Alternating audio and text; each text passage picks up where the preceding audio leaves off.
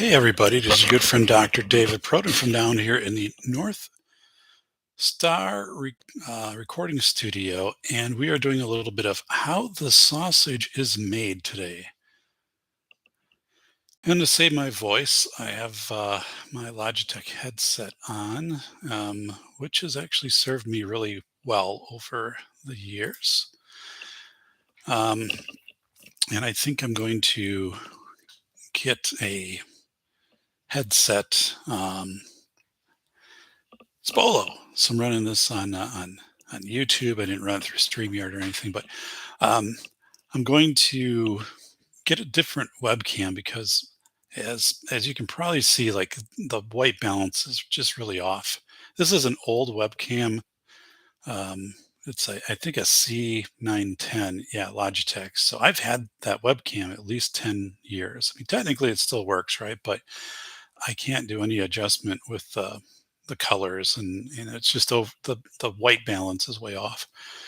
So if you have a suggestion for a webcam, I'm interested. There's a Microsoft one for like $100, which seems to be a pretty popular option, and I don't want to get real expensive, with one. And I think Microsoft, right? I run a Microsoft 10 operating system. It would kind of have that compatibility. And then also I want to do something with my microphone because what I do right now is I have my boom here, which is my Blue Yeti. Um, so the boom is awesome. That's a Rode boom, but I don't care for the Yeti anymore. It's not has been picking my voice up the best. I have to go in afterwards when I render the audio shows, and I mean I've got the gain up pretty high on this thing, and I need to go and render, and I'm still having to kick up the gain in post production. Um, so yeah, Eh, for it being that close and having the gain up, like Aaron Clary on his show, he got the same mic and he has it a couple feet away and it's picking up just fine. So I think there's some issue.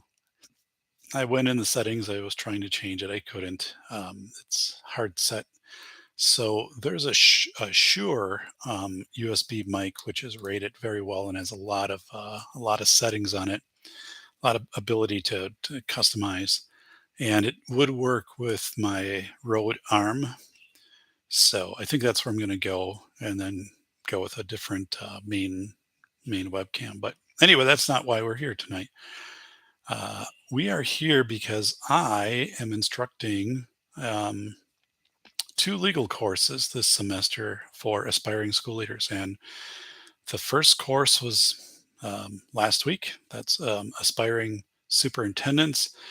And I did some things new in that class and some more interactive activities that were also less predictable. And it's always been a good class, but I wanted to change it up a little bit. Kind of some things that I've observed and from other faculty, and kind of bring that in. So what I'm doing tonight, just to give you an idea, is I am cutting strips of paper. So well, and we're going to go through these here, but I am cutting um, be about 30 of these strips. So yeah, that's what's going on here. So um, just a second. I see it's Bolo. So I don't know if we got anybody else in the house here or not, but we've got Bolo. So I can see my microphone. Whoa, I just muted it by accident. Um, I'll just check the settings here. So, oh, yeah, looks like we are good. So yeah, I'm going to be cutting out. So I have here's a blue sheet of paper and a purple sheet of paper that have different simple budget scenario questions. And so this one right here, and this is what I'm going to be using for an activity in class So these will all be folded up and they will be inside of this container, which has some paper. And I'll tell you how I use this with another activity. But so all these will be folded up and I will have people draw two of these folded up pieces of paper.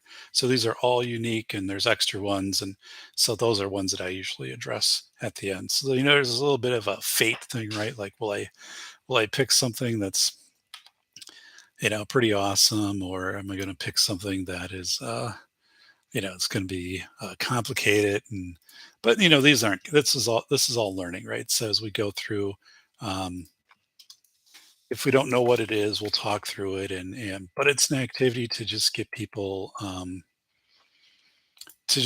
thinking about. So, um, yeah, Bolo, that clip is in a different video. So, oh my goodness, wow. Um, so yeah, let me work through. So special education budget. So this is a special education law class, and I feel there should be a background music option. I think there is on StreamYard, where you can go in and do that. I can't do that right here, but um, there. Oh, so anything you get from the state or from conferences, right, about special education budget, it's very long. Here's 30 slides, and no one's got time for that, and no one's going to really figure that out, right? What I try to do is I try to produce documents in class that if you save it, right, you print it off, keep it in your desk drawer, and um, it's something you can go to probably at any time early on in your career, um, and it's going to be very useful for you.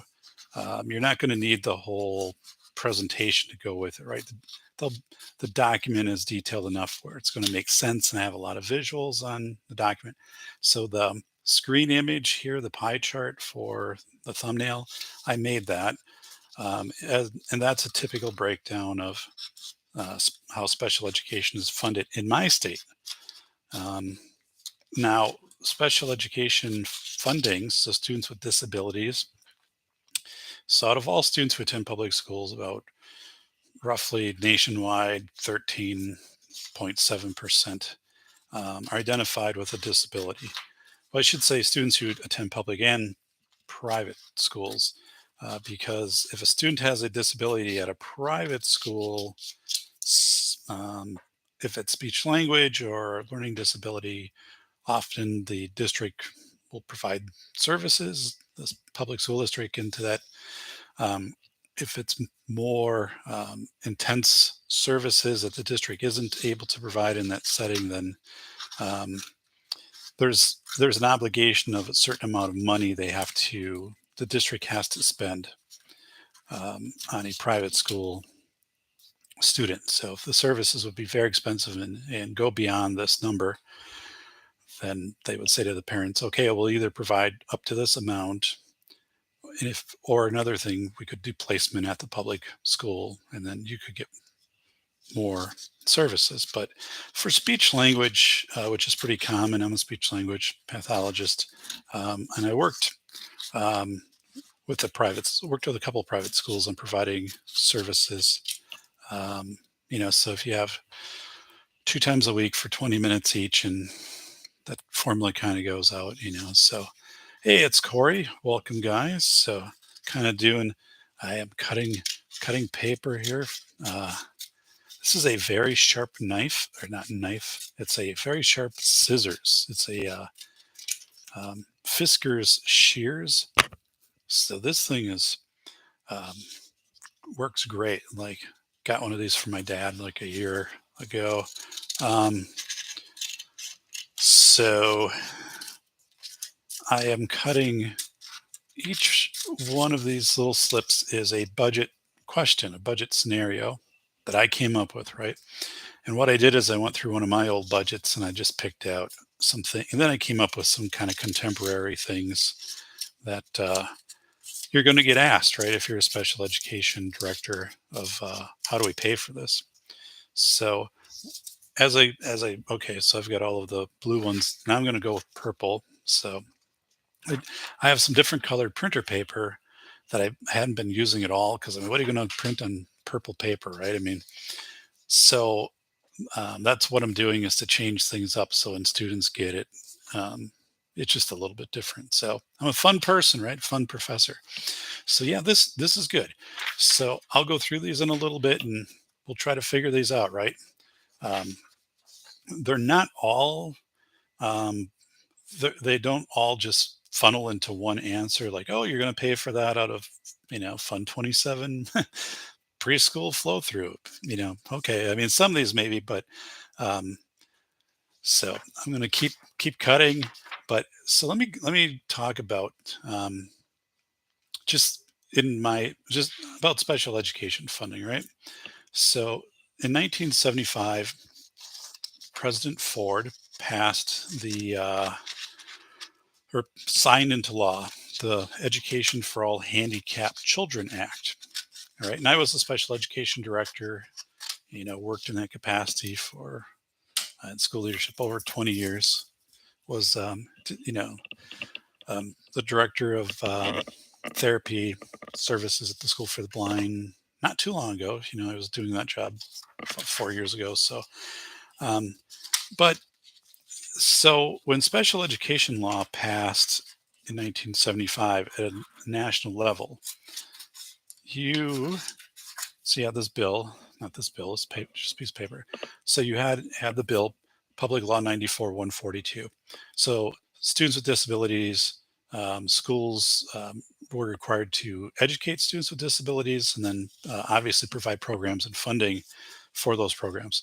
So when it started out, there weren't many students identified with disabilities back in 1975. And what you would have seen for disabilities in schools in 1975 would have been cerebral palsy, would have been hearing impairment, vision impairment, autism.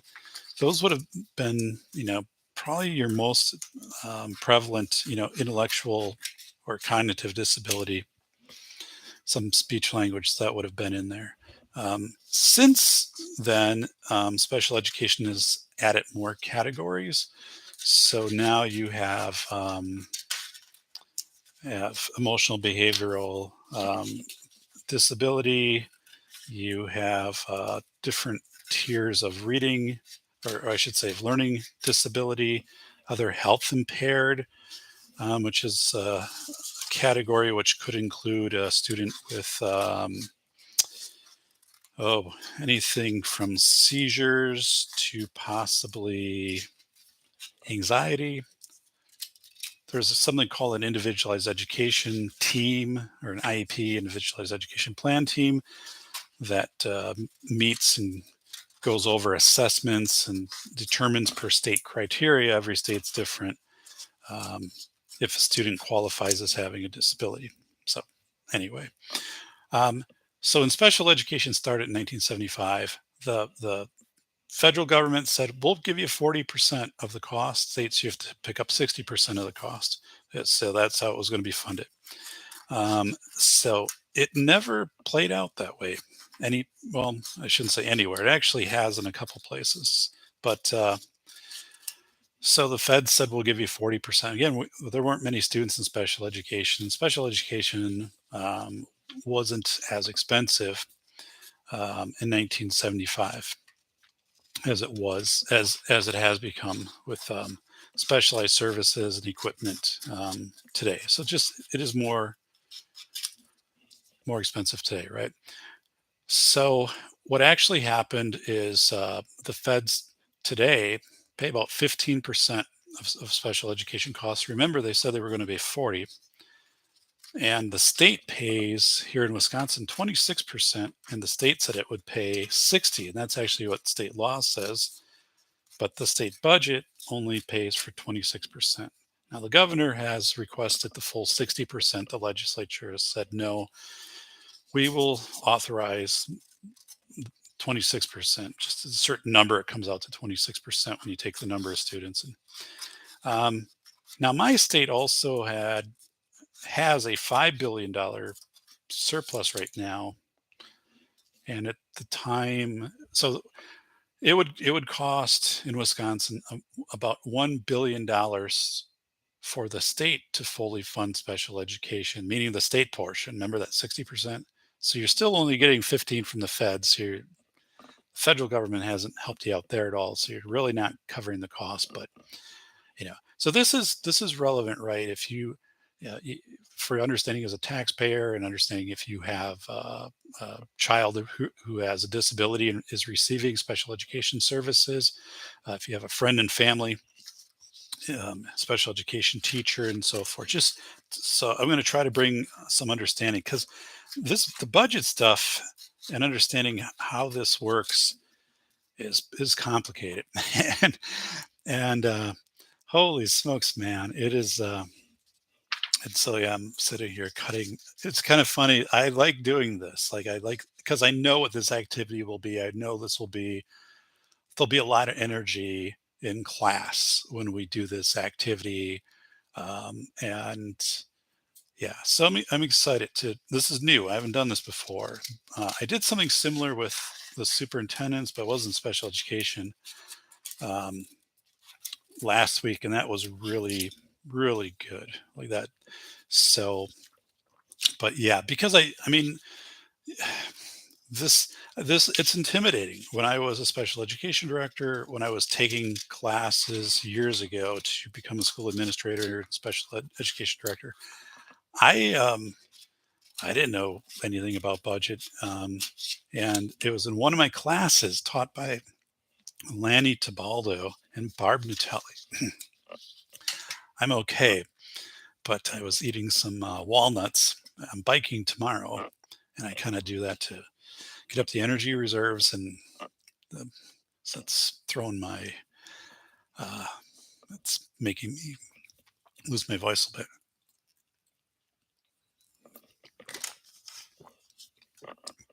Nothing like a gallon of iced tea to help you out. So I'm going to get to the chat in just a second. So I'm just running this off of YouTube. I don't have it up on my StreamYard because I want to have the other monitors available. So yeah, I'm almost done here. So I made up these scenarios. So anyway, we go back to special education services. So um, so districts, don't have the money that they were promised, and they still have to provide these services. It's required by law. Remember in 1975, we said it was passed into law by President Ford, and then it was reauthorized several times. But the last time was in 2004. Now it's called the Individuals with Disability Education Act. But it's the same bill from 1975. It's just been updated. And actually, it was supposed to be updated every 5 years. And right now we're going on 18 years with the last update. In 2015, they did a couple minor tweaks to it, but and it's starting I mean, it really shows its age because it doesn't account for pandemic stuff. It doesn't account for a lot of the technology that's available today for kids. So you don't see this, um, when you're going through the paperwork, because this stuff just didn't exist when the law was reauthorized in 2004. So before I get into this case study, let me go over to the chat, and then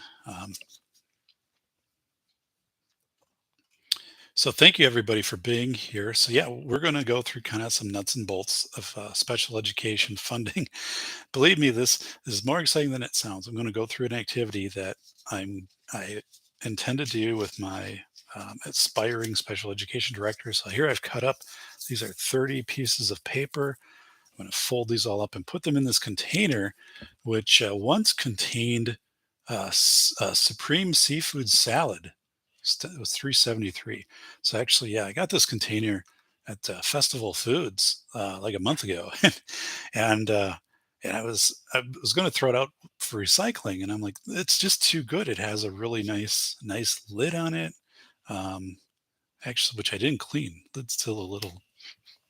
So, uh, but yeah, I have to do that before I take it in to class. But this is it's just a really nice container. It's not cheap. So I was like, well, I'm sure I can use this for something. I mean, different than I'm working on. And then I was like, well, this is about the right size to put in my backpack, and I can fold up the pieces of paper, right, and um, pass it around. And so this has become part of my regular teaching right now. So we're going to go through. So yeah, special education budget. So there's a lot of pressure on these students, right? Because they come in and they're immediately behind the eight ball because the budget's underfunded, and they're required to do these services as a district for kids. So you're in that position, right? Where a board of education, a superintendent can, can put a lot of pressure on you to, um, cut services, um, or, you also end up with, what's called the general fund or fund 10. I'm not going to get into too many of these, but again, my state, this varies from state to state how they do this, but your fund 10 is for everything. It's from paying your light bill to, you're buying a desk and you're paying a math teacher and all of those things.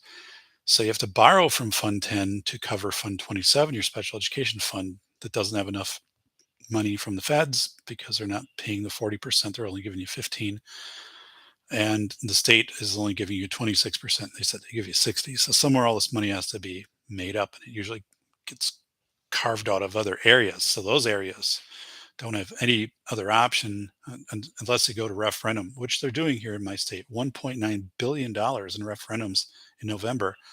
A lot of those are operating expense referendums because of these types of things. So, but let me go to the chat, and then I'm going to you and I are going to work through this activity here and see if it's good. I think it is. Um, Corey Slater, just disability, so special education. Um, in Wisconsin, there's a states have different ways that they identify students, but um, so yeah, Wisconsin, other health impaired, learning disability, intellectual disability. Um, you can think of visual impairment, hearing impairment. We could kind of go on. Um, so you are assessed by a school team. Now, a doctor could say, "Oh, that the child has a disability." School team still has to make that assessment. To take the medical information. That was one thing that happened a lot. Doctors would write an order saying, "Oh, the student needs to receive whatever learning disability services or physical therapy for," and they would school would say, parent would come in wanting this, and the school would say, okay, we can do an eval now and we can consider this, but we're the ones who make the determination. Is it appropriate for the school setting?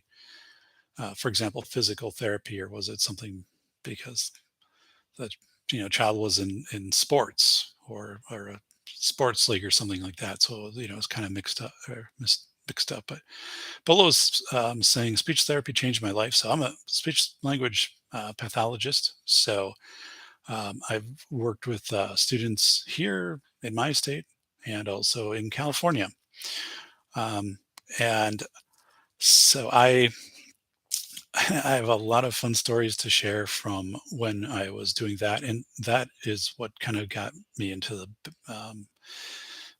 thought of psycholinguistics, or the meaning of the psychology of words, right? And how they influence us.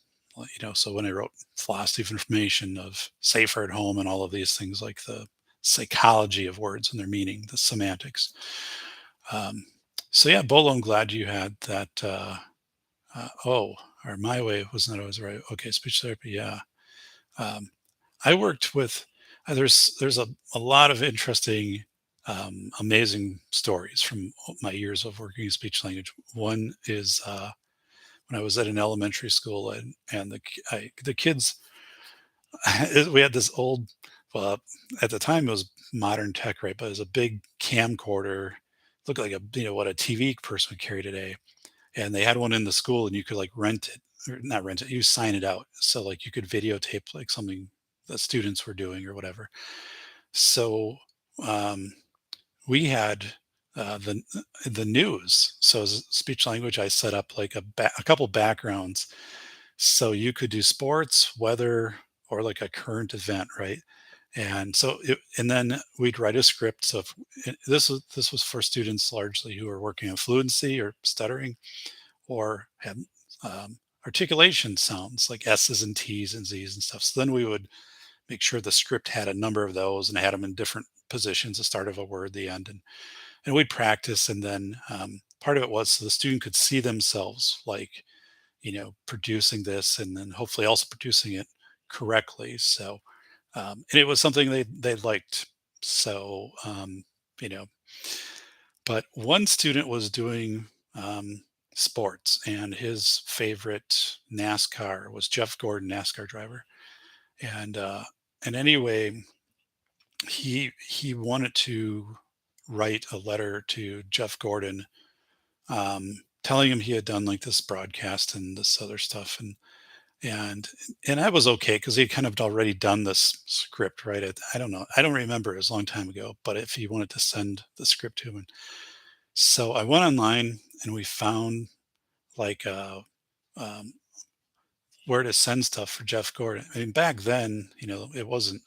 You just had like a website, and what, 25 years ago. So it wasn't like today where you would have a hard time getting a mail to anybody who's famous, right? So it was, like at his shop or whatever it was. So anyway, we sent this letter off, and like a couple months later, I got a call at the end of the day by the office. And they said, "There's a box here for this one kid. His name is Jordan." I guess I can say his name. He's probably 35 right now, but they said, "There's a box here for Jordan, and it also has your name on it, and it's pretty heavy." I'm like, "Jordan." So I went down there, and it was from Jeff Gordon, well, or Jeff Gordon's folks, but I mean, whoever his team was there. And so this box is, like a shoe box and pretty heavy. So bring it up to my office, and I called his teacher, and I said, "Hey, like, can you send Jordan down here like 10 minutes before the end of the day?" She's like, "Sure."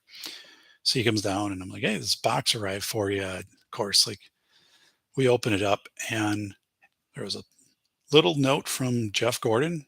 There was a flag, like one of those plastic or cloth flags that would fly around his pit stop area or whatever at a certain race. And he had it signed, and he had a Nomex fire hood he wore during a race that was in there, and a metal die-cast car that was about this big, that was really well made, like, and of his car. And then, just like, and I was like, "Oh my god, this kid just received like $100 or $200 worth of stuff from Jeff Gordon." um, and of course, like, the next day, like, everybody in the school wanted to write to Jeff Gordon. It's just one of those fluke things. I was happy that worked out for this kid. Um, so it's kind of a thing. So some of my best friend were from the remedial class. Of course,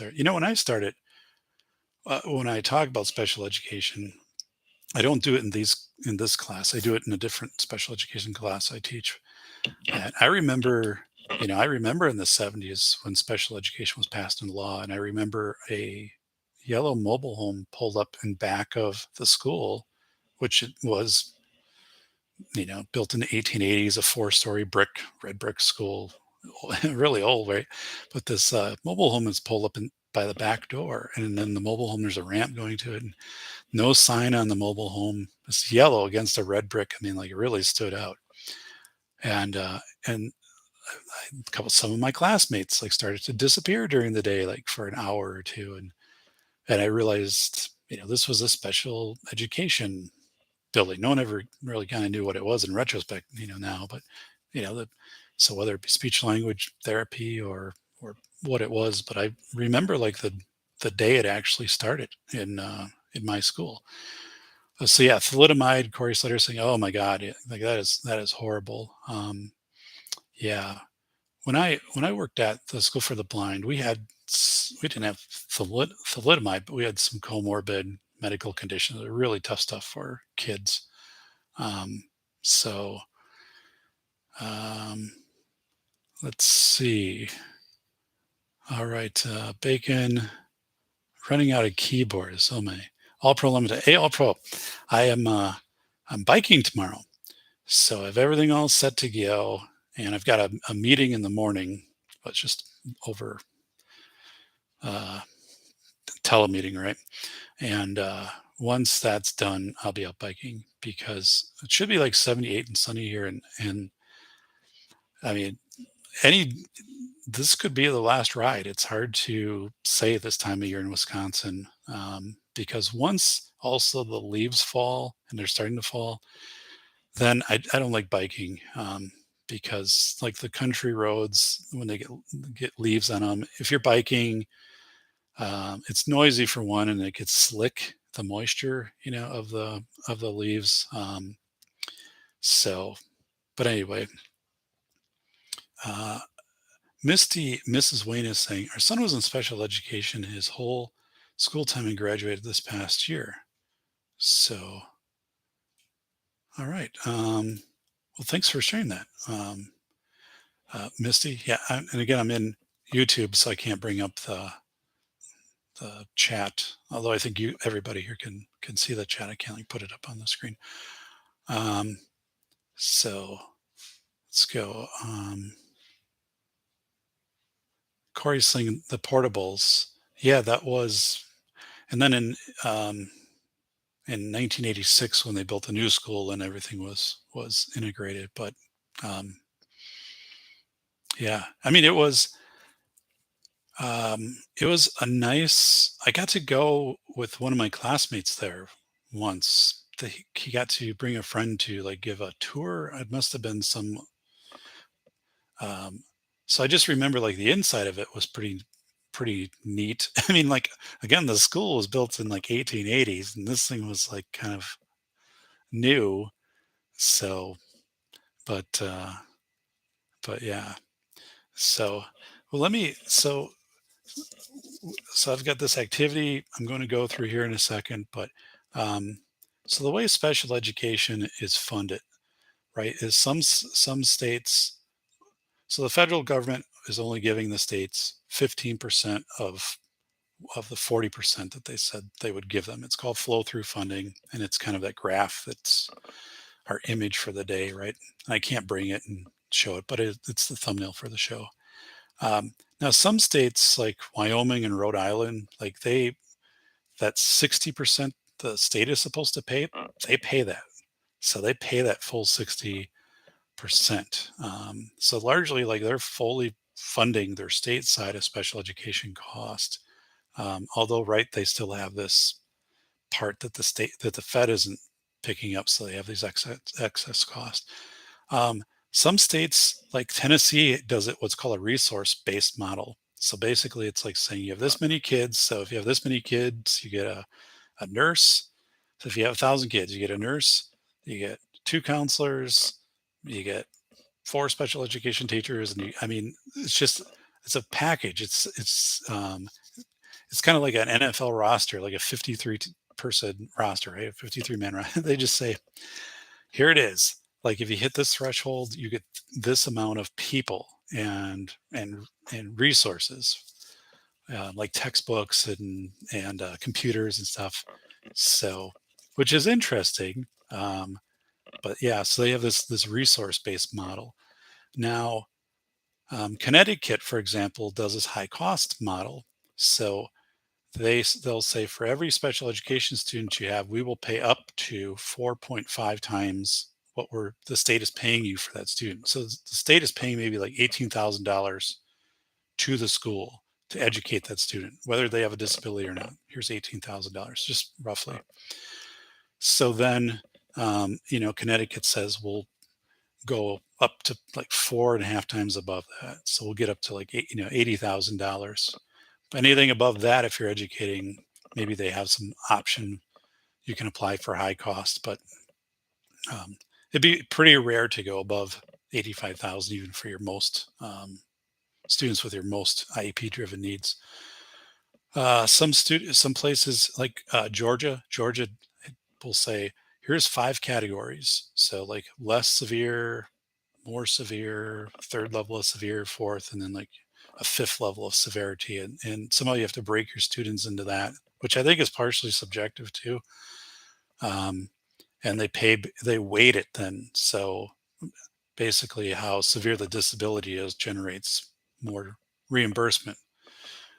And in California, something called a unit of service, which is $715. I don't quite know that model, and I don't really have to know it for this class.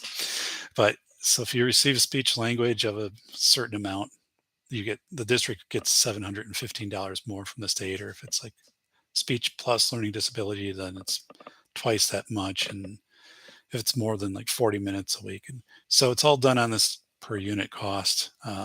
Now, working in California, having worked and I know their billing system well and have worked inside of that, it's pretty efficient actually. It works out pretty well. Like that's one thing is they put a lot of money into their the way that they do services in their schools. So if you want to kind of just remove maybe some of the big districts, it's a big state and things like these districts like Kern County and things. I mean, districts in general, their statewide system is pretty efficient. Um, so I didn't have any problem using it, and I'm not from California. So anyway, so you have these models, these different models. So the funding isn't the same from state to state, and so here's what I'm doing: is there are different ways that you can pay for special education. So um, let's see. Um, all right. So I appreciate you being in the chat here, and for the thumbs up. So yeah, there are. So in Wisconsin, where I'm at, there's something called Fund 27, FUND, Fund 27. So let me do that here. Fund 27.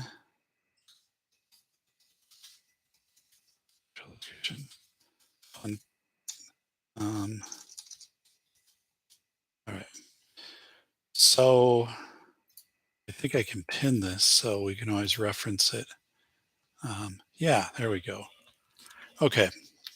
So let me take a drink. And does the headphone sound all right? Like, um,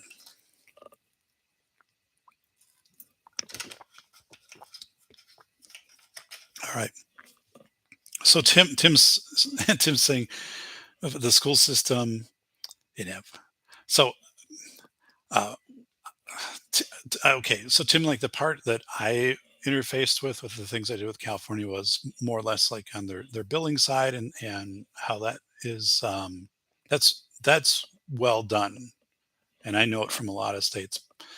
But yeah, I can't speak to kind of the whole thing here. So but so hey, Zippy saying sounds good. Thanks. So one of the things too I'm looking at is getting just a better headset with a mic and just forget the boom um, for good, because whenever I'm doing consulting, I'm always using a headset anyway, because the mic takes up space in front of me and it's hard to get to the keyboard. And usually the person I'm doing has a headset or something similar with earbuds. So if you know of a USB headset, um, I would be interested in that. Um, I'm also thinking of maybe a small XLR mixer and kind of like just going over that bridge and saying I'm going to go with um, something like a better headset and a better mic. This whole thing was like $20. Like I have two of these.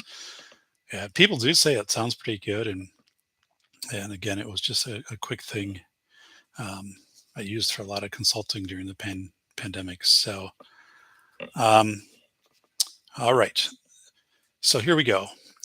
We go up to the pinned thing. You're up above in the pin chat. Fund 27. So special education is is paid for through Fund 27. All right, and everything that's not is There are many other funds in these budgeting in schools, but usually we'll just say Fund 10, which is a general fund. And then there's ways to break that down. Fund 80 for community, Fund 50 for lunches. But special education is always Fund 27. Um, so every expense for special education is going to work through a Fund 27. Now you can run a deficit in a Fund 27 where then you have to make it up with Fund 10, your regular operating budget, or the money that the district has, has saved, right? Like a balance. They need to bring that money forward. You can't just go and you can't levy additional taxes.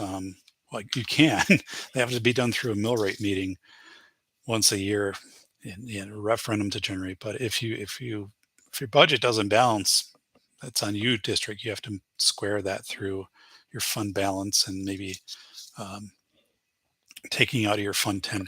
Another one is like Fund 50. Fund 50 is hot lunches. And if you run in the negative on that, like, parents aren't paying you, or if you're getting, reimbursement or something like that from the Department of Ag and it hasn't come in yet, you have to square that. You can never go into the next year with a negative Fund 50 or lunch balance in a school. So 3.5 headset because yeah. So maybe there's a mixer I could get that I could plug in the headset, and then I could get it to work. So then yeah, like my current just headset I like, but I'm so if anybody has like, oh, like here's a Bose whatever model headset, put it down there. I think it works. So all right, so let's go through this. So these slips of paper, and I'll fold each one up and put it into my container here, my seafood container. This thing here's, I had that for last week's class. I didn't pass the lid around, so and I cleaned this thing out. Still has stuff. You can tell like this is me teaching this. I don't have stickers on this or anything. So then I'll fold these up. So we're going to go through these. We got about 30 of them, and we're going to decide how you pay for these how these special education costs get paid for. I have a couple trick ones in here too.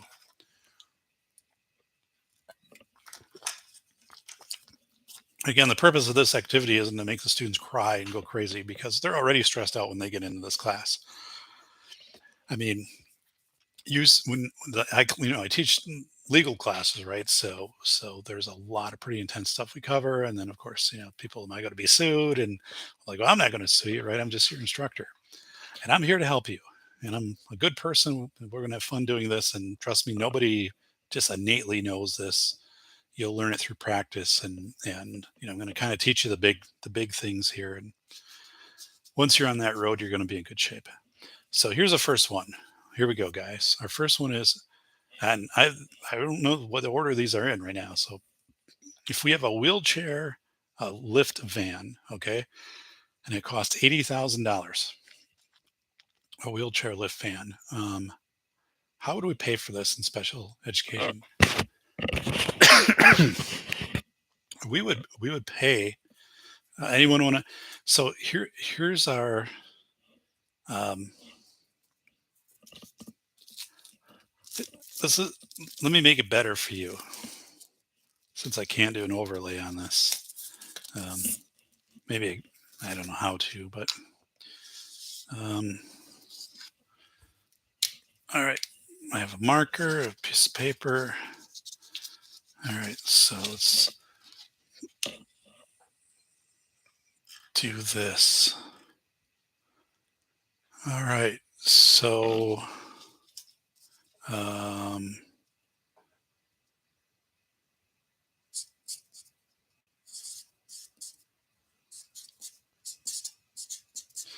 all right, Fed.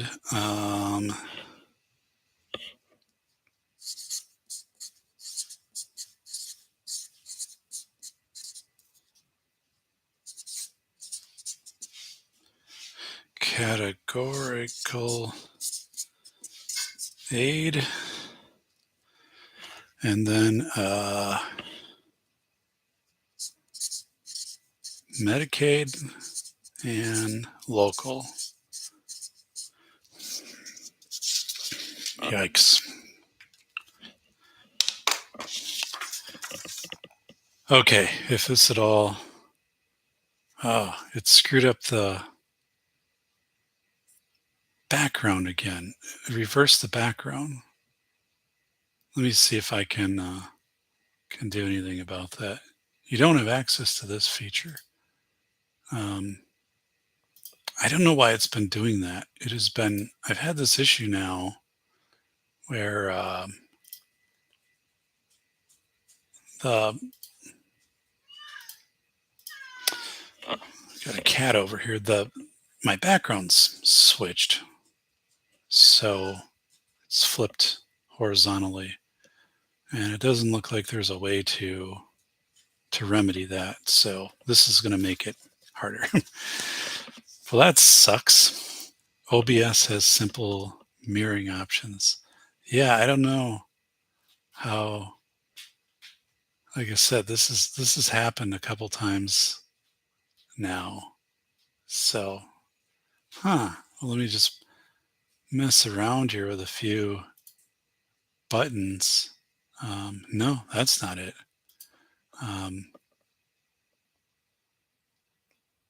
Well, I don't know. Well, that's disheartening.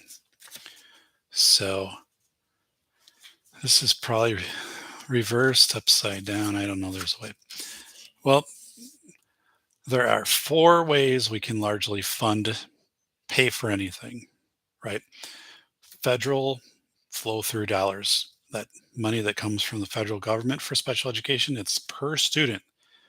So per each student, there's a formula worked out, and then you get so many dollars as a district. And you can spend those dollars kind of any way you want. Like you don't have to spend them on that student. You could group up all of your flow through dollars and buy like a wheelchair bus if you wanted to, right? Which is our question. So you have to, so flow through dollars. I always tell people buy equipment with that stuff. Don't pay for salaries unless you have to, like pay for equipment. So again, special education, assessments, a lift bus, adaptive playground equipment so you can have a wheelchair, accessible piece of equipment, and so forth. But like use your Fed dollars to buy equipment because you're not getting reimbursed from the state on anything. Like equipment wise, if you use your state dollars, you don't get anything back on that. If you pay for salaries of a special education teacher, the state will give you that 26% back of the salary. They'll pay that back to you as a reimbursement. But if you take that money, that your state money here, and you're going to use it, and you're buying like a accessible playground equipment, you don't get 26% back on that.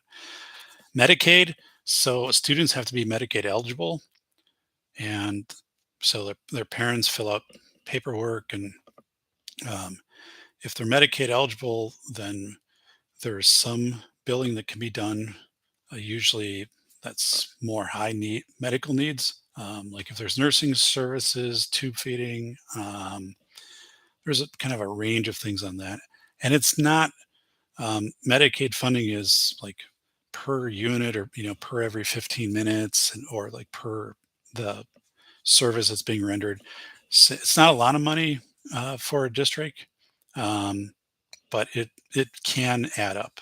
So if they're really good at Medicaid funding, like really diligent, and what I tell my people in my class, right, is you can hire people to.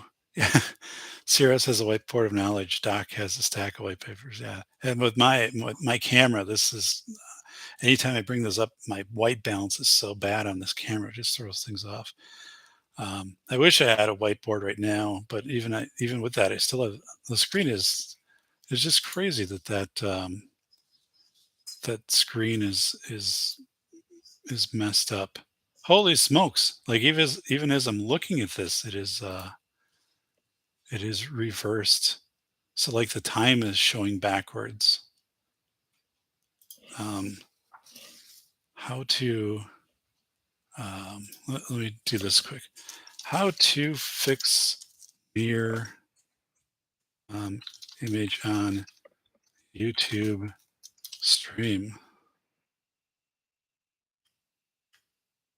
Live streaming image is mirrored. How to disable it? Yeah. Um, yeah. The video's actually. Jeez, everyone's like, I have this problem. Yeah, me too. Looking for an answer. I'm still trying to help. So, um, I don't know. This is.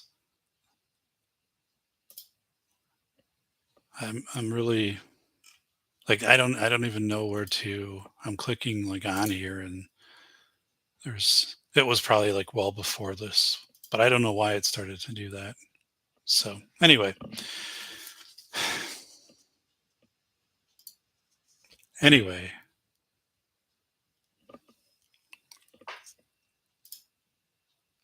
whoa. All all right, are we good? Can you guys hear me?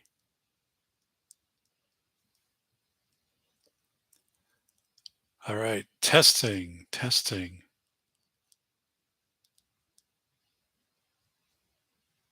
Okay, you can hear.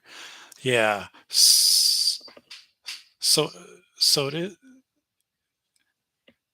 All right.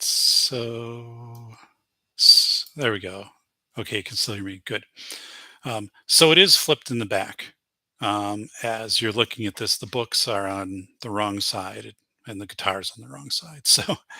So it's yeah, you can tell right by I guess probably by looking at the books and stuff. It's messed up.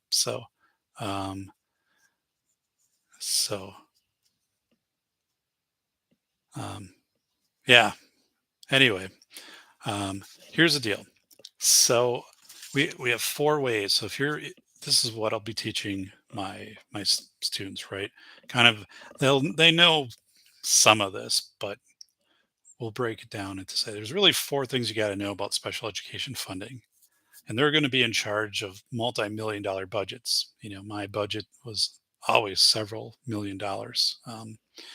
And um, First is federal idea funds. Those come from the Fed. They're called flow through. They go to preschool, and they also then are for K-12. So you have two sets of funding. It's a small amount for preschool. You can only use for preschool, and it's K-12.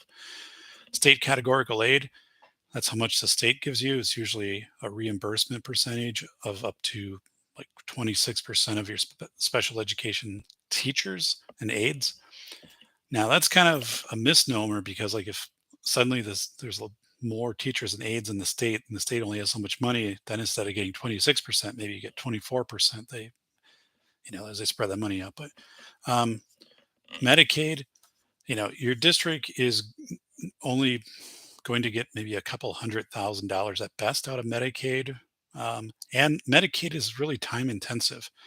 So if you have a student you're billing Medicaid services for, um, you're having the therapist, speech language, or nurse or whatever having to go into software and they have to um, write down what they provided to the student, like a SOAP note, subjective, objective assessment plan. And so it gets to be a question of, well, you know, if we're having this person spend 30 minutes of their time a day billing and we get basically at what if they would have been working with a student, we would have, is it a wash, right? So if we didn't have them billing Medicaid, we could have them providing more services.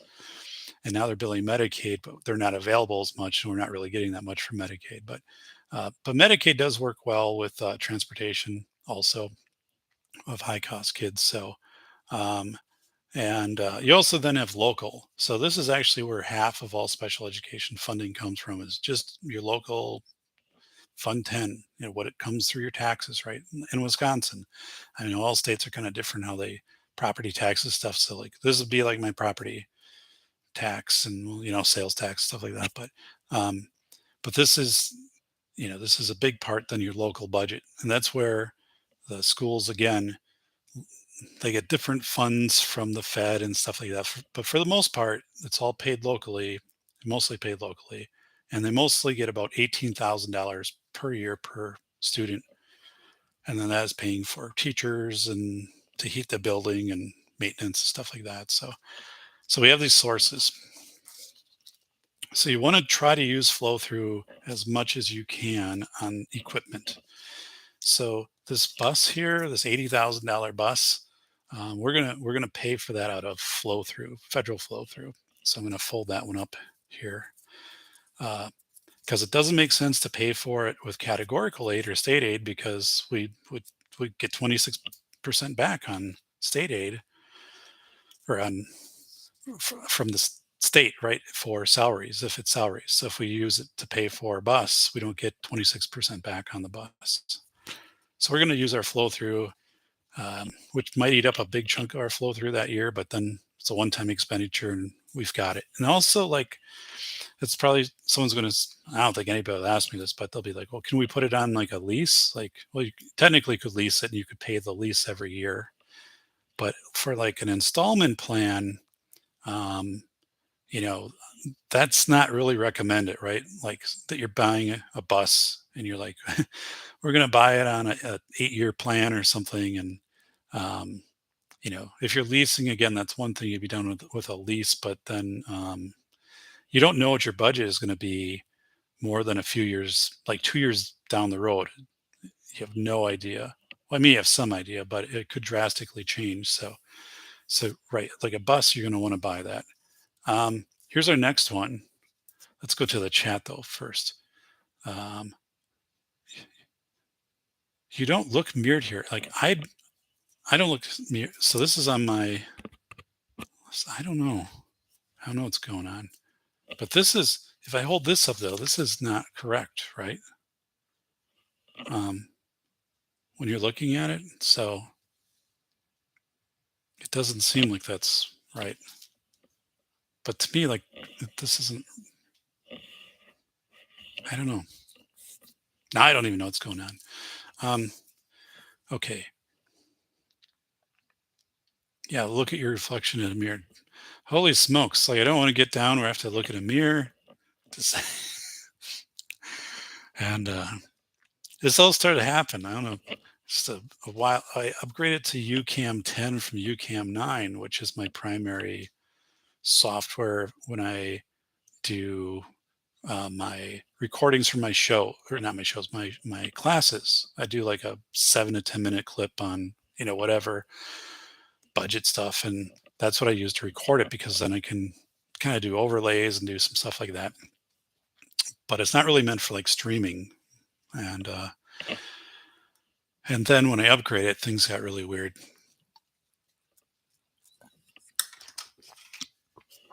I wish there was a little background music I could add to this right now. Your book reads a philosophy of information. So, all right, well, good. Right now, they are correct. The density of fact sounds like it belongs. Oh, into your next book. I had thought the density of fact. Are you saying that as like a book title? The density of fact? Is that something? Um, density of fact.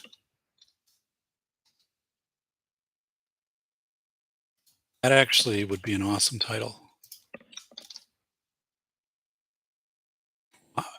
Wow. Where they achieve that. I don't see anyone who has it out there as a book title. The density of fact. Wow. Yeah, that's cool. Like that'd be a good title. Right on, buddy. Thanks, Corey. All right, our next one. You're gonna have to take my word. This is what it says. A stipend to pay the Special Olympics coach. How would you pay for that? All right. Well, here's something. Special education or Special Olympics does get grants, different grants from the federal government, um, but they don't receive any payment from your school district. So um, this is kind of a trick question. I have a couple of these in there, and I don't like to do that a lot because then students are a little apprehensive. Do I have a trick question one? But people might think, right? Okay, a special education coach, students with disabilities are participating in special Olympics. But no, this is outside of the school. Like a school could raise funds for this. A parent-teacher organization could give to this, but the school itself um, could not allocate any of its funds to a special education coach. Again, unless it's through a fundraiser or a PTO, it can't be through special education funding. It's no state, no federal. Special education does have some funding from the feds, and that was cut too. And otherwise, it's philanthropy. I think Bank of America did a partnership with them for a few $1 million. But yeah, and by the way, I think Special Olympics is incredible. I had the story where one of the students, high school students I worked with early in my career, kind of the same time, member that Jordan, the kid who had the NASCAR thing. I worked with a boy who was like a junior in high school, and he lived next to a bowling alley, and he they let him bowl for free all the time. Again, it was like 25 years ago, and he had like a 220 bowling average easily. And so whenever he went into bowling, he won everywhere. Won the state tournament. And that was the kid where I brought him back. We were at the state tournament. I brought him back, and I had a 1996 Dodge Intrepid, green Dodge Intrepid. And we get into town, and he said, "Oh, I wish there were fire trucks." Well, I'll tell you what, the town actually sent their Special Olympics kids out with a parade and fire trucks, which was really awesome. But because he won state, it was just him. Wasn't like a team. They There wasn't anything. Um, but I had a red light from back in my firefighter days, and it was in my trunk, magnetic light. I thought, all right, small town, and we can explain this away, right? So I threw the light on, and we drove up and down the street where his house was in honking the horse. Parents were outside, his sister's outside. They're taking pictures, right? Old 35 millimeter cameras, those 110 cameras. They thought it was great. Police, nobody called the police. There wasn't anything like that. And we, just did it for like a minute, right? Because I'm like, okay, we're going to go down your road. I got the light, and then I might have a light on the dash, I don't know, so he could see it. But he was like all into it, right? It was a big thing, and day he'll never forget. It was really cool. But anyway, Special Olympics has nothing to do funding wise with school special education funding. So nope, there's nothing to do with that. You're not paying for that. Let's go to our next one. So um, yeah, I think that is a good title for a book. We'd have to come up with a subtitle to go with that. But I like that, the density of facts. Um, yeah, it is really like it matches the kind of stuff that I write about, right? So um, Alpra Lemonton is saying, if a county has a major budget shortcoming, are they able to get emergency assistance from the state? I imagine it'd be pretty bad if they couldn't accommodate their students. That's a good question. Where I'm at, no. And they have had shortcomings. Schools have run dry, or the so the schools are run by school districts. The counties exist, but the counties don't have anything to do with funding the schools. Not like parishes in Louisiana. Um, but counties do provide some mental health services, some services for very high medical needs students. They have a responsibility because that student is a resident of their county. Um, so whether that student was homeschooled or whether they still have an obligation from county human services, which a lot of counties don't fulfill that obligation in my state, and it's really a tough to try to get the counties. The counties don't have the money also to do this. So if the counties are saying, if we're going to provide some of these medical services, or we're going to maybe district will go half and half with you on a student placement at a day treatment center or something. I've had that happen.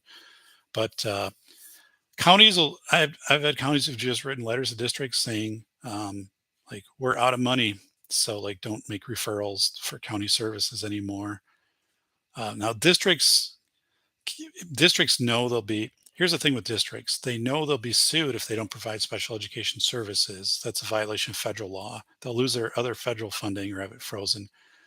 And it's open enrollment. So if you're not providing the services, the parents will go somewhere else and then they'll bill you out for the transportation or the private school. And schools typically lose those in court. If you're not providing the service and the parent says, okay, you're obligated to do this in the district because we're out of money. No, then you have to have a referendum or you have to rearrange your cost. And it can get really, really difficult, especially for the smaller districts.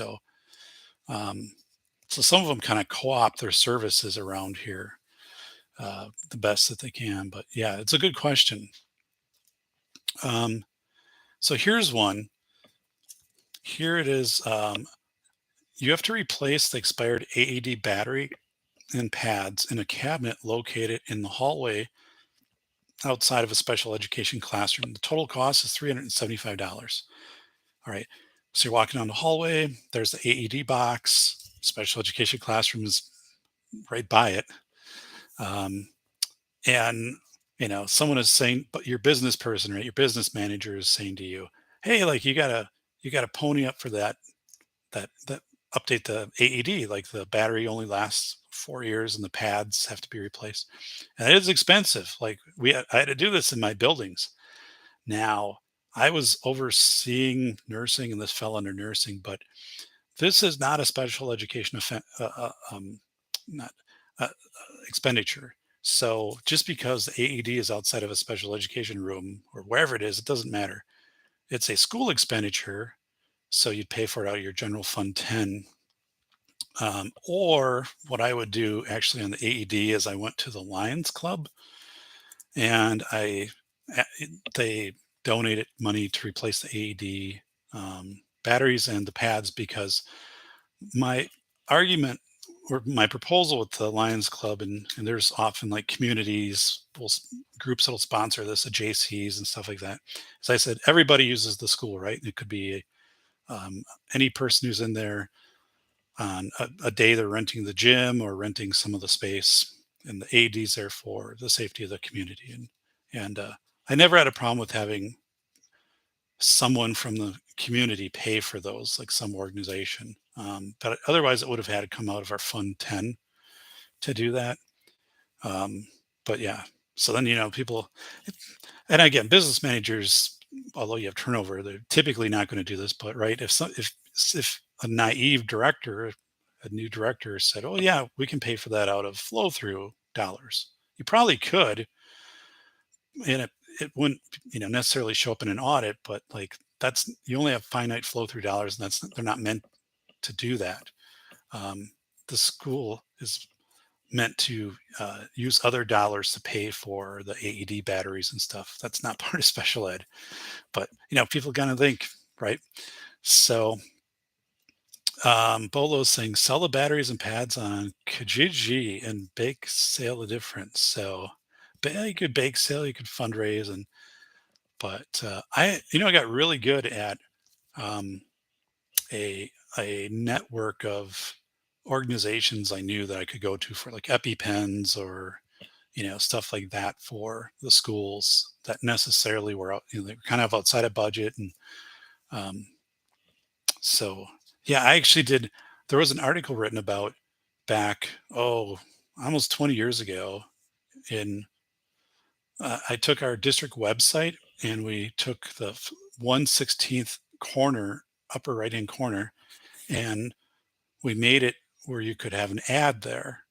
And then um, I have like a whole display on it, like when I presented it to the board. I just came up with the idea one day because we had the capability to put something up there, like an image or like you could do like 6 images that would rotate. So it'd be like, yeah, different images of your school and stuff. And I'm like, what if we put ads up there for our community?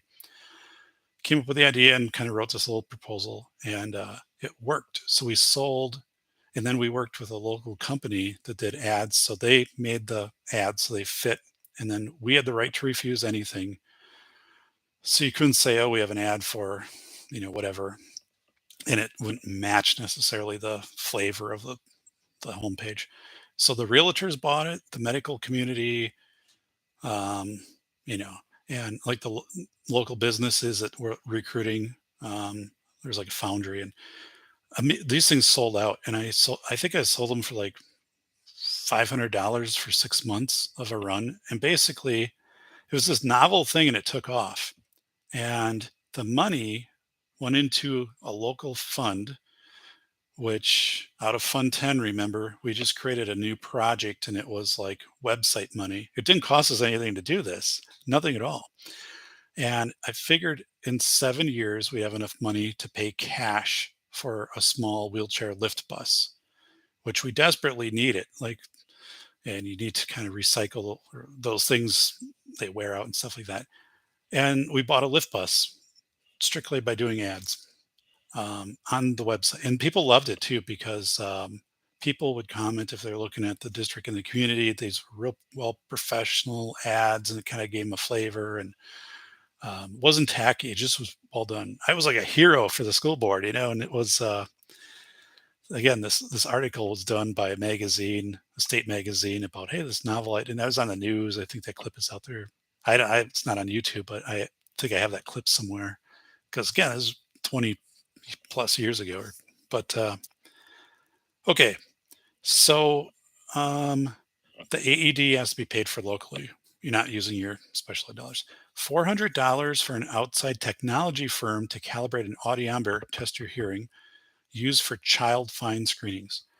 For special education, you're required by law to at least once a year, post and say, hey, you have a student that you think might have a disability. Come into the school on whatever day, or call us and make an appointment, and we'll test.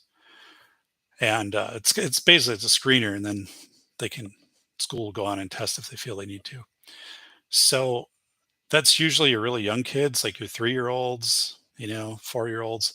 Um, so that's part of law. So if you had to pay, so this audiometer you're using to test hearing, because if there's a hearing loss, um, then that student might be receiving audiology services through the school, or there might be a hearing aid, which is now technology is really so much improved with those, right? Where it's called an FM system, or if the teacher's in front of class talking or anywhere, wears a little microphone and the student can hear it directly through the hearing aid, a little more amplified than the room volume. It's very slick. But the question is, so you have to get your audiometer tuned up every once in a while to make sure it's like actually, working and measuring what it's supposed to measure. Um, so it's $400, probably a lot more than $400. But can you pay for this out of special ed money? And the answer is yeah, because child find, you're using your audiometer as part of your assessment in special education, right? Speech language sometimes. Um, I never had access to an audiometer, but I had access to school audiologists. So, and schools will always have access to some form of school audiologist, or they'll be able to contract right with an audiologist to. So if I'm listening, I could tell if I'm working with a student, if I'm thinking they're missing S's and T's and Z's, those would be TH's sounds, where I'd be like, oh, maybe there's a hearing loss. Um, so yes, audiometer, you can pay for that. It's equipment. So again, you pay for equipment out of flow through dollars. In this case, it would be probably preschool, because that's where it's going to use the most. So you could pay for it out of your regular flow through. Not categorical, because that's staff. This isn't staff. You don't want to throw away your 26% back.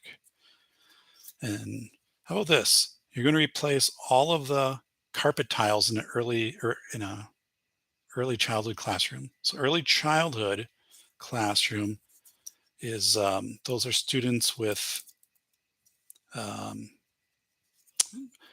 disabilities in early childhood. For K, You can have 4K early childhood combined, so you have students without disabilities and some students with disabilities. You can have Head Start in 4K and early childhood combined in some settings. But early childhood is students with disabilities who are between the ages of 3 and 5. So you're placing all the carpet tiles. Okay, there's a couple of ways you could do this. So one, it's not staff, so you're not going to use categorical aid because you'd be throwing your 26% reimbursement away. You could use your special ed flow through money to pay for this. You could do that. Or there's something called maintenance of effort. Oh my God. Districts have to keep their buildings up, right? So maybe that classroom is an early childhood classroom this year, but maybe next year it's a fourth grade classroom. Classrooms shift. So it's just part of the school. So you're not going to rip up the tiles and put them in the new fourth grade room, which will become the early childhood room. You kind of get where I'm going on this. Um, so that's something as a school, you'd be like, well, that's just part of school maintenance. That's part of Fund 10. Your floor wears out. You got to put new tiles in. So I would say don't pay for that. Like if you're a special ed director and, um, they're coming at you and saying, here, like, we got to put new tiles in this room. They're not special tiles. I'd be like, nope.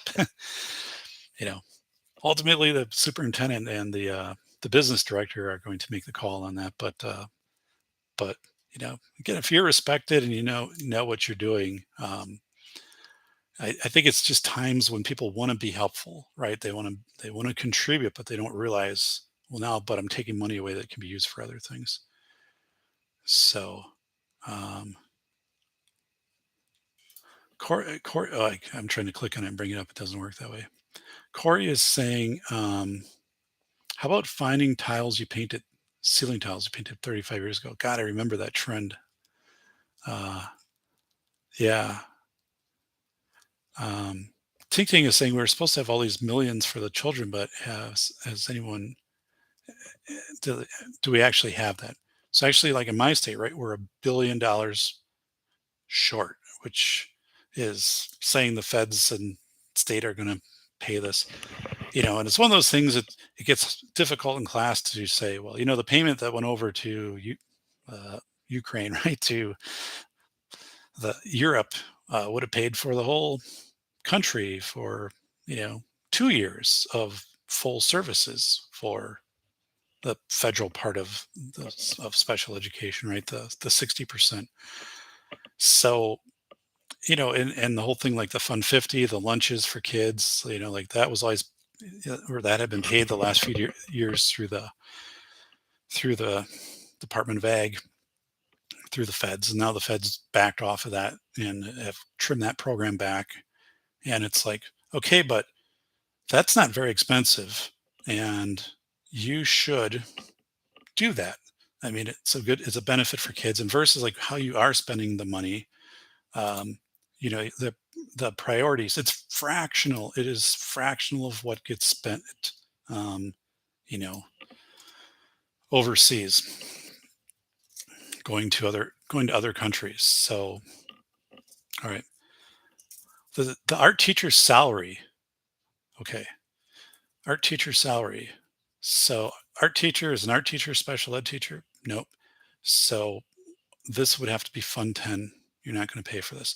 What if the art teacher has a class where they're doing inclusive art and they're going into a special education classroom and they're doing art in that setting where it's only students with disabilities? Then can you do it and pay for part of their salary? Nope, they're not. They don't have a special ed license and they're not working as a special education teacher. So if it's an art teacher, a special education teacher, they're working as art. That's what they're doing. They're doing art. So um, that's a question though. People will come up and say, yeah, what if the person is doing inclusive? What if they're coming in the classroom, right? And maybe providing this awesome adaptive art for students with disabilities, or wheelchair art. Like we had that at the Wisconsin School for the Blind, or art stuff for students who are visually impaired. They're still an art teacher. They don't receive special education funds for that. Just paid for through a different route. A smart board in the regular education classroom. So this will be the same argument. One, it's equipment.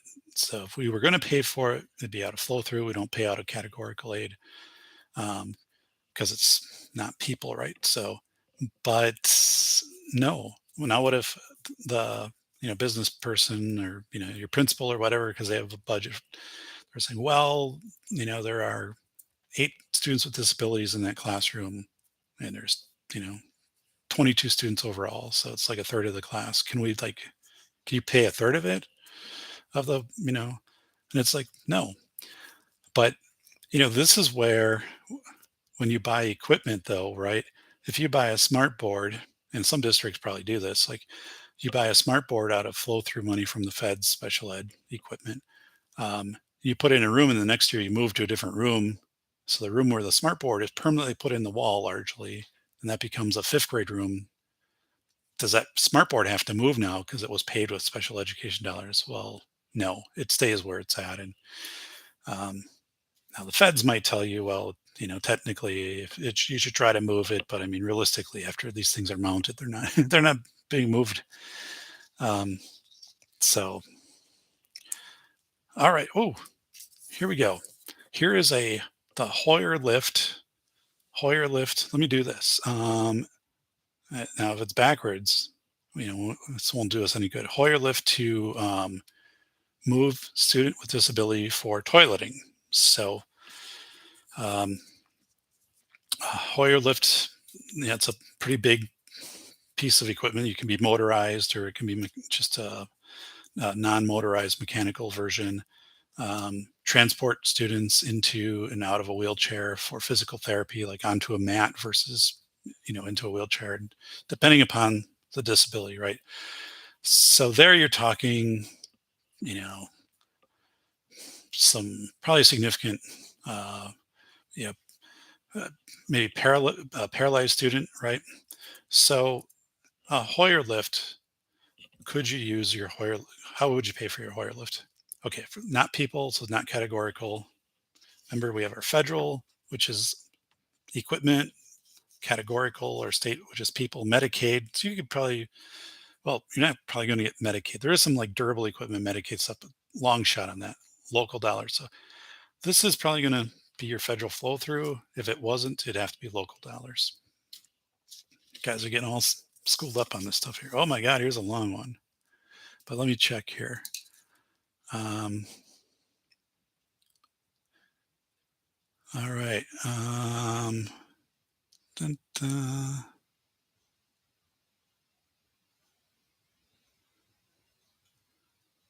Came in perfect. Oh, good.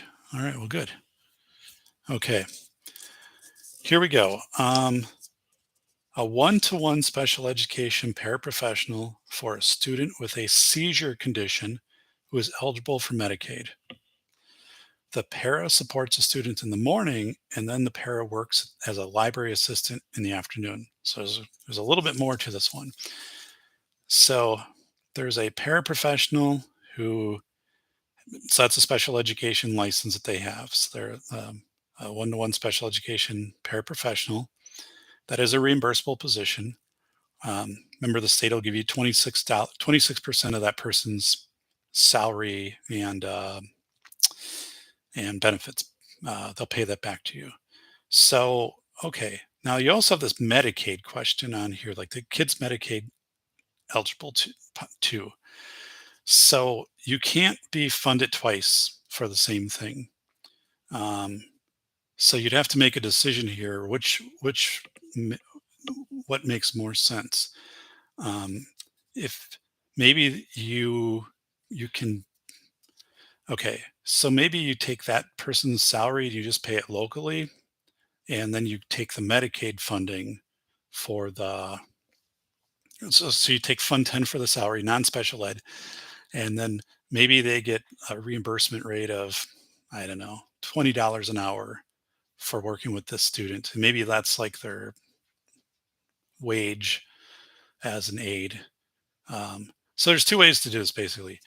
Because of Medicaid, you want to see how much a Medicaid reimbursement would be. And if that's enough, then you would go and bill that way out.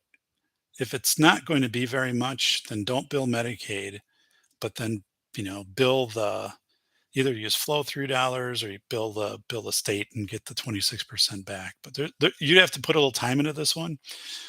And then the where the aide works in the library in the afternoon, it just means during that time, even though they're licensed as a special education aide, you know, if they're not working in that capacity, you can't get reimbursed for that. So that's non-reimbursable time when they're working in the library. But this one means you got to sit down and run a couple scenarios and see, oh, how are we going to get the most reimbursement for this person? Does it pay to claim and get the 26% back on the aid salary and fringe? Or does it make sense to bill Medicaid? Um, okay, you you have the hourly wage of a bus driver who drives the special education or the wheelchair lift bus. So the wheelchair lift bus is going to be picking up students who are using wheelchairs. Well, probably some other students, right, with disabilities too. You kind of on those buses, the way the Fed and state wants that is they kind of want all of that to be special education routes. So you're not, it gets really difficult paperwork wise, kind of track that if you're taking non-disabled students with disabled students on bus routes. But I'm not going to get too much into that. I won't get too much into that during class. But anyway, so you have a lift bus that can take wheelchairs, right? And the bus driver gets paid an hourly rate, let's say $15 an hour. Um, can you pay for that bus driver's hourly rate? So the answer is okay, no. It's you can get reimbursement from Medicaid if the student's Medicaid eligible for the bus route.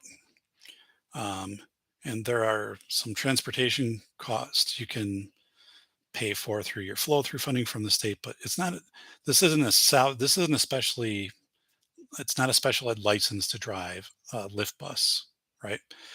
So even though, like again, this might seem like it makes sense, it doesn't. From a budgeting standpoint, you can't be using your special education. That's typically just the district has it now. Again, a student who is in a wheelchair likely is Medicaid eligible. There's something also called Katie Beckett. So in our state, meaning you don't have to have low income to be Medicaid eligible.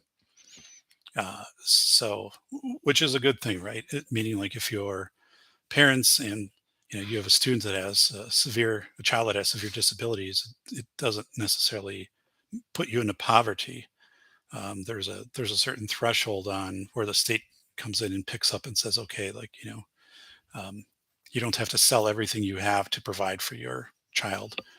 Um, it's it's a good balance, but Medicaid would pick up usually the route then of the child, so it's done on a mileage route and reimbursement, and that comes out pretty good for the schools. So, but they're not going to pay like that plus like fuel for the bus or the bus driver. Okay, TheraBand. Your physical therapist is using TheraBand with students with disabilities. So TheraBand is a stretchy. It's like a big stretchy rubber band. It's thicker. It's made out of different colors, have different resistance. Think of resistance bands. Basically all it is. But it comes in a box, and you just pull it out and cut it, and you can use it to for stretching resistance, or if you're trying to um, physical therapists, occupational therapists use that stuff a lot, and they can send some of it to the classroom or some of it home, and you don't have to keep cleaning it. And if it after a while, you just like toss 3-4 feet of it, and then you just cut off a new section of it. So, but TheraBand, yes, you'd pay for that out of federal idea because it's equipment, right? It's not salary, and you can't bill Medicaid for TheraBand, so you're going to use your federal dollars because you don't get reimbursement on those anyway, the 26% back. So let's go over here to uh, Ting Ting, I bought a bunch of lifting bars for 4 schools in China and helped build the ramps. Awesome. Everyone needs help and no one wants to be thought of a cripple. Wow.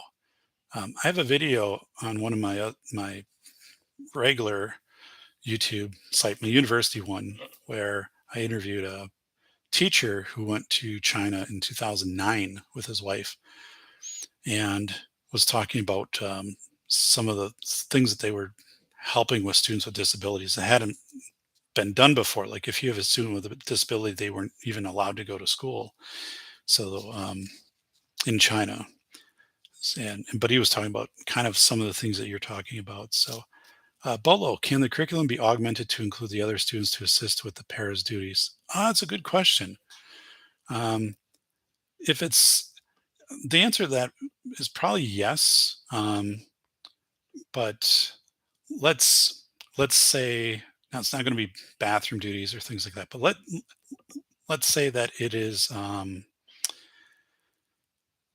this is where students would they'd have like a mentor program in a school, so like students would want to do this, right? They wouldn't be required to do this, but maybe they're saying, okay, at lunchtime, there's a student who has mild cerebral palsy, right? So, you know, mild cerebral palsy, cognition isn't impacted at all, right? But their fine motor to open up the milk container, it's not there, right?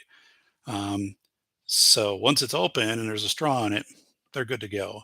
So they could be, saying, hey, like, could there is there another student like a peer mentor or peer buddy who could open up the milk container, or when the student to carry the student's tray just from the lunch, where it's served over to the table, student eats, and when he's done, like, can you also take the tray and like do it because the student and there are programs like that in school. I think those are terrific programs, the peer mentor um, programs, and those are kind of the depth of where they have the assistance, right? So in those cases, yes. Now, if it's anything kind of more than that, then that would be the responsibility of a para. Um, for example, like transitioning. Let's say the student then needs to have a lift belt put on to transition them from their seat to their a wheelchair, like after they're done eating. But you're not going to have another student do that. Now, when I was growing up, I told you about that school in the 1880s. My dad was the principal there, and 4 stories, and his wood stairs go up. And there was a student, Mike, 8th grader, who had fragile bone disease, and had it was 1970s, right? Had this really um, bigger wheelchair, heavy wheelchair, and there wasn't an elevator. So 8th grade boys would go on each side of the wheelchair and grab it and lift Mike. So first floor was like the lunchroom and stuff, and they'd take him all the way throughout the building. It's kind of the way it was done.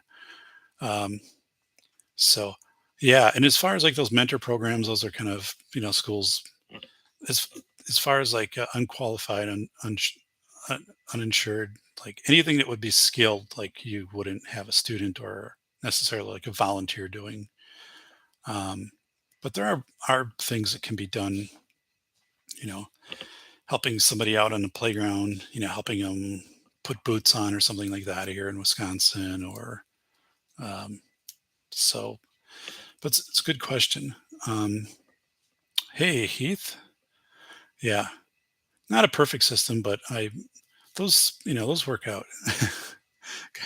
Wow, Corey, that's funny. So here's one: salary of a special education paraprofessional who works at the middle school. So assuming this person works with students with disabilities, you'd pay out of state categorical. You get 26% back on a salary of a special education licensed person who's working in that role. So that's the thing. Like when we go through these, I'm hoping, right, and we can see these are starting to mount up here, but I'm hoping when I go through these with this, I've never done this before. This is a brand new exercise. I did something similar last week, but it wasn't special education. It was all like superintendent law stuff. So we were going through And that went really, really well. And that one I loosened up a little bit. There were a few more in there that were kind of to make you laugh, right, when you got to it.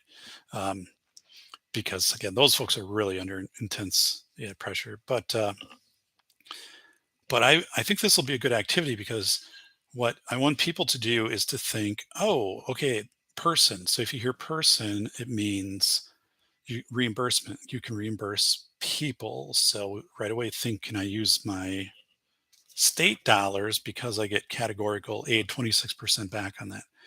If it's a piece of equipment, okay, there's a special. We had a student who's had low vision and needed a special magnifying piece of equipment that sat on a desk, and then it would light things up and it would magnify, and it worked really well. And the kid, the thing was, when the student moved, that moved from our district, we had the specialized equipment that no one else.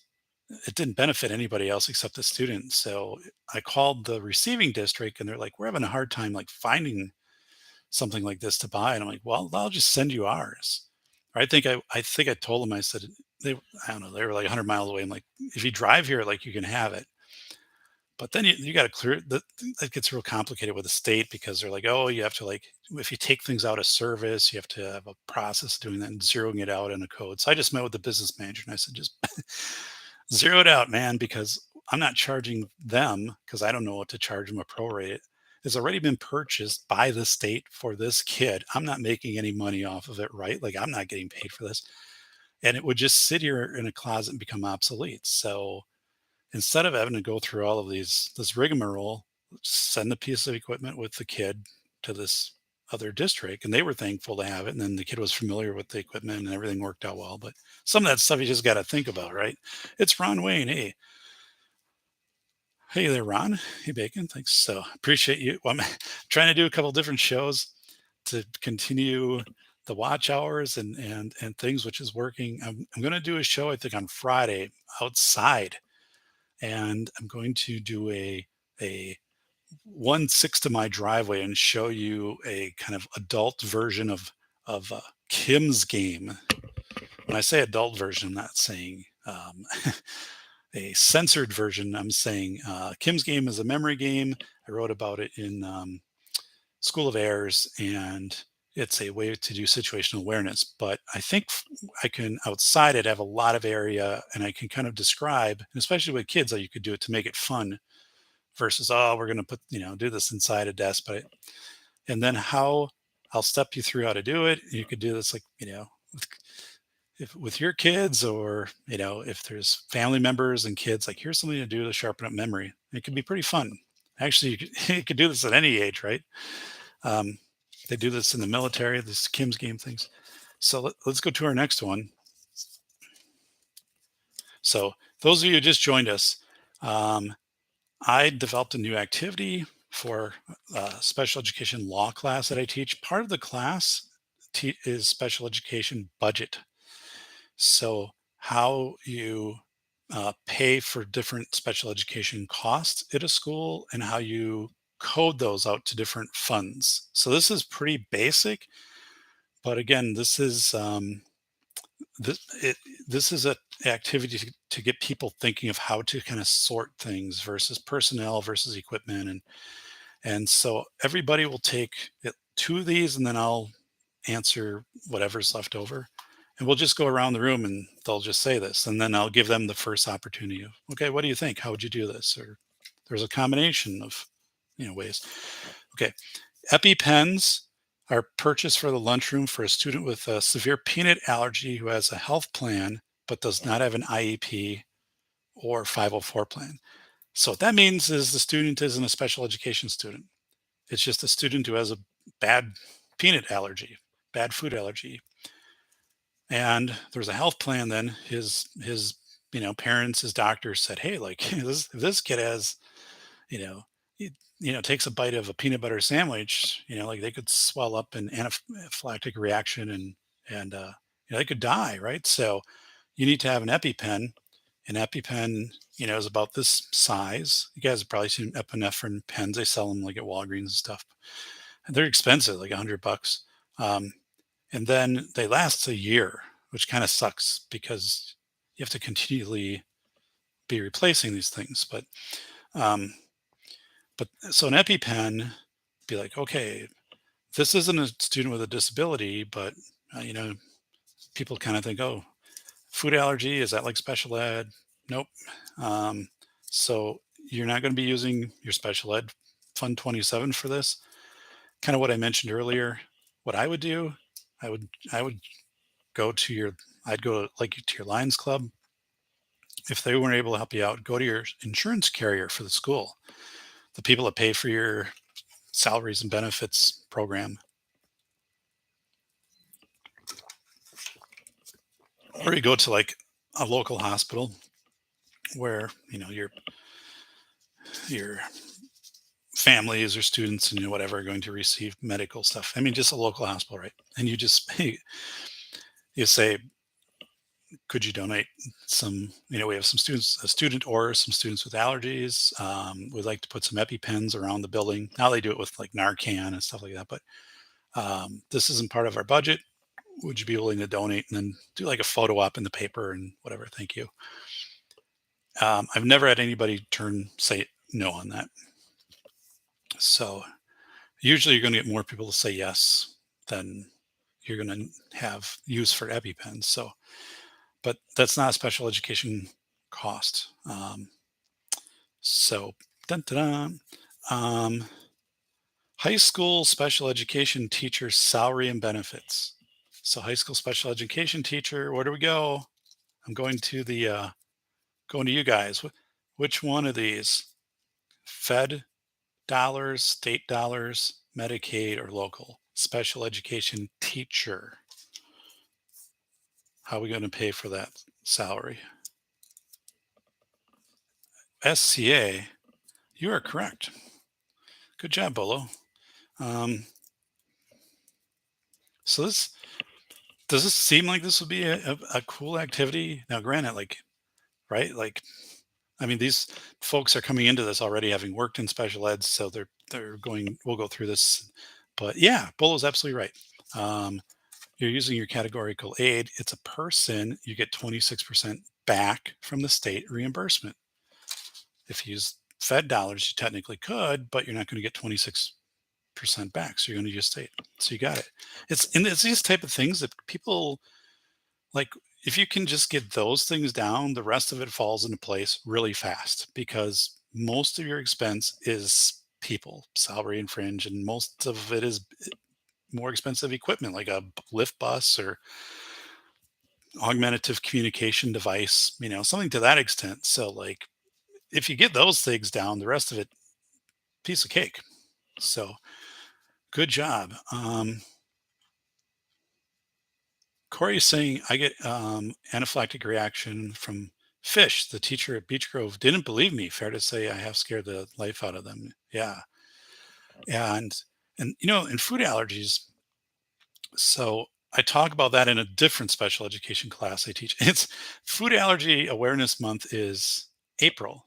And I've always said that's stupid because it should be September or October. It should be when schools start. So schools can talk about, you know, with school staff at the start of the year, new students, allergies, because when you get to April, you already know which students have allergies and the protocols. So no one's really listening in April. They're just thinking about summer, right? So I tell all of my students in another class, I'm like, just do all your activities in September or October, just move it up.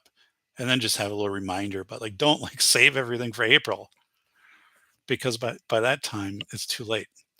Um, so they really should change that. I mean, maybe they do it April because people and kids like are out for summer and traveling, and maybe there has to be more awareness because it's less supervised. But in a school setting, like I always and I would always run an allergy 1-day summit in October, and I'd have my nurses, food service, and other area districts, and we'd have about 25 people, and the State Department of Public Instruction would come down.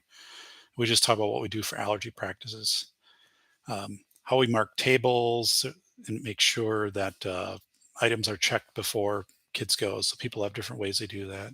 Washing hands, like if you use hand sanitizer, that doesn't take care of the allergens. So some schools like real big on hand sanitizer, but you have to wash hands, right? So um, get rid of that, fish residue, peanut. I worked with a principal who went to like a Red Lobster, and he had a complete allergic reaction to shellfish. And the thing that was weird, he worked at a Red Lobster in college, never had a problem. So it's one of those things too where the peanut allergy and shellfish, I think shellfish probably more. It can hit you. You've never had it before, and suddenly it hits, right? So I have no allergies. I have a little hay fever, stuff like that, but nothing like this. But but yeah. So and EpiPens are super important, as I tell, we'll go through in this class. Like you have to, if people are like, well, can we just have one in the office? And then if the kid has a reaction, we'll go to the office and get it. Well, what if the office is locked? Or what if the person in the office doesn't know where it is? Or now you have to travel, an extra 100 feet or whatever to get to the office. Just put one right there, like right in the lunch area. Like it's a smart move. Like, trust me. And usually now we get these things. I tell people if people fund it, like put them in every AED box. So in addition to the AED, you have an EpiPen in there, and then put a little sign up there, "Hey, EpiPen." So, um, all right. So Bacon saying, "Sir, what would you like for lunch?" Looks at EpiPen a day away from expiring. Yeah, and that's another thing. You know, I don't know. We'll cover it in this class a little bit, but you have to be on top of these things, and it's really your nurses that are probably checking your EpiPens, your AEDs, and they've got a lot of other stuff. But create a spreadsheet and just audit these things. Right, go through and look at the dates, and if these things are about to expire, like replace them. So, um, Bolo's saying EpiPen drone delivery wristband. Yeah, I mean that'd be something, right? Um, so wow. Okay, so you guys, this is great, and this is helping me because like this is the first time I'm going through these, um, and you know, if I'm thinking, oh God, like I need to present this a little bit differently or whatever, but so this is like a really it's a high energy activity. Like when I teach, I usually tell my classes the first day. Again, these are first year school leaders, stuff like that, but they're younger than I am, and I say this is edutainment. Like but it's because I'm going to bring a lot of energy to this. It's not hyperbole, that it's not dramatic. I just like to kind of present, and so we all kind of come up to this energy, which will be good. Like it's going to be this good positive energy. So that's why we're going to be doing activities that are going to be like this, and case studies and things, and never feel like you're being put on the spot. But I don't want to be up here and droning away at a lecture table and pointing up to a PowerPoint. Like I literally have a budget presentation which is 3 pages, and the state comparable is 28 pages for the same thing I put together in 8 pages. And and I have a lot of figures and stuff to try to get the point. Okay, here we go. ADA compliant lift to enable a person with mobility needs to be lowered into or raised from the school swimming pool. All right, so I actually had this expenditure when I was a director. So you have a swimming pool in a school. Now, not all schools have this, but let's say the school has a pool. You have a student in a wheelchair, and then the question is, how do you get them into the pool, right? If you're going to have them participate in pool, as any other student would do for like a phyed thing, or maybe there's a aqua therapy where physical therapy or occupational wants to do therapy in the pool. So it's actually a seat, right? And you can transfer them into the seat, or there's somewhere you can actually take a wheelchair and lower it down And I think then you transfer them into a different wheelchair. So you're like, oh, here's your wheelchair, and we just dunked it, right? So it's wet the rest of the day and shorts out. And so there's different models for that. I would tell people just get the one that had the chair that you're transferring people into, the seat. But some have like a whole chair. But So yeah, edutainment, thinking.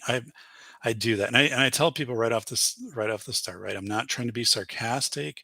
I've put hours and hours into preparing this material. It's very important to me. It's really a privilege for me to be here and to interact with you, right, in the school. Um, but there's different ways to deliver things, and I've always felt that my most memorable teachers and the ones that I learned from were the ones that just kind of were really performing and bringing the energy. And so that's what I'm going to do. But also, I'm going to read the room, right? If there's a time need to bring it down a little bit, we'll do that.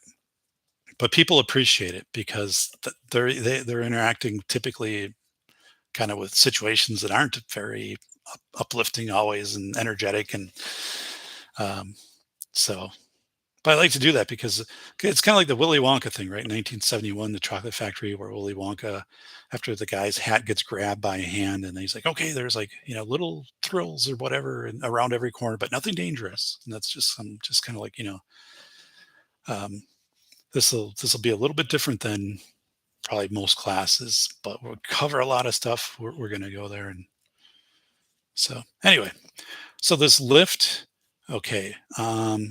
If you had a student that had this written into their IEP, you could. It's, first of all, a lift is equipment. So, um, what do we think? Where are we going to pay? Where could we pay for this? It's equipment. Where could we pay for this? Bolos, Fed dollars. So Fed, Bolo, you already put it in. Yeah, you pay for the Fed because you're not getting reimbursed on it. It could also be where you just pay for this out of local dollars because you have access to your pool, or maybe your pool is used by the community, and there could be somebody in the community that has it. In that case, it's called like a Fund 80. It's a different way out of Fund 10 to spend it, but yeah, if you're going to do this out of your in a special ed path, you would use federal dollars because it's not a person. You don't get reimbursed on it. So I remember when they put that in, we had one. It was old. It didn't work, but when they put the new one in, like it was a big deal. Like, so it's cool. Um, okay. I'm using the word 504. So you can, there is a part of special education that's called Section 504, and it's basically access. So it's kind of like a ramp, right? If uh, if you think about a school, 504 is a ramp to get the student into the school, but it's not really like a service. It's not something you're providing to try to educate or change a student. It's just access. 504 plan might be that the student has an that they can listen to books on audio because they have a reading um, impairment or something. I'm not doing a great job because I'm not really getting into 504. And again, students already kind of know what a 504 is, but um, so student has a 504 plan for COVID because they have hypersensitivity to sound. So there's this document came out from the federal government saying long COVID schools, you have to evaluate students for symptoms of long COVID, and you might have to provide accommodations and services. 504, when you hear that from the the Fed, you don't get any dollars for this anywhere. There's nothing. Um, so there's no billing option for 504 reimbursement, yet schools are required to do it. So in this case, the student needs noise canceling headphones. So let's say that's if they don't have it, they get severe headaches because of they had COVID, and now this is a long-term post-COVID of very sensitive to sound. So they have to have this noise handling. Um, and the question is, well, what if do they have to have them at home or at school? But so if it's in the school setting, it would be a school expenditure. So, um, so anyway, it's $200 headphones. You can't pay for this out of flow through because the student doesn't have a disability per federal IEP. They haven't qualified under that. It would be other health impaired if they did, but they didn't. There's no service you're providing for them. You can't do anything to make the hearing better, right? There's no so you have to make an accommodation. That accommodation is the headphones. There isn't a service that you can provide. So there's a disability, but there's nothing you can do except provide these headphones. Um, so this has to be paid for out of local dollars. And these are frequent expenses right now for schools. All of these 504 things for students coming up because of long COVID. The guidance came out on that last year when I was teaching class, or did it come out last spring? I think it was last year when I was teaching this. And so they're like, we don't really know what to do. And how do you assess for it? Because again, what if everything else is good? Student is getting A's and B's, but if they don't have the set of headphones, they would miss school because they would get migraines because the volume of the ambient noise of the classroom and just the school is too much. So um, looks like Corey is taken out of here. So well, thanks for stopping in, Corey. I appreciate it. So hopefully this lesson goes well. Thanks for your helping out here. So appreciate it, buddy. Um, all right. So this one is a student with a 504 plan only. So that's just kind of letting them know this isn't a student in special education. They have a disability, but they don't require special education. He has mild cerebral palsy and is a member of the school's esports team. This is a true one. Um, so very mild cerebral palsy. Student is playing esports, but in order to play esports, they have to have an adapted controller. So the controller is a little bit big and it had like a Velcro thing, and it was custom made for him and had some material to dampen the movements. And there was some way to program the controller. But so it's $400 custom made for that kid. How's it get paid for? So one, esports is really awesome. It's growing in Wisconsin, for example. Now we talked about special ed law. Like special ed law is nothing about esports. I mean, esports wasn't in existence in 2004. So kid has a 504 plan. You can't use any of your special ed dollars because they don't have a disability. The student receives no services from a physical therapist or anything else. They can get around school just fine. They can, grab their backpack, but on the gaming team, the controller needs to be adapted. It's $400. So the school would be responsible to pay the cost because it is a school sponsored activity. It's a school team. Student has other the student has made a cut criteria, has been able to perform it, but he needs this adaptive device. So if it wasn't, I'll change this up. Let's say it was a student who's hearing impaired and the student makes the varsity football team, but he needs a sign language interpreter to send in the signals from the sideline. I knew a student in that, wasn't in my school, was in a school in my conference. So the school was required to pay for a sign language interpreter to be present at practice and at games. And eventually, like the kids' teammates picked up a lot of it and the coaches, but the the sign language person was still there, and that was required. And then because it was disability, they were paid. Their salary was reimbursed locally. It's got 26% back. So, but most cases like that, usually people pick the stuff up pretty quick. And rent an off-campus apartment. So you have students with disabilities ages 14 and older in a transition program. Now that's a key thing because by law, when a student gets to be age 14 in Wisconsin, it's 16 nationally, you have to show that you're helping to get them ready for life after high school. So whether that be, job skills or going to college or whether they know how to do laundry and shop, right? So how would you pay for this apartment? So basically kids would go there, right? And they'd have to stock the fridge, they'd have to clean it, they'd have to do laundry as if they actually live there. When I worked at the School for the Blind, we had a house next to the School for the Blind that we owned, and kids live there who are like 18. It's called a life house, and there'd be an adult with them who stayed there the whole time they did, and so kids would be there for like 2 weeks at a time, and they were responsible for their grocery shopping, cooking, what entertainment they were going to do, what. So the kids look forward to it. Yeah. So Lifehouse.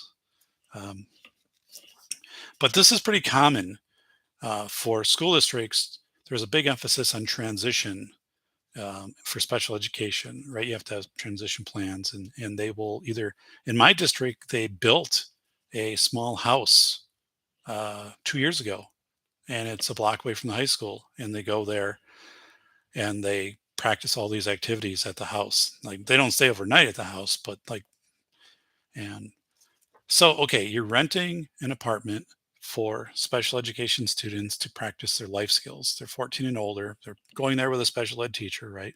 Practicing cooking, cleaning, identifying, like problem solving, like house maintenance, SCA. Yeah. Or wait.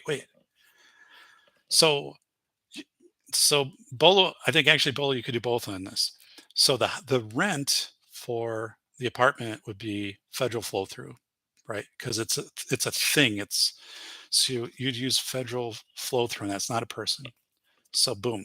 Now, if the teacher who's there with the students, you could pay for that teacher's salary out of state categorical aid and get 26% back on that teacher's salary. So you've got it. So actually renting that, yeah, you would do that all your federal flow through. Um, renovate a school bathroom to make it handicap accessible. All right, what are we doing there? How are we paying for that? What do you think, Bacon? Spambot? Ron Wayne? Federal. Bolo is lapping you guys. Yeah, you're right. Well, Bolo, this you're helping my confidence because you are right. I'm teaching some unfamiliar content here, and you've you're learning it, which makes me feel good about how this is going to go. You're right. Um, okay, here we go. So yeah, and I I used one time we built an addition on to a school, and the bathrooms when they were done they weren't handicap accessible on a brand new addition. How does that happen? That was really That's why, like, I always say, like, whenever anything gets done, like, you go in there with your buildings person and you check and make sure the heights and everything are how they're supposed to be. Because if people are just contracted as and they're subcontracted to come in, they might not be thinking about these things. A dozen wiggly, squishy cushion seats. They're kind of these little cushion frisbee type seats. They call them fidget seats. You buy 12 of them for a classroom, a regular education classroom. Um, So, and the thought there is some students with motor or autism or anxiety or just fidgety or whatever, but um, so these fidget seats, they're pretty popular. How would you pay for your fidget seats? Yeah, bolosing federal dollars, things are things. So there would be, there's going to be a question from your principal who's, well, your principal is going to be like your best friend here because the principal's like, well, like I don't have it in my budget to pay for these things and they benefit all students, right? Like you just, some students use them, some don't. Your regular education student without a disability or student with a disability. I hate the term regular education student because I tell my students, I say, well, every student is regular education, every student. And then some are also special education. So every student, your district recognizes every student as one that they get the $18,000 for. And then some are special education that generate more funding in different services, but everyone is regular ed. So that's something where I'm always like, I don't like the two terms. I can say regular education, regular education student, and then regular education student with a disability. That's really what it is. And I'm surprised. And that's where like IDEA needs to kind of clean that up because, but you're absolutely right. Federal dollars, and no one is going to audit that. Now that I put this on a live YouTube show, right? But no one's going to say, "Oh, like a non-disabled student sat on a fidget cushion," which is you're paying for, for students with sensory needs in their IEPs to have these available in the classroom. So you could also pay out a local budget for that, but I've seen people do flow through. Student attends the Wisconsin School for the Blind full time. Um, so this will probably throw people off because that's pretty rare that a student, I mean, we had like 70 students total who attend it. And when I was a special education director for many years, we never had a student attend the school for the blind or the school for the deaf, which are residential, although you can drive there. Like if you're within an hour, would bus a student in and out. But some students live 4 hours away. So they would like either bus them in or they'd fly them in.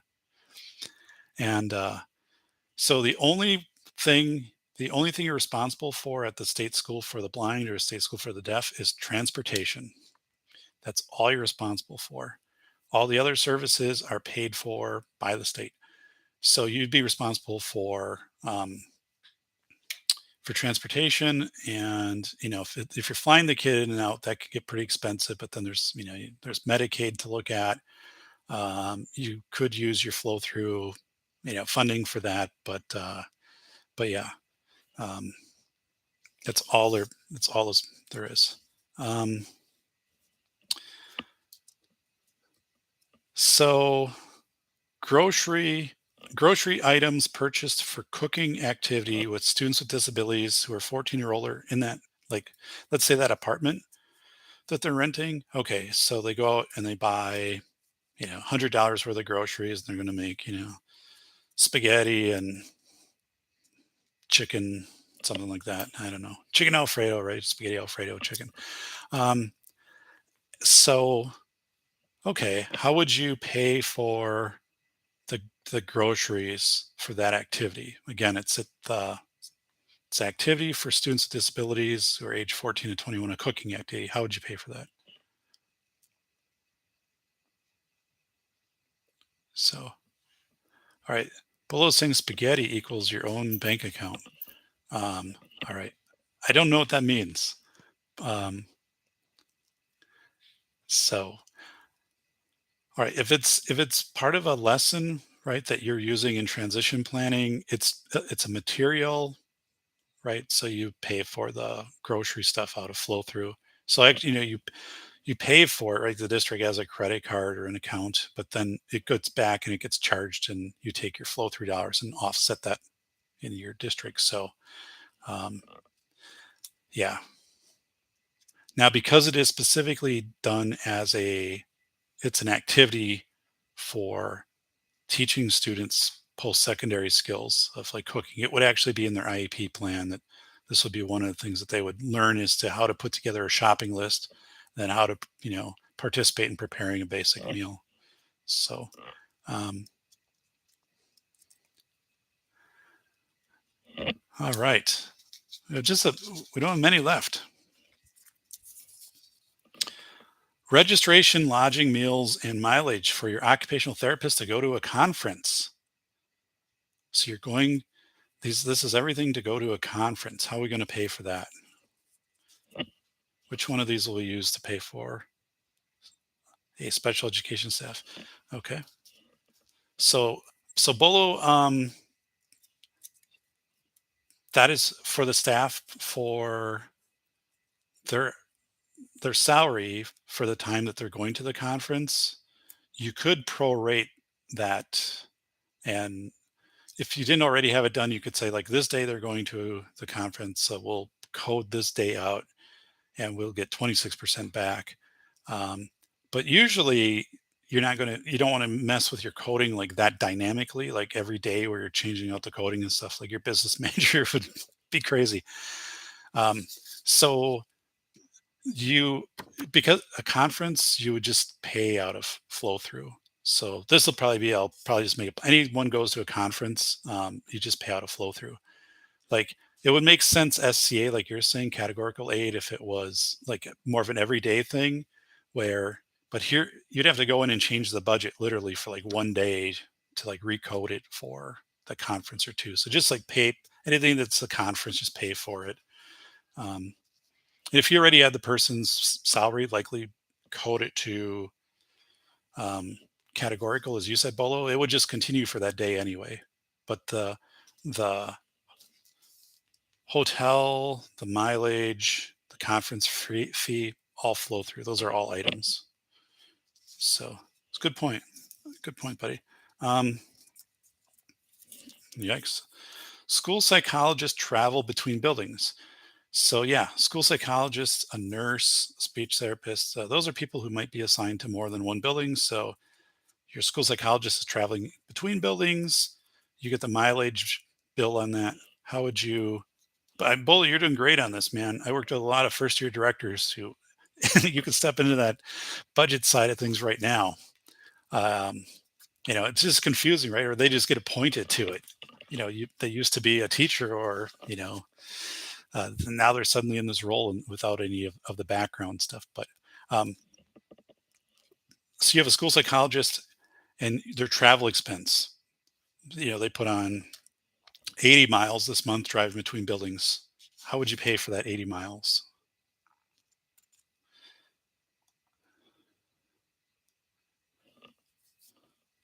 So I bet Spambot Fodder is going to make a guess at this one. Flow through. Got it, below. Yeah, because it's a thing, right? Mileage is a thing. Not a person. The person's already getting their salary likely paid for out of categorical aid, but yeah, the mileage itself, boom, that'll go into flow through. So yeah. So hopefully, like as we go through, right? Because these people will be going through, they'll start to see the themes. I don't know exactly how to do this up on the whiteboard or chalkboard. Um, how because I don't want to write all these things down. Um, I just think I want to kind of like make a check on it. Um, yeah, because it would take too long to do that. And I think anyway, okay, a school nurse, salary and benefits. A school nurse, the nurse's salary and benefits.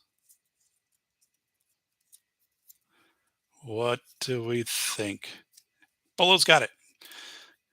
School nurse, nursing. The nurse will have somebody that they're providing special education services to.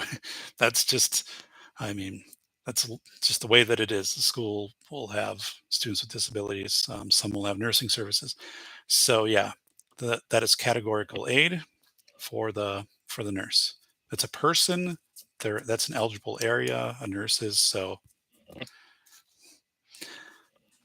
So one of the things I'm trying to get across in this activity is be careful to not put salaries into flow through. And people might do that. And again, they might be pressured to do that to help out the district. But then it hurts you on your reimbursement on the other side. And once you kind of make these mistakes as a new director, it's hard to undo them.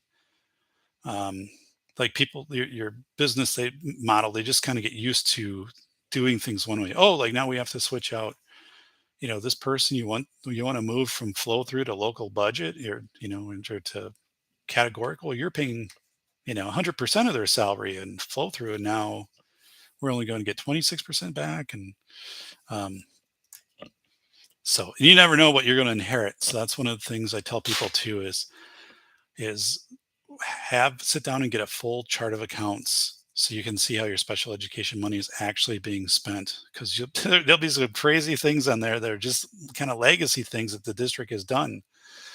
um, like I saw a district that had paid a parent to take a kid to horse therapy a couple mornings a week. And not that equine therapy is bad or anything like that, but you, it's like, whoa, you don't really want to pay a parent because a, the parent isn't supposed to be transporting the student.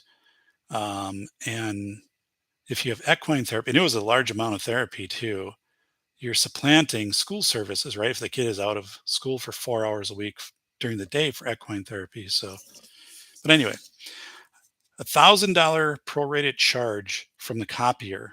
Okay, the head of tech is saying, I checked the codes on the copier, and special education staff are using the copier this much to print off paperwork for special education students, IEPs. Paperwork has to go to parents and stuff.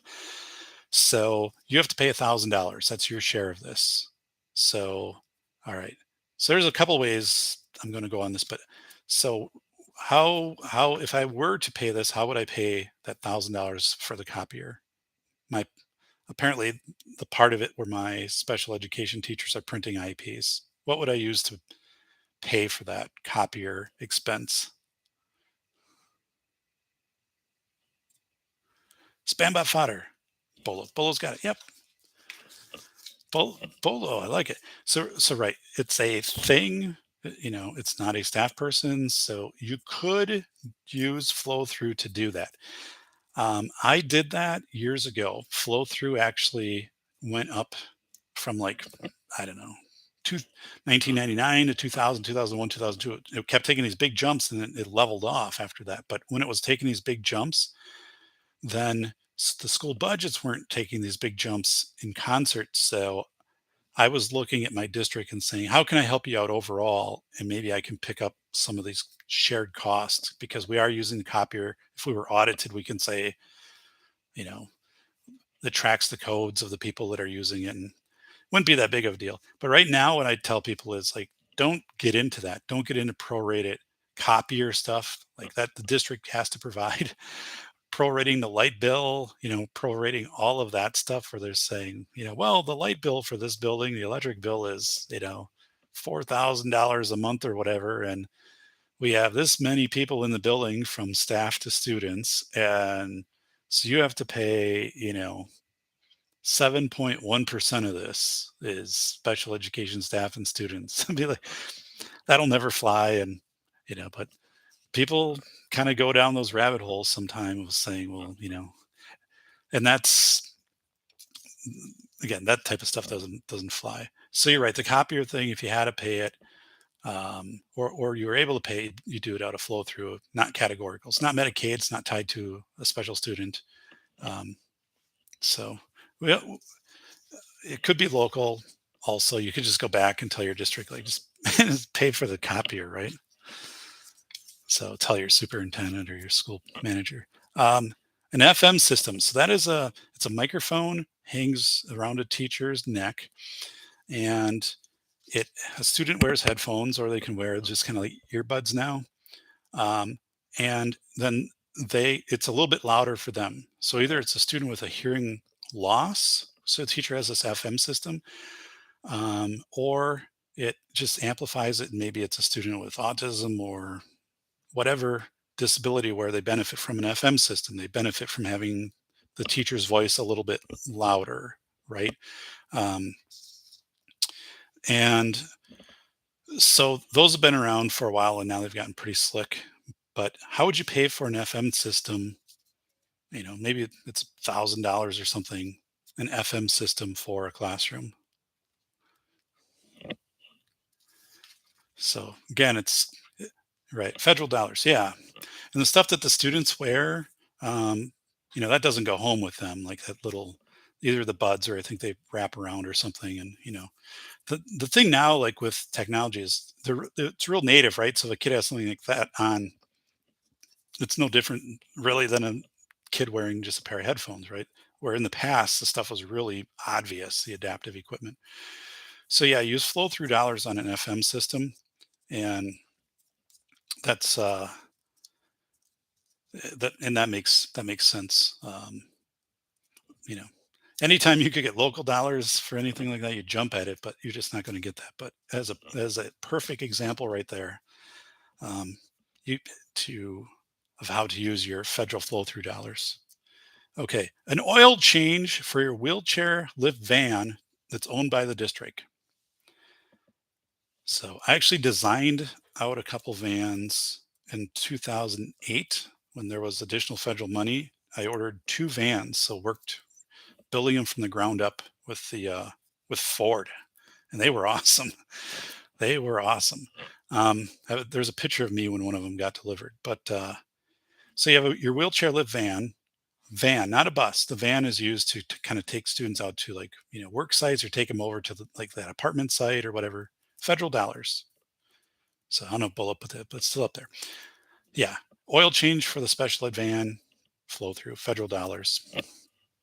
It's not a person.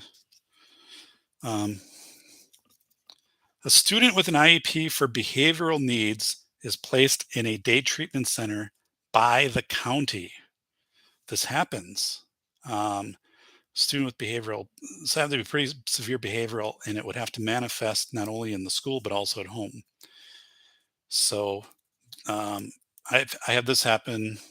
Um, you know, I don't know if it's a number of times, but with enough frequency, and where the parents are calling, usually 911, saying, students is being very aggressive in the house. Could be very young students. I mean, it could be 8-year-old, 10-year-old, um, and student might be very intensive behavior services in school and outside services, but the county says, we are going to place this student who's one of our county residents, right? We are placing them in a day treatment center. It might not even be in the county.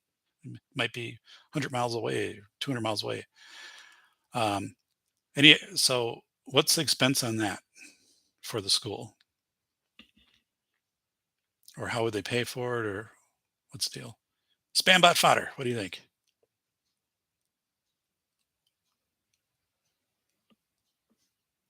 Or Bolo?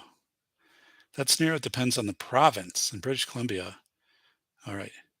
So, okay. Yes to both.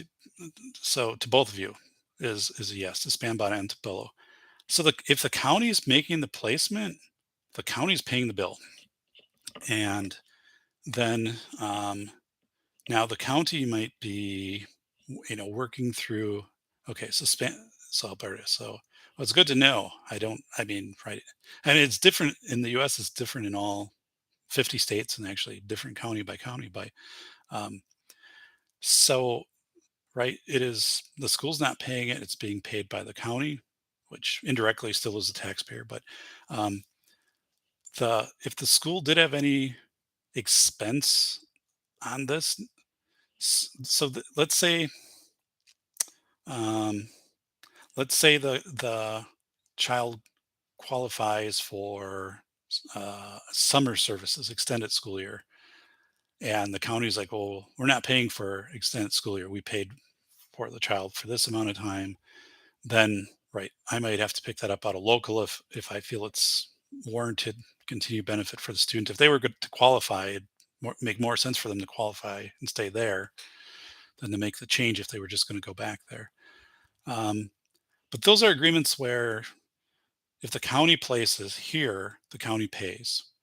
And there can be like deals you work out. I don't want to say deals because that kind of sounds a little bit diminished, but um, I would I would work with the county and say, I'll pay for this part of it or transportation or like a certain fixed amount and then to lower your costs. So then the county for a certain amount of time, and the county then was more open to agreeing to that, to splitting the cost. So, but those are then that really get into it. But right, it's local. Um, but in this case, if the county places, you might not have anything um, for responsibility. But those placements are kind of finicky because the county might place a student there in a day treatment or residential home, and suddenly you get a call 2 weeks later as a school, oh, they're being discharged, so like they're coming back to your school. So it's like, what? And then who's responsible for the education services?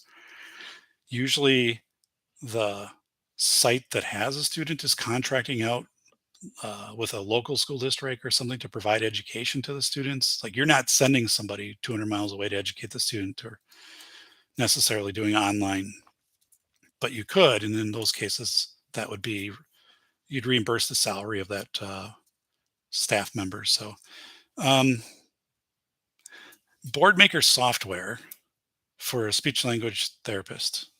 So Boardmaker software is a computer program you can make is hundreds of not hundreds but thousands of photos, right?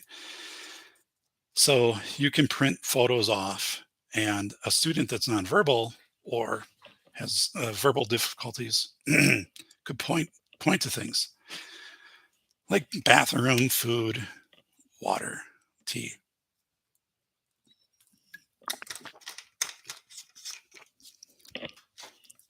So Boardmaker is pretty popular.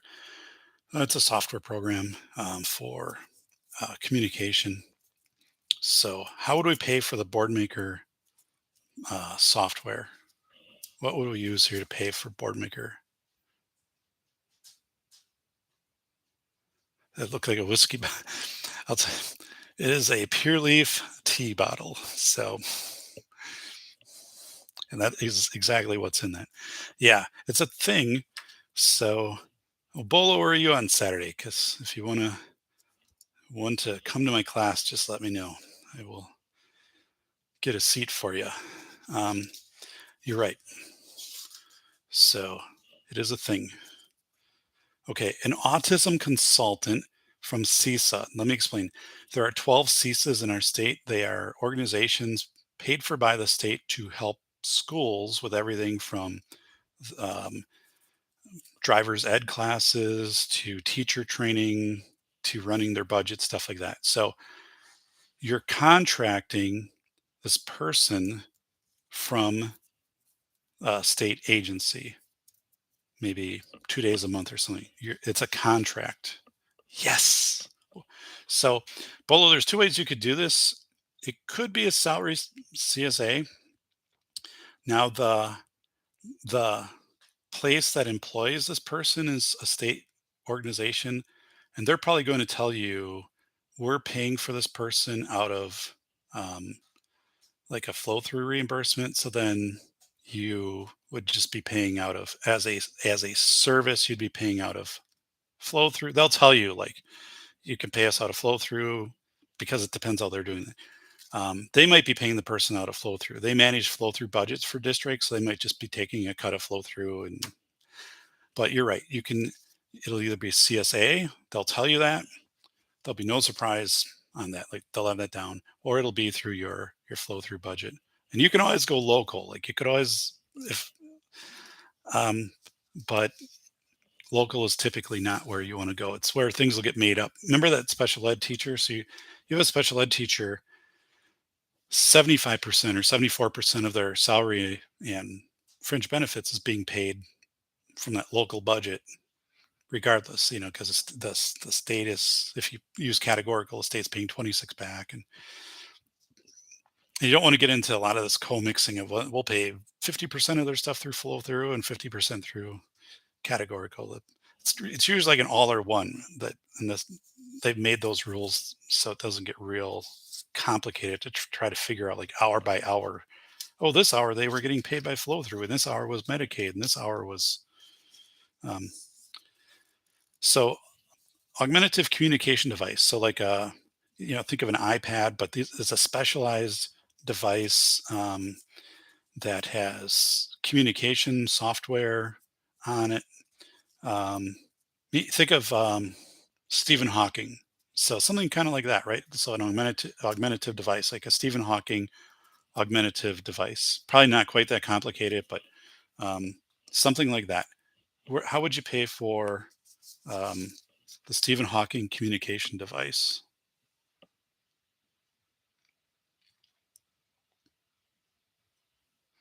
Bacon. This one's on you. The Stephen Hawking communication device.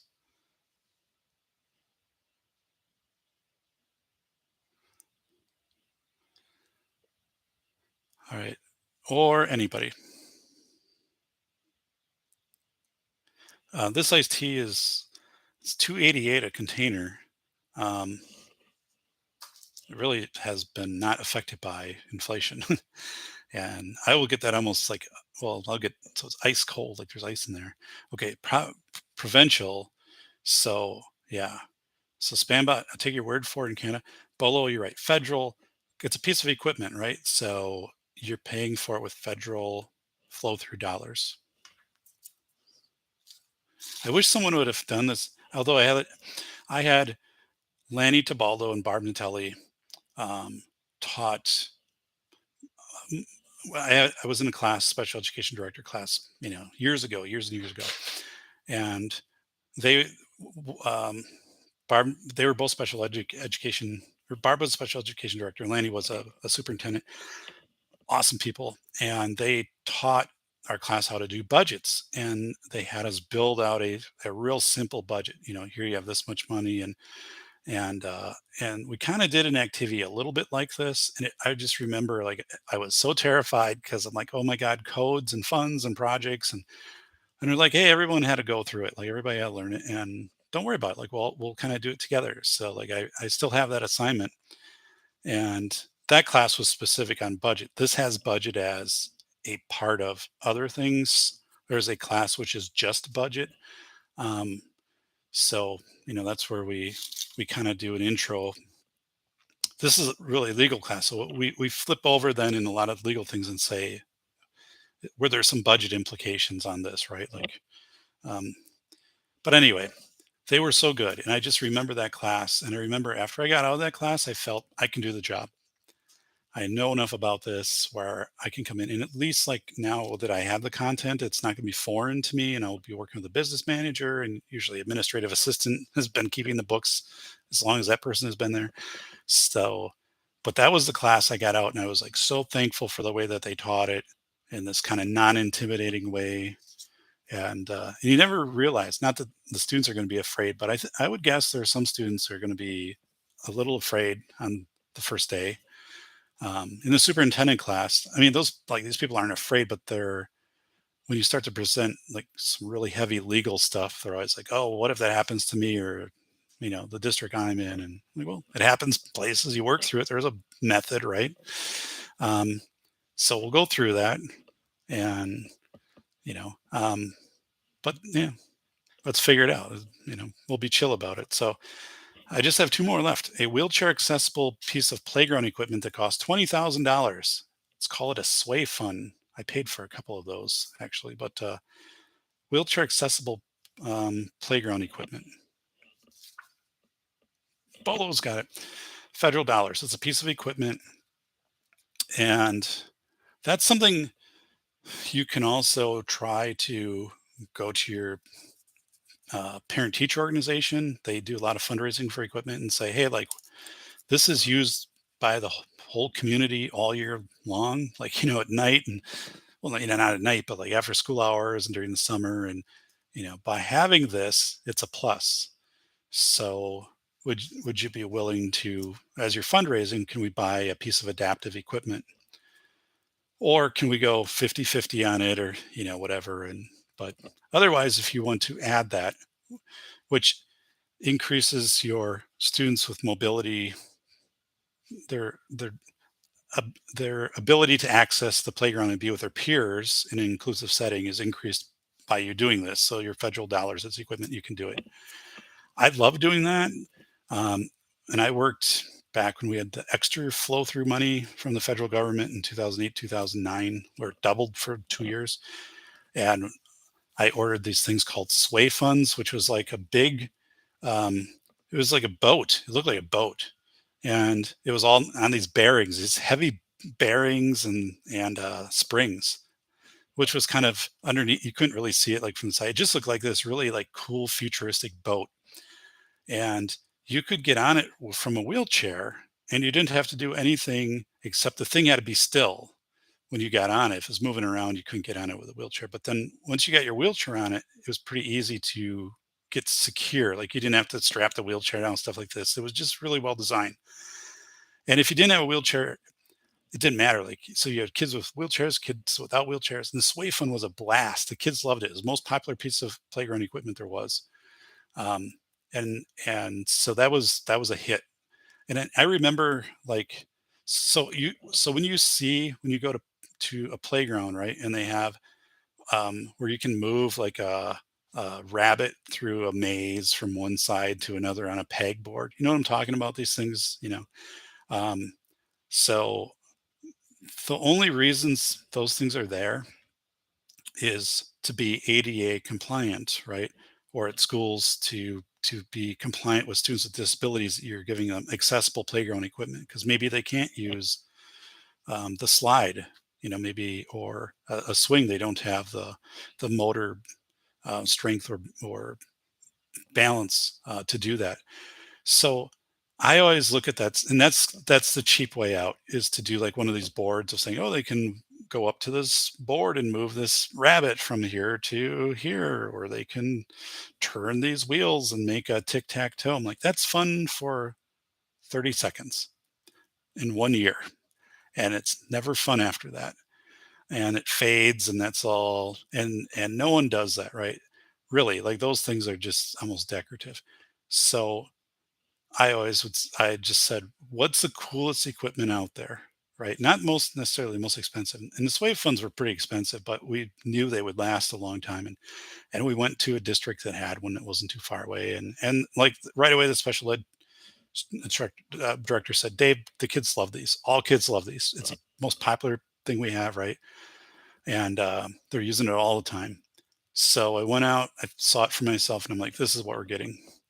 And but yeah, so anyway, that's cool. That was a cool thing. Like I did a lot of really good stuff like that. Oh, all right. Last one is an RTI teacher. RTI stands for Response to Intervention. That is a regular education, not special education teacher, um, who works with kids who might become eligible for special education. But this is not a special education teacher, although they work with kids who are struggling. So kids struggling reading math who might qualify, but they're not qualified now.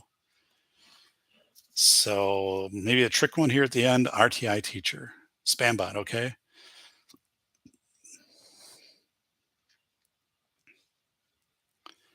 I think Ron Wayne is going to venture a guess.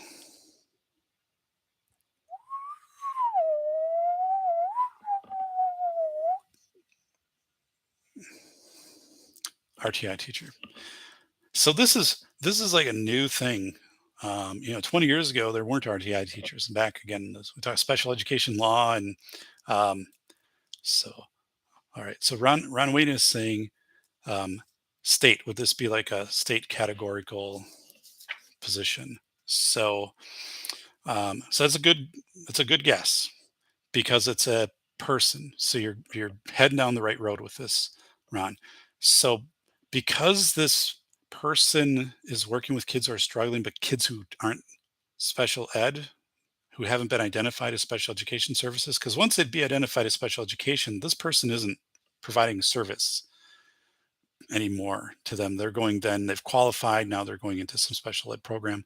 Um, so response to intervention teachers, a regular education teacher, so that person goes and they just get paid out of local non-special ed dollars. Similar to a math teacher, similar to a library tech ed teacher, RTI teacher. So it's kind of new. And because they're working with students who are struggling, right, it seems like, oh, that might be part of special ed. But no, that's going to be a local. And because it's non-special ed, the district doesn't get any money aid back for that. Again, the district gets about $18,000 per student. So somewhere within that funding, they're taking and funding this person's salary and fringe. Um, so yeah, now it's a little bit different. Like for early childhood kids and early intervention, there's some flex in how you can use your flow through, but it's not a big amount of money. It's not really kind of worth like doing a sheet for. I don't. I'm trying not to throw um, dust into everybody's eyes and say, well, there are some scenarios, right, where this works out. There's like different funding. What if the student is special education and they're also a parent? They're 16-year-old and they're a parent. Well, there's a additional funding that comes in, but those are very rare cases. But but you're right. You're right on. And Ron, thanks for that. And actually, you went down the heuristic that I want people to go to right away. Personnel. So you'd ask, is there any way we could do this? And say, okay, um, no, because their license is in special education and the student doesn't have a disability. But you're completely thinking the right thought. So they're out of the loop here because the student is in special education. This isn't a special education service. This is a service being provided to a regular education student. So it is it's a local non-special ed expense. So did I sound like a good professor? Like I made sense? Like that I know what I'm talking about? Did that seem to to work? Because we're done with that. Look, we have all of our scenarios here. So um, yeah, and I mean I'll zip through this here, and I need to do that activity in about 40 minutes total to cook people through that. So my purpose with that is that you identify the keywords. Is it is it a person? If it's a person, immediately you're thinking, can we do it through state categorical aid? That's your first route because we get reimbursement there. If it's an item, you're right away thinking flow through.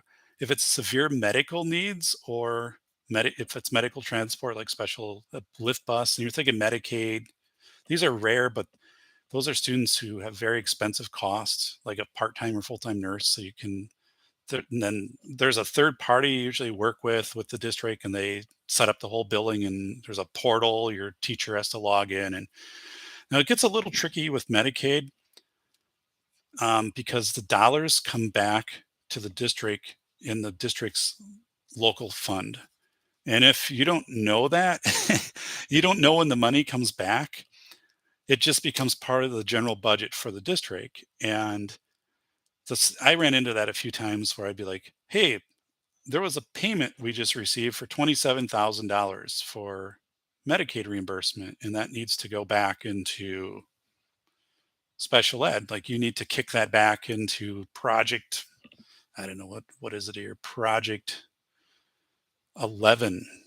Uh, it's up there. Fund 27, project 11 under Fund 27 needs to come back into special ed. Like that was generated by services provided to a student with a disability. You can't use it to buy a new scoreboard for the high school.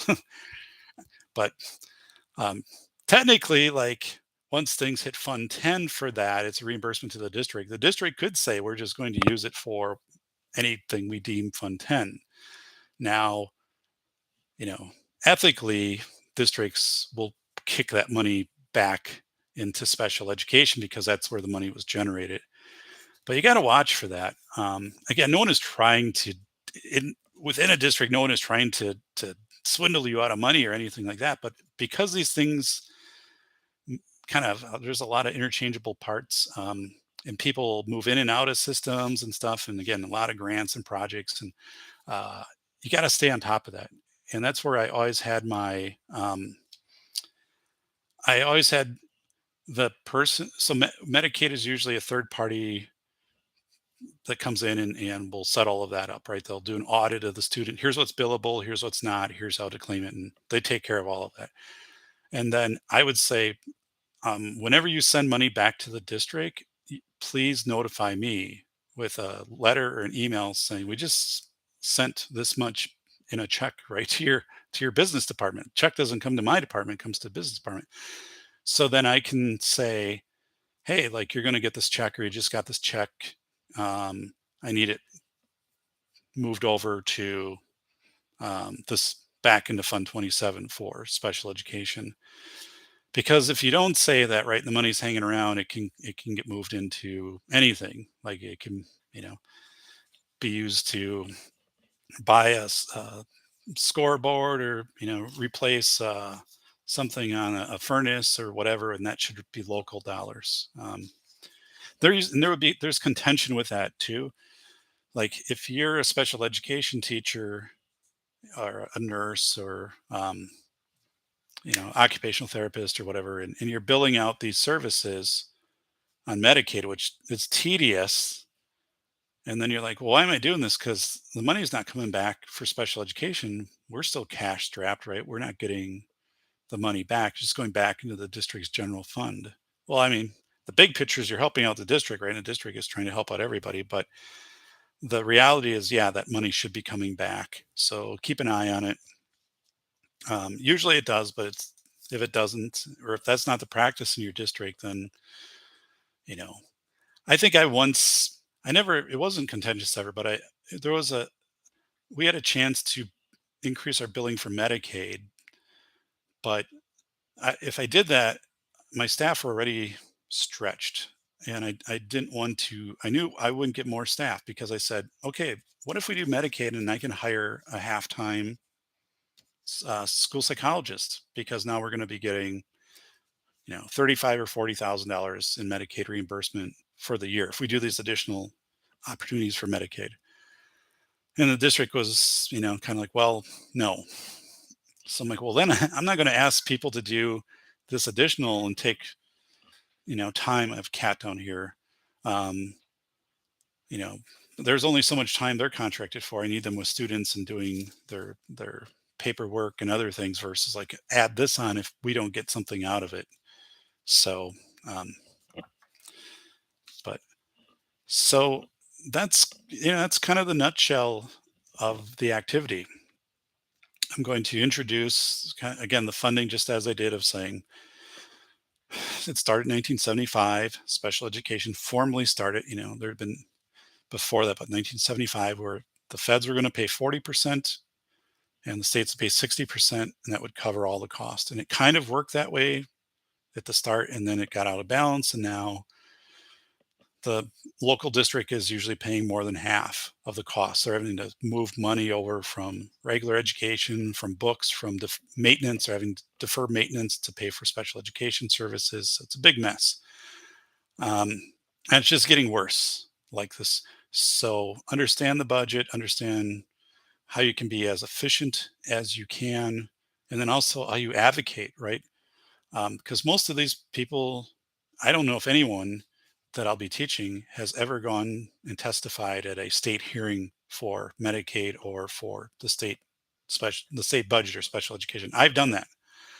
I've been at the state capitol and have testified, on behalf of whatever state organization that contacted me and said, hey, like there's a bill coming up about expanding Medicaid funding. Would you come in and, you know, give your 5-minute spiel to the legislators, right? They give you 5 or 10 minutes or whatever. So I come in and say, hey, I'm a professor, and I teach you stuff. And here's the deal. Like, if you increase this amount of funding, this comes back. There's a structural deficit of $1 billion in the state. You're not really helping people out a lot, but at least you're helping them somewhat if you do this. And then there's weird because there's always people on the other side opposing that stuff. Um, and yeah, I get it because they're like, well, why are we spending more? And but usually there's never a good reason to. When you listen to these people, it's not like there's hundreds of people. Like on that Medicaid thing, there were maybe 3, 4 people for it and 3, 4 against. And I was the most knowledgeable by far of any of them. Others, they're just like, I'm here as a representative of you know, Senator, Wyndham, and we are in support of funding, for the seventh district or whatever. And I'm like, okay, I guess, or someone's like, we're against this. Um, so so that activity, and then I'm doing a case. I have a lot planned for that day, and I'm doing a case study. So yeah, it was funny because when I did this in my superintendent class, and I use the same type of slips, but it was a different scenario and it wasn't budget. A student asked me, "So do you want these slips back?" And I said, "Well, no, because I mean, I'll just cut up new ones. I'll probably come up with new ideas." So I said, "It's a souvenir." So he took it and he put it in the garbage. I said, "Well, don't throw away a souvenir. We're just joking about it." But I said, "No, um, just but." So you guys might remember that case study. Bolo's saying your students will learn the way, Doc. Yeah, I hope so. Um, I usually get very, very good reviews, and I was professor of the year and the plaque back there for last year. But usually it's I try to be as functional as can be. Like, I do a lot of case studies that I write, but they're always based upon things that happen in our state that have to do with special ed law, or had to do with some superintendent law issue, or you know um, this scenario, like, this flooding is happening, and school might have to be taken over as like a FEMA site, and the power might be going down. Like, do you cancel school, or what if some staff get there and they can't get, so we have this scenario, and but all these different things, right? Of or But they all have a framework we go through, and then like one is you have a comfort animal. So this will be the case study. The first one I'll have here is so that's the afternoon. We'll start with a case study of you have a student that comes in with a comfort animal, but it's like a potbelly pig or a rooster or something, um, and or a snake. It's not. I think it's a potbelly pig. So um, yeah, Peggy the comfort pig. And then, so what do you do? Like, the student had it in their previous district, and so that's a real thing. Like, that happened in our state.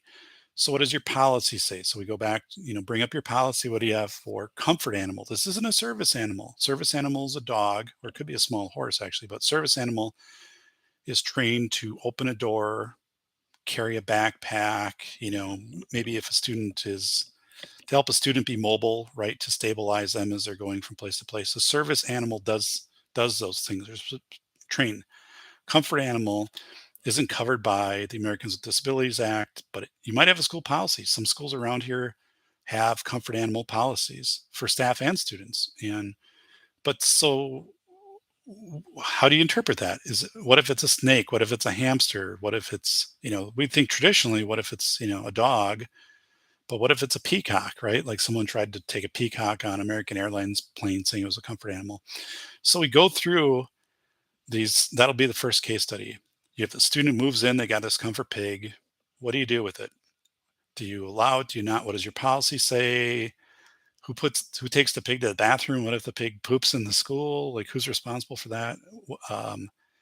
What if the pig's disruptive? I mean, I just And what can you do to what is the pig providing that if the pig wasn't there, you could provide? Like, is it this is confidence the student has or whatever? Or, hey, it's Toy Town. This wasn't scheduled, Toy Town, so I appreciate you being here. It's kind of an impromptu. You have to go back to the start of this one.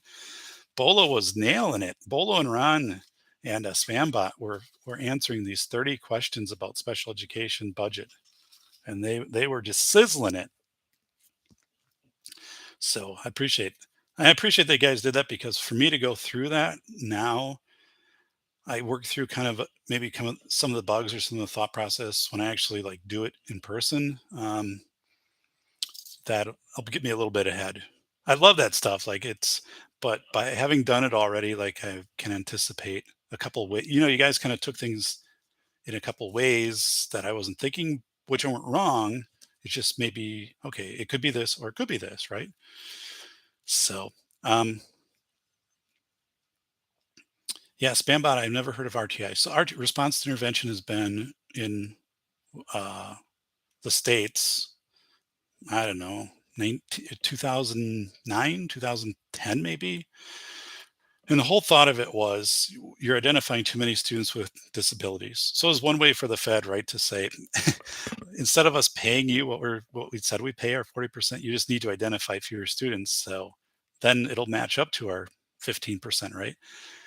So they said you have to give them additional instruction and monitor them over like 8 weeks. And so, which didn't make sense. It doesn't make sense to this day, because if it wasn't a lack of instruction, then your whole curriculum's bad, right? um, so yeah, I mean, you could take anybody and say the only thing we're going to work on for the next 40 hours of your school career is fractions. Well, then they'll probably get fractions, but they're not going to get everything else, right? So RTI was just this goofy way the Fed was trying to cut down on number. It still exists today. And if you ask anybody, it's a mess. It's especially a mess as kids get older, but it is just one of those things. And it's out there for learning disabilities, because that's the most prevalent area, the number wise, of special education. RTI is a mess. Um, Used to test students before that. You had a discrepancy test, a school psychologist and an LD teacher, and they were saying, that had bias. And yeah, I mean, tests like that, I guess, do to some extent. But the whole response to intervention thing, again, was just saying, well, if they don't get it, like, let's give them like 40 hours of it. And then if they don't get it after that, we'll qualify.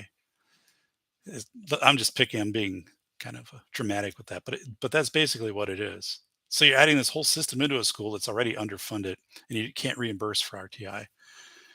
Um, so Bolo say my comfort animal was a male grouse for a week in the Canadian outback. Kept presenting, thump thump.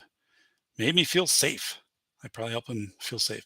So we have a that's cool, Bolo. We have two doves that made a nest in a hanging basket in front of our house. And the doves are big, and it's kind of late in the year to have like a dove make a nest. But um, so the doves are so are used to us right now. Like I'm there with the leaf blower, like cleaning out underneath, and I don't get too crazy in that area because I don't want to intentionally disturb them. But today, my wife goes up there and she's picking off like the dead flowers and stuff like that and putting them in a pail, and they're just sitting in there. They didn't fly away or anything.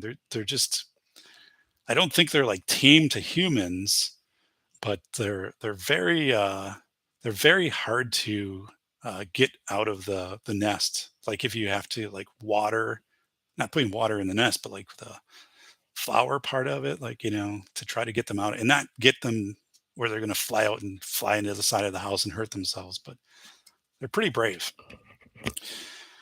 So we were talking in another class.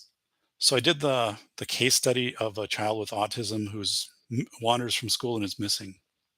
That was an awesome case study. And we had the injects, which were the little pieces of paper. Well, someone comes over the drone, right? And we get through all of that, and then afterwards, oh, the person who came over from the drone is a registered offender. So, oh my God, what do you do then? Well, you know, they were always with an adult, and they were providing you with a drone to search. So it's regrettable that that happened, but you're not running a background check before someone helps you with a search where they're with you. You're not sending them alone into a woods. Um, and then, we had all these kind of different, different scenarios. Do you send staff on a private property? It's marked no trespassing. And what if the owner files charges against your staff member for looking for a kid on private property? And they'd be like, well, they couldn't do that during a rescue. And I said, well, they could, yeah. I mean, if it's not the police who are saying, we're kind of pseudo deputizing you and putting you out here in rescue. If you're sending someone out, it could be. Now, there's this thing called the law of necessity, saying, is it more important for you to search for a child who's wandered in a woods than it is to obey this private property sign? Um, but that's the judge would make the determination. I don't know. You never know how judges will go on this stuff, right? But then I said, then you have to have your board, have your back, and actually, I try to get people. We should have a board statement. If there's ever discretion applied in the scenario like this, the board has your back. People are like, well, that doesn't exist. I'm like, well, it could though, right? There's nothing preventing your board from doing that. And I've seen really crazy board policy or like a general statement that's come out by a school board on some issue. I'm like, this should be there. So like we'll work on that in next class. So here are the cards for this class. And this was before I start the case study, which is Peggy the Comfort Pig, because I want to give them enough time to go through that. And then we'll report out as groups. So I'll do four groups on that. So that one will take a little bit. What I'm going to do is I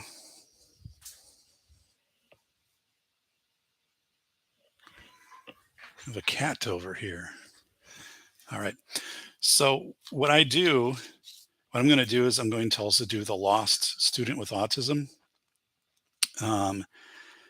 And so I'm going to say, because special ed, right? It's a student with autism, and special ed directors and legal stuff, they're going to think, oh, like special ed, like we have to be very protective of the student's rights, and also that other people aren't aware that the student has a disability, because then we'd be violating HIPAA and also FERPA, I guess. Um, but what do you do? Like, what information do you share, like from their record, or do you publicly share that it is a student with autism? Because there's a certain pattern, and I have the book Lost Behavior, right, for a child with autism, how they wander. That's known. They typically go toward like machinery or rivers or stuff. So, But once you say that, right, once that information gets out there, you're sharing this private information that is protected. A school typically couldn't do that. So let me check something real quick. Don't go anywhere.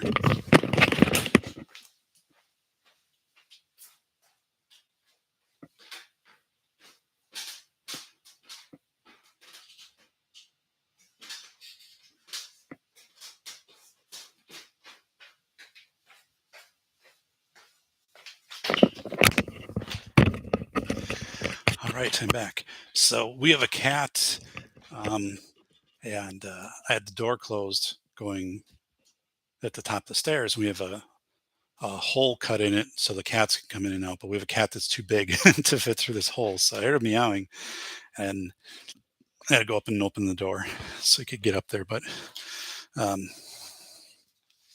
all right, so I'm going to do this case study. Um, the same one that I did. I just use a 4-slide PowerPoint. It's not really complex, and then I perform it, right. Like I'm the aide, and the student is missing, so I'm like, Bryce, and students missing, and kind of going through class, like really get people into it. And then I'm doing the 911 call as like a school secretary or whatever, and um, but I but we get into it then, and the only thing I'm going to ask people here, I'm not going to go any deeper unless I have time at the end of class because this would take too long. Um, but it's I'm saying you can only answer yes or no.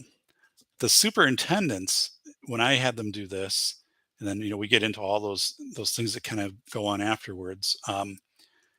They would answer yes, or some of them answer just yes, right, or no, but some put like yes, but I would do this first. Yes, but I would check with this person first, or whatever. Yes, but I would you know only accept the drone if I could stand next to the person and I wasn't involved in another part of the rescue. So that was something I didn't think about, as saying like you can't do conditional statements because in the moment you have to be decisive, because now these are aspiring school leaders. They're going to have to make they're going to pick up the phone and someone is going to expect them to make a decision, and probably all the time, but there'll be some cases where they have to make that decision right then. Something big is going on, um, and they might be also like a principal slash special education director. Maybe they're filling in this building in a day because the principal's gone, so they're the principal of that building for that day. But this is something where you have to make a decision, and it has to be a yes or no. You cannot do conditional stuff on this. There isn't time to do conditional. Not if everything perfect lines up right. It has to be a yes or no. So that's the only thing. So I will give people these cards, and there's just blank index cards, like chopped up, and I'll say just write yes or no. Don't put your name. Fold it and put it back in my seafood container here. And this activity will be done in the morning, and then this will be right after lunch. This will be the first thing to kind of ease us back in. Then after that, we'll have a on the board, yes or no, and then I'll just like kind of put it out, and then I'll just stop with that and say, okay, so as we get into our case study, like we're not going to go any deeper with this unless there's time at the end. Or we could talk about it during the next class. I can kind of we can do some injects, we can kind of revisit it. But the thing is, you have to make a decision, right? So as we get into the case studies, you've got to make decisions. So you've got to say, this is what I would do. All right. Um, so that's number one.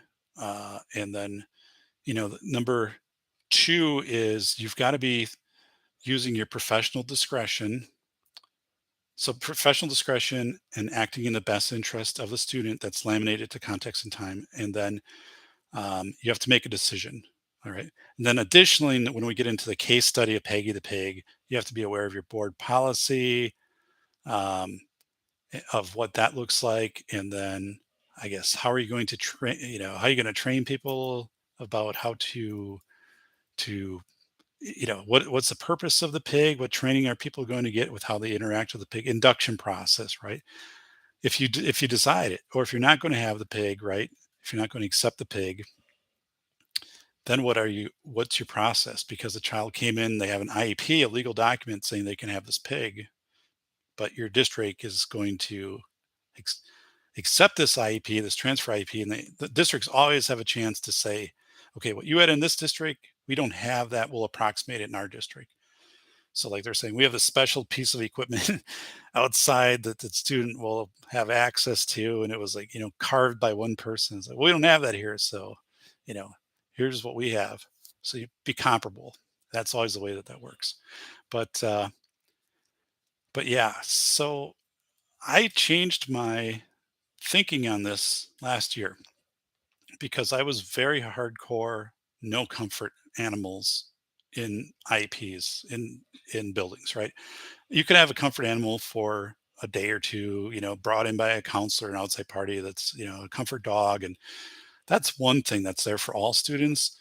But like you're not having a student who has a rooster on a leash that they're walking around school with them for the day, or a snake. Like snakes are pretty common.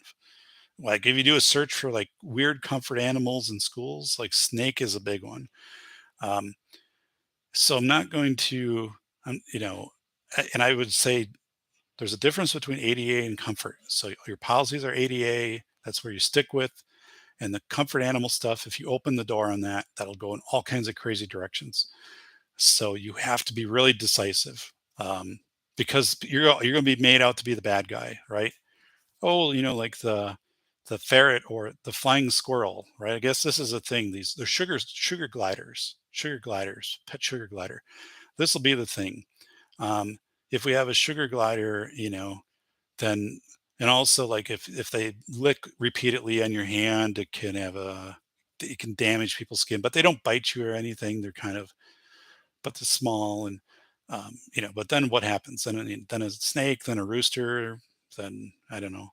So not to devalue comfort animals, but in schools, as in with airlines, right? There's a demarcation line of what is a comfort animal and what is ADA, what is a certified ADA animal. But yet, like I don't know, I every when I go to Walmart and stores, I mean, I see a lot more people just have their dogs in a stroller or an animal and things. I don't know if people are really as stringent on that. But it was last year. I was all like, okay, if it's a comfort animal, you gotta, be very precise in your policy of what ADA is and this other stuff you're probably saying no to, right? Because you are creating a situation, it could just roll downhill for you and everybody could be bringing this stuff in.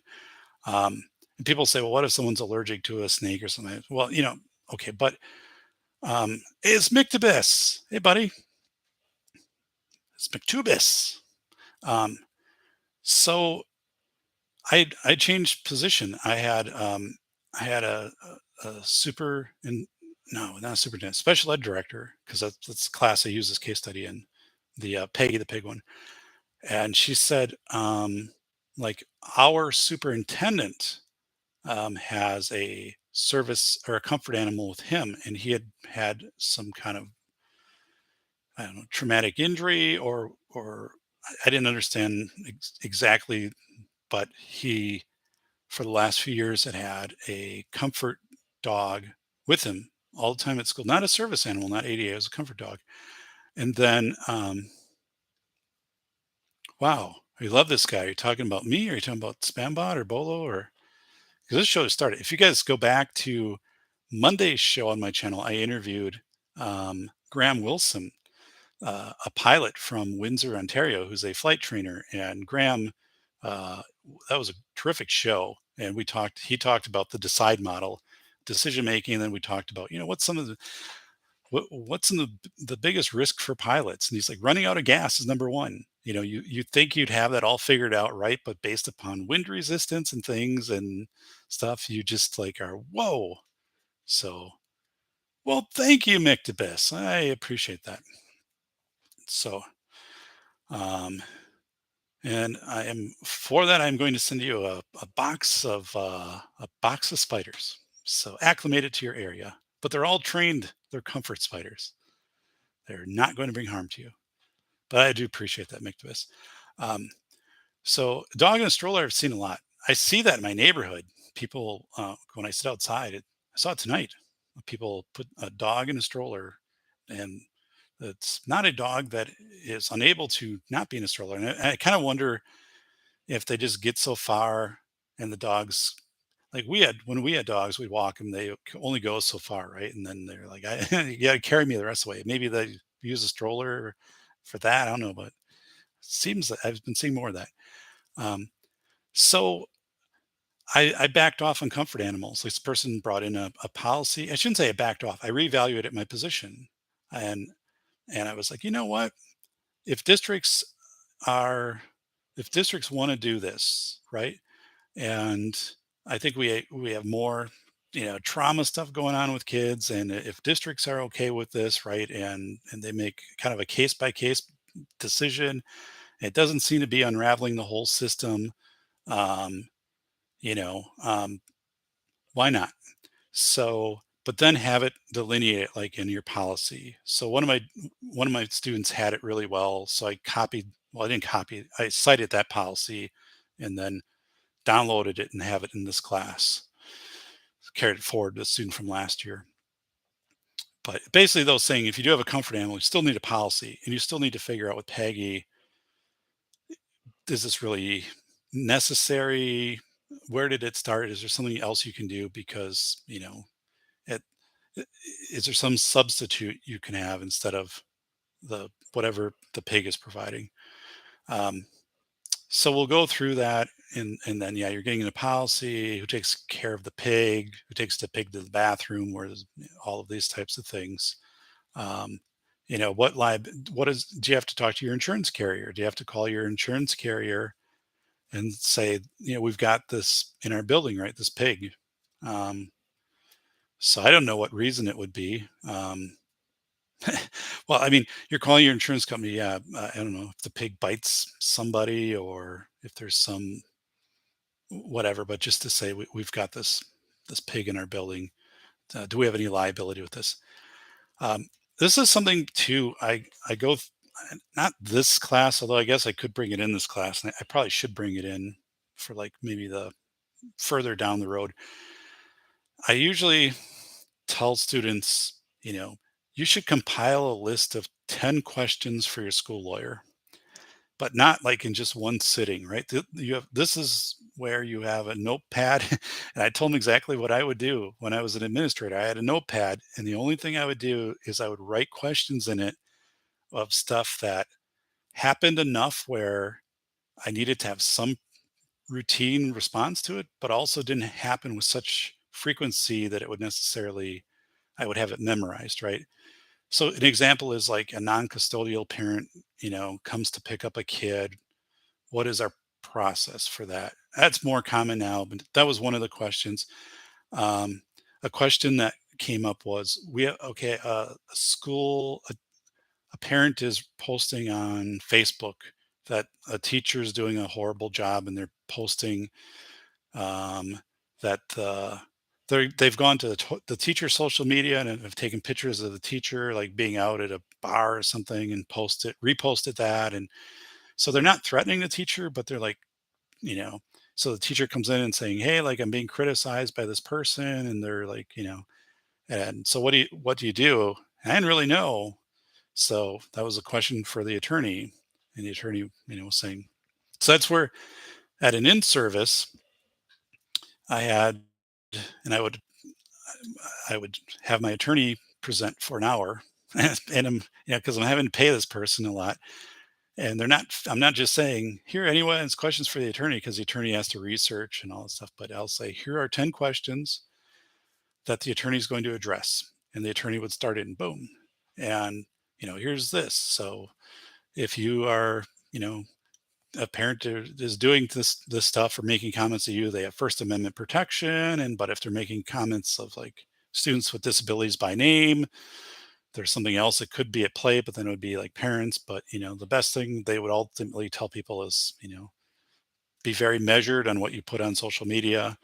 Um, and then unless you're being, kind of, if you are being threatened, if there's threatening statements, then right, you're getting law enforcement involved, and letting your your principal know and your site-based management in case there has to be a restraining order if that person comes into the building in the meantime.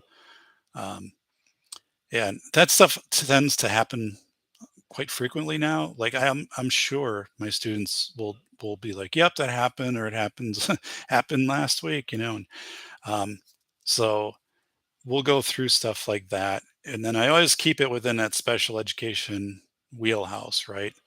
Of questions that have to do with that because right, special education. So what if they come in and they're sharing some names about students with disabilities or they're taking pictures of some lesson that was sent home and is that proprietary information of the school or the school contracts with Pearson Learning and this isn't supposed to be put out on the web and but leave that for an attorney. I'm not going to try tackle any of that. I'm just I'm kind of recognizing though that those things come up enough and I want the attorney to be able to answer those. And then I have like a document the attorney produces that staff have or we have on a shared drive of like frequently asked questions. And then you compile the next 10 questions for next year. Um, you don't want to get too many. Like you don't want to get 20 questions because it gets too deep, a mile wide and an inch deep, and staff it overwhelms staff. But if you have like 10, 8 or 10, no more than 10 like questions, um, that's really the way to do it. So yeah, in the afternoon, I everybody comes back from lunch, right? And you don't want to hit people up with too much thinking stuff after lunch. So that's when we'll do that case study of the student wanders away, but with autism. And then I'll really hit up, the privacy. And then I, if I do an inject on that, I don't want to do a lot because I don't want that to take up a lot of time because I've got other things to do. I want to cover in class, but um, I was wondering, let's see, student with a disability. So it's if you're going to say that the student has autism or not when you're talking to the responders. And gosh, there was something else. Um, oh, you are in the child's IEP, their special education plan. It was stated at the last IEP meeting. The parents stated that the child had wandered twice at night from home, and the parents had to call. One time they found the child, and one time they called 911. Um, so the parents wanted the school to be aware of that. So does that change um, how the school should approach this? Because one thing I'll say is like, unless this happens, you should not train for this because it's so unlikely this will happen. People aren't going to remember it, and it's going to be this is so unusual, right? Like you're out in the woods, rural, and a neighbor comes with a drone, and um, what you really need to know is discretion. And like, you're not going to train 8 people to put on boots and all have two-way radios and hike within sight of each other through a woods for a lost student. I mean, there's districts right where that's never happened ever, and usually police would be on site. But we're in a rural area, especially northern part of the state. Like I talked to one of my soups, and he said, I talked to the sheriff's department, like they have 2 squads, 2 officers on duty at any time and our volunteer fire department. So he said, and if there's a car accident or domestic or anything, like they're probably involved in that, the police. And it might take 20, 30 minutes for the first responders to get on site, um, whether it be fire or EMS. So even his call comes through, right? So but I do tell people, if you have if this comes up, right, that a student has wandered with autism, it makes sense to have a discussion of, what would we do if a student wandered from the school? Not abducted, right, but had wandered from the school.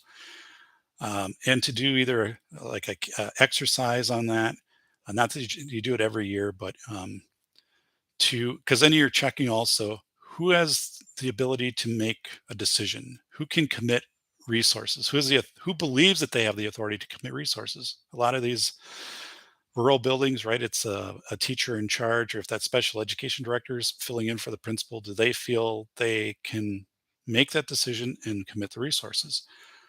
And then with your staff, do you, if your staff are going to participate in a search, right, and they're going on a private property, are they like, hey, like the district has my back, that if there's anything that comes up here because I'm trespassing, like the district's going to defend me, right?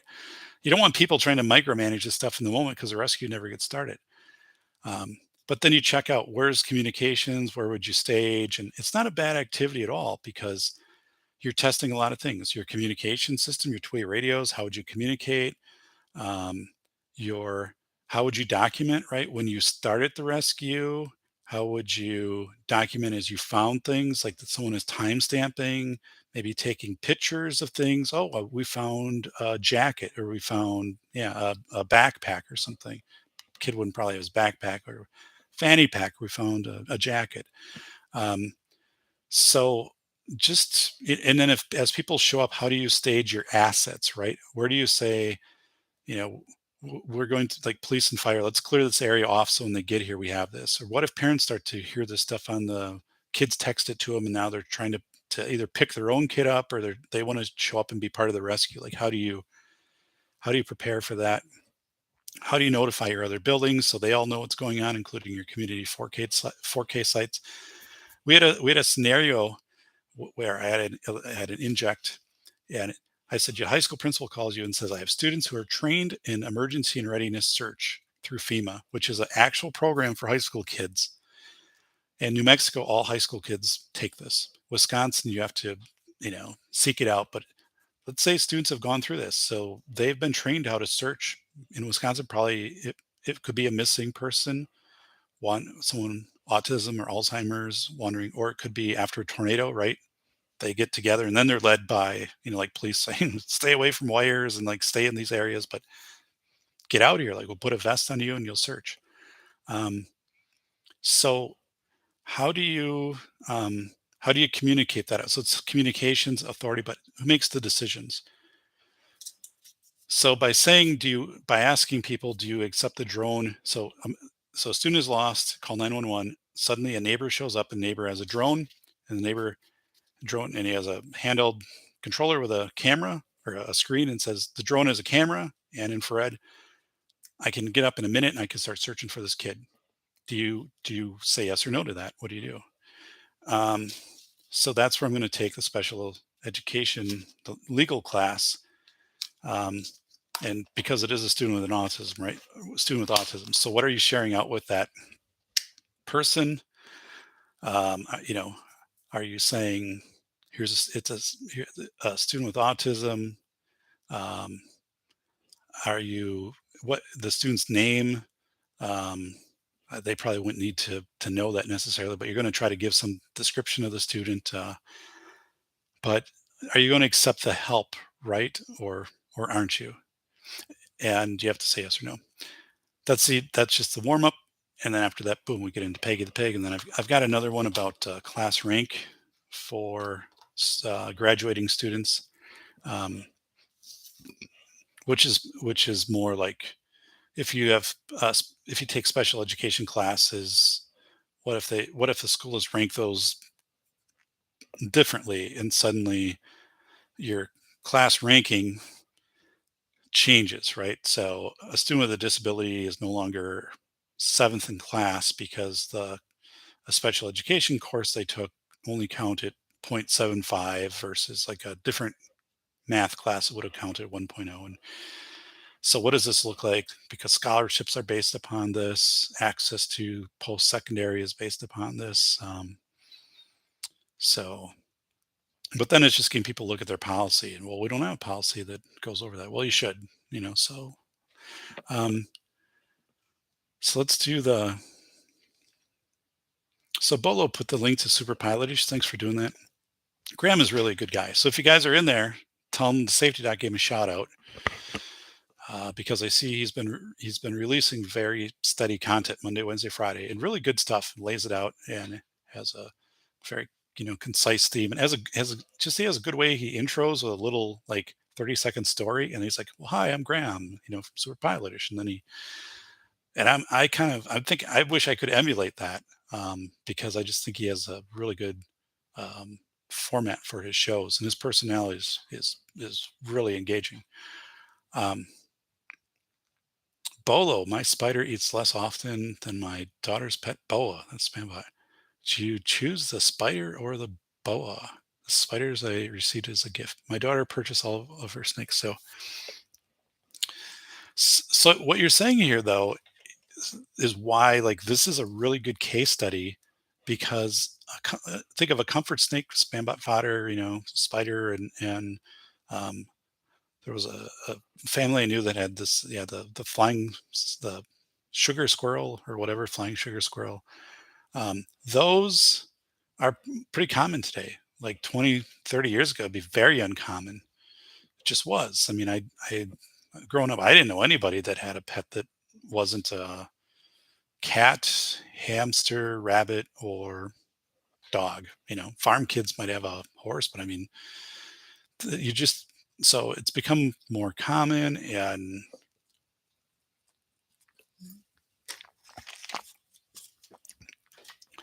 but or for all the years that I've taught this class, years and years, I finally, after that, after last year, I came into class like the next week and I said, I've changed my position on this. I've become informed, right?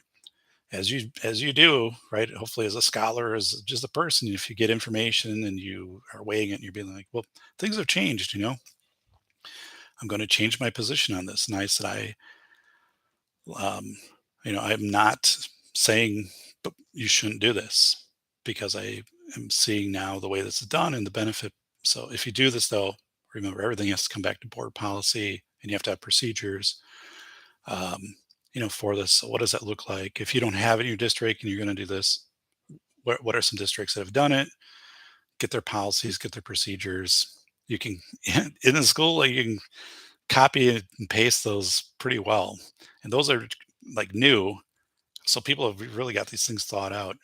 Um, but let's see. There was Spambot. So there was a recent case in Toronto. I feel like I have to talk louder because I'm used to the microphone, which has such poor gain. But actually, this has pretty good gain, and that's where I want to. So I want to invest in I think, a really nice headset with a mic, but where I can have some gain. If I don't do that, I'm going to buy a Shure microphone that has gain, um, a better gain adjustment. But Spambot said, in Toronto, there was a child who got out at night and was on the subway tracks. Yeah, there.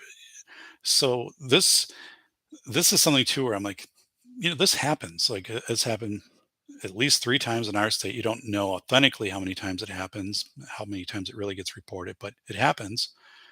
And you hear about, um, and it's happened in my state.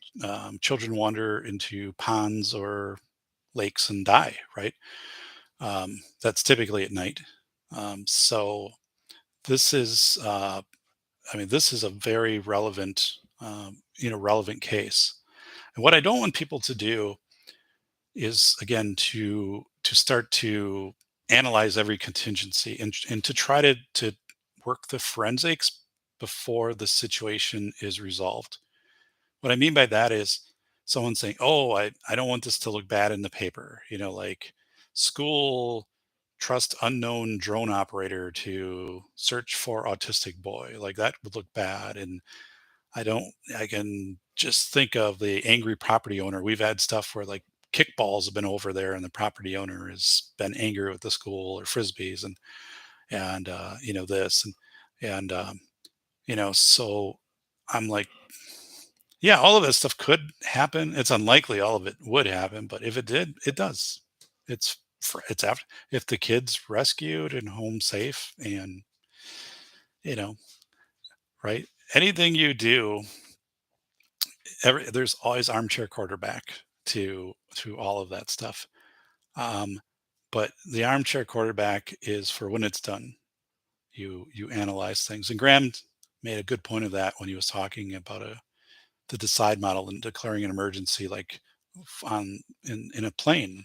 Like, you when you declare that emergency and you land, there's there aren't angry people of like, well, why did you do this? And we had to get the fire trucks out, and check, well, what happened? Was it a mechanical failure, or was there some procedure that was not done correctly? And if so, is it like a training thing, or was it just a what so what were the reasons, and how then can we inform people down the road, like, so this doesn't happen maybe again, right?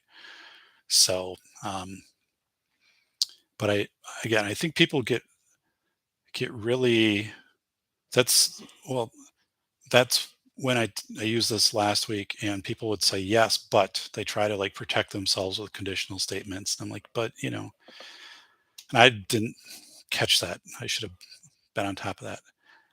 But I'm like, nope, you got to say yes or no, and things will go where they're going to go. But we talked about it on this show too. You have your kind of alpha decision, and then you also have your delta force, or people like coming up and kind of supporting you in these situations. But let me go through the chat. This is Misty, Mrs. Wayne, and she's saying, um, when my son was in K4, they had to keep the door shut or he would run out the door. I was with him half the year, so I was the one chasing him. Wow. So in that case, I would say like that school should have had a protocol, for what if a student, what if your son did run out the door, right? And I had schools where that would happen, especially with younger kids. But we're actually I paid and we fenced in a school because we had it was in a busy part of town with the roads, and we fenced in the school. I paid for it out of flow through funding, um, because I just said it's too much of a risk. Um, the student had run a few times, um, so yeah. So this is something then where you'd have a, if you think the student could get off of the premises, how might you put together your search team? Who are you going to contact? Or if they do run, like, um, could a staff member? I had a staff member ask this, and this is the one I had for the lawyer. Right? What if a student takes off running, like they get dropped off by a parent, and as they're walking toward the school, they just take off running, and we know that the student has run in the past, right? But and they're running toward a busy road. It was all based off of real stuff, right? And a staff member is running after them, and the only thing the staff member has time to do at the very end is just like tackle the student, reach out, and just like trip the student and catch them, trip them up. And the student is like breaks an arm or something. What happens? Like, does is this what happens to the staff member? And then also, like, can social services come in and or protective services and say the staff member harmed the student? And well, all these things could happen, right? But the attorney in that case said, this was an instance of, that it was in that moment, it was the law of necessity. If there was greater harm to letting that student go out in the path they were going into traffic than to grab and cause that student to fall down, law of necessity. So the student was hurt, but yes, there's a greater risk. If they would have been hit by a car, they'd be more seriously injured.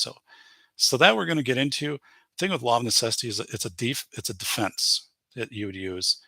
And the attorneys are always going to try to say, well, you didn't have to do that, or you should have had this plan of like three people waiting down here in case they got off, or you should have dropped them off up here. But schools typically have a pretty high immunity level on things like that. But um, whole is the standard. Special suggests a medical condition. First responders need to be informed. So, um, yeah, Bola, what are you? I'm a little late here. I don't know where that was. So, um, I think I'll take a guess, but one thing, if you have a student with a medical condition, or if we have a student who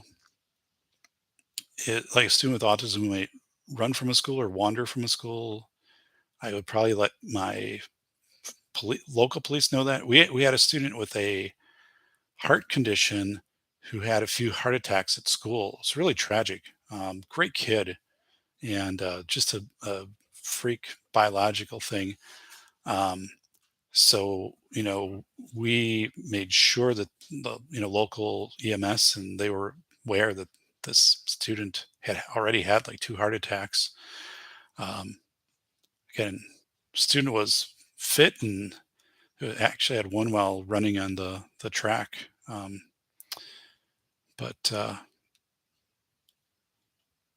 yeah, it's kind of an interesting thing too. Like, so you bring up this like allergies and stuff like that, and what do you share with emergency responders, right? If a kid passes out or something, and they're saying, do they have any allergies? And you're like, well, they do. They have a allergy to shellfish, but there probably wasn't any shellfish, and doesn't look like they're having anaphylactic. But so there's this whole thing of law necessity, and during a crisis situation, also you're able to share information with emergency responders that you believe would contribute to the safety of the students. So that's usually not finitely picked apart.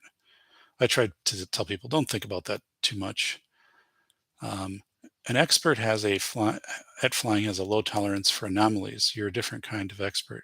So, um, gotcha. So when you talked about that, so that's a really good point from Monday's show with Graham Wilson. Graham said, right, as a experienced pilot, you sense when something isn't right. Plane's just not flying right. There's something, just I can't put my finger on it, but this is unusual. So you're very perceptive to that baseline, right? So that that's a good sense of humor. So yeah, you're on that baseline, and um, but it's a big class, so I'm pretty sure someone's going to say like we had students run, and then I'll just be able to spin it and say like, well, what did you do in that case, or what did or was there any training, and I'm thinking of doing a book. What is it? The density of facts, right? But that was suggested earlier. But to do a like a self-published book that would just be like education case studies, in safety, right? There's a number of these out there, but I would use like this type of thing and say, you know, how would you go through this? And then I'd analyze it from discretion. Who has the ability to feels they have the discretion afforded to them to commit resources? Who's going to act? And then I would have these injects afterwards of like how you probably might respond to some things, both in the moment and then afterwards. And then if you're using this as an exercise, I would have that as a third part, and I would say, here's how to set it up as an exercise, right? Here would be your objectives. Um, and then I think that would be really helpful, um, because actually I have really awesome case studies. And I think if I did like a book of like 10, you'd have to have themes. Like one would be like decision making, right? Discretion. I think one would be discretion. One would have to be inventory assets. Interagency collaboration would be another one. I don't know. You have to come up with like five headings, maybe like three case studies for each. But you'd start with discretion. Like somebody has to make a decision, right? Um, and then you kind of would move it on from there. So I don't know. I don't have it all thought out, but I think like that would be like a self-published resource for schools of, like 70 pages or something like that. But if you could like I would add another section in, and it would be like, here's how to write a summary of all this when it's done and give it to your school board. Because I mentioned that a lot with my superintendents, like this activity. Well, the thing with the soups that I mentioned is I had post-it notes, right? And I said, I just had them. I didn't give them out, but I said, you know, have your principals give everybody a post-it note at the end of a staff meeting, and then tell the person, tell whoever you give the post-it note, write your name on the post-it note, and stick the post-it note on the AED, or if you don't want to do AED, you could do the fire alarm or the fire extinguisher, but one of those three. Stick it on the fire alarm, not on it, but like next to the wall, right around it, like that's closest to your room. So that's all I want you to do. Meeting's done, but go and do that. And then go and take a picture, go around the building, 15 minutes later, and take a picture of all of these, and then, pull the post-it notes off. And then write up a summary for your school board saying, we did an activity where staff became aware of their assets, their emergency assets, right? And so that's what we did. And then we're doing three parts, and then take a picture. And here's a picture of what we did. So they went around, and your board of education be like, whoa, that's really valuable that you did that, like that the staff, because, and then you also have a state report that's due January 1st on safety, which is crazy. It's actually due January 1st, and it has been the last few years. January 1st, the state safety report. Then you go and you take that summary, that little one-page thing you wrote up for your board, and you say our policy, and at the end it always links to policy. We were reinforcing policy XYZ having to do with physical environment safety. Um, Inventory your assets is what you're doing there with your staff. Then at the end of when you have this report due to the state, you also include this with your report of saying, and back with your board, we've been inventorying our assets all along. And then another part is like discretion, who has the ability to pull the fire alarm or to use a fire extinguisher. That's different. But, and people are like, whoa, I never thought about that. Like no one has ever done that, so like collectively you have hundreds of years of experience in there, right? Because people have probably been in education for 15, 20 years. By the time they get into these administrative positions, and they'll be like, no one ever did that. And I said, it was kind of late in my career.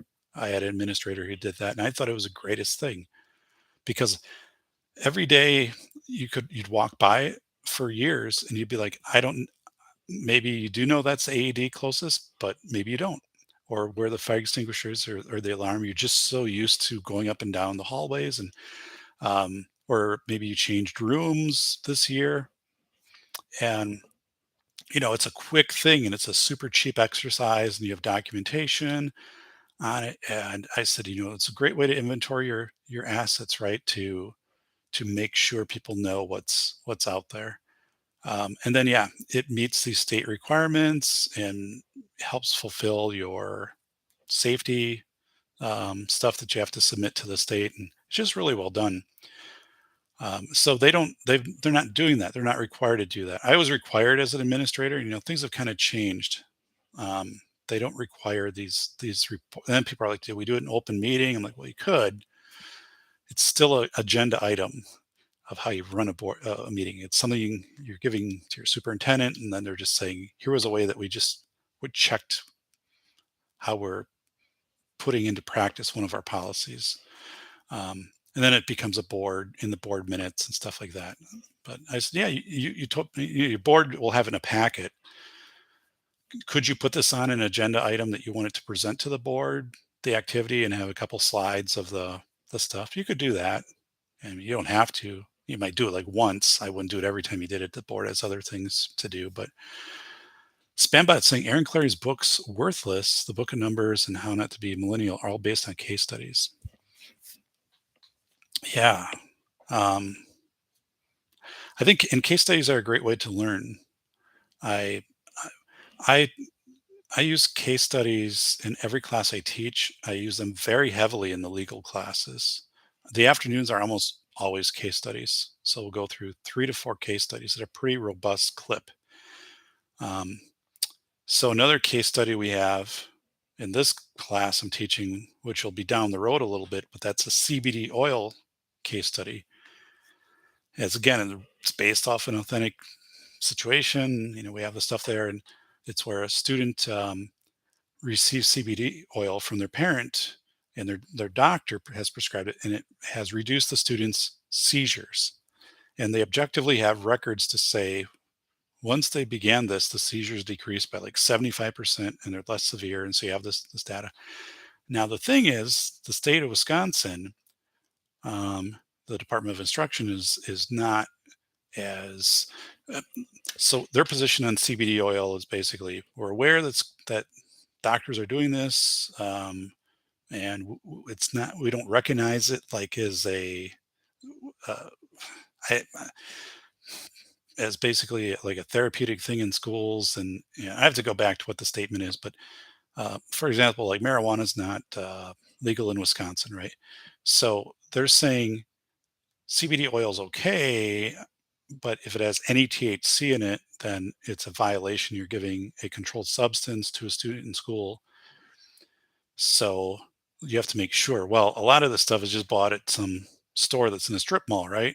It's not it's not certified by, the FDA and stuff. So like you really don't know the quality of the stuff, right? Um, so suddenly you've got the CBD oil, and the case study goes in a lot of ways. And there was a situation where a school wanted a nurse to administer this. The principal said, looks parent has data, whatever, and the parent is and the nurse is saying, okay, but with my licensure as a nurse, if I administer this, I'll lose my license, and I could be fired by the school for it if this has any THC in it. Like, how am I going to test it? And so she's like, you're asking me, so I'm not going to do it, right? Because this isn't prescribed by a pharmacy. Basically, is what she's saying. This is something, right? The parents are bringing in a bottle with the lightning bolt on the side.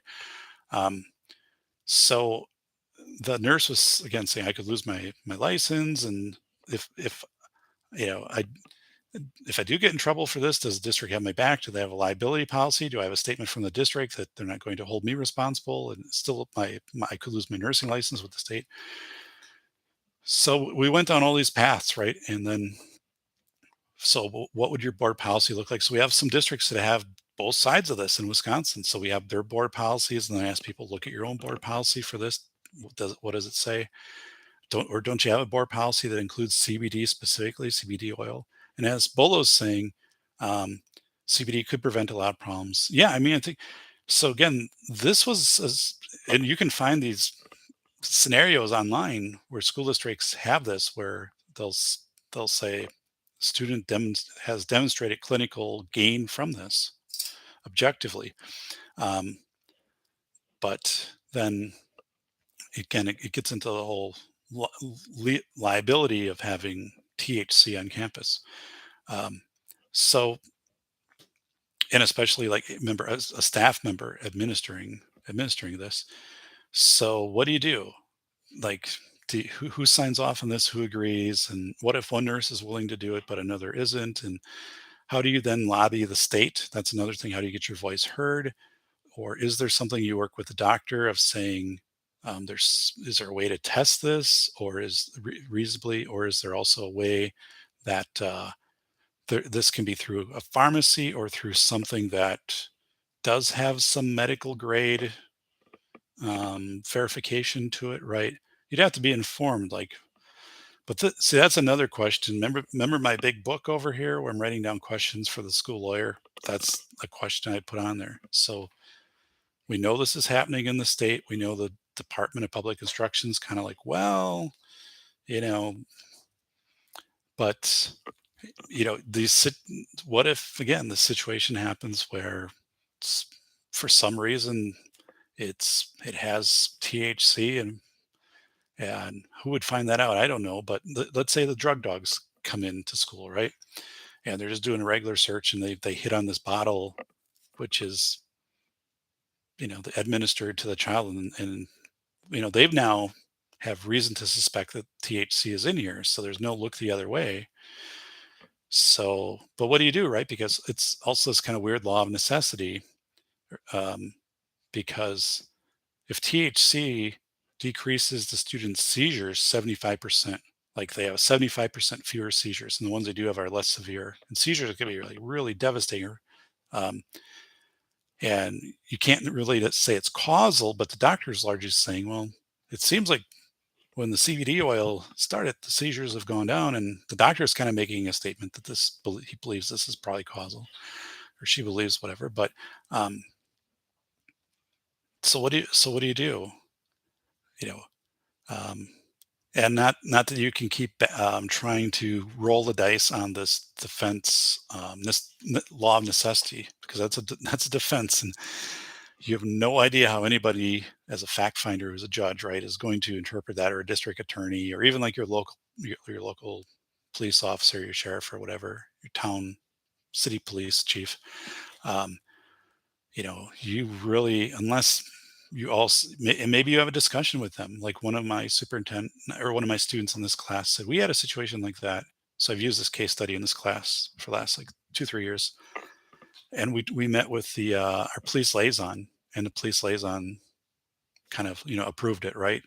Said, we're aware of this, and, you know, but this is where the reauthorization of special ed law would really help.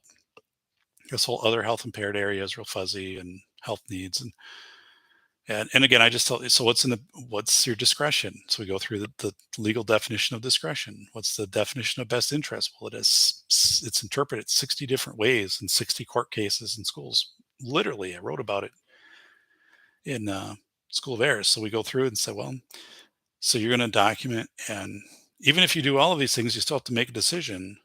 And so if you say no, and the child starts to have more seizures, that's pretty horrific, right?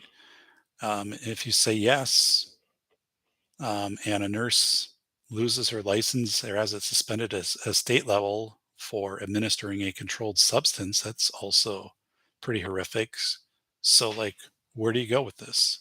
These are the decisions you got to make, right? You have to like put your body of evidence together, and at some point, you're getting a lawyer to weigh in. But ultimately, a lawyer is going to say, kind of like what I'm telling you now. Like, there's a lawyer will never tell you in a scenario like this will do it because it's in the best interest of the student. They will say, here are 4 instances where this happened. Here's how courts ruled on it, or Seventh Circuit where you're at is how they ruled on it. So this is likely like a precedent, or here are, at least the things that you should have it together if you're going to do this. Um, I don't know. So, but you still have to make a decision. Be very transparent with your board, and a policy and a board of education policy on this will serve you well. That will have a lot of influence on the outcome of whatever happens. And even you get to a point where, like, if you had to pay an additional personal liability insurance or a rider for your nurse to do this, beyond like what your school's coverage is, your errors and omission, would you do that? You'd have to pay that out of local dollars. Um, and would it be worth it, right? If your nurse would say, I'll do it, but I need this additional like rider, and district will pick it up in $2,000 or something. But now you have the student. If you were to have the student off site or have a full-time, um, well, I mean, it wouldn't matter if you have full-time nurse with the student, because the THC is still an issue. So if you're saying we have to educate you off site, or a student is having seizures and missing instructional time, that would be far detrimental to the student. But these are all really, I just kind of like set the framework and let people go back. And then also kind of bring people policy and just, ultimately, right. You apply your discretion, you act in the best interest of the student, you try to get the best information you can, you're trying to get guidance from your state. You probably would ask your attorney, but at the end of the day, you got to make a decision, you got to stick with it. THC is a-okay in Canada. Okay, Bolo. All right. Yeah. So there's all these kind of crazy little side things, but um, Andrew's saying, my sister dropped a bottle of CBD oil she used on her dog, and the dog lit up the spot on the carpet. Dog had no behavior difference. Whoa. Um, it's been fully legal for a while in Canada. I think that's just the way it'll be in the United States sooner than later. Um, so,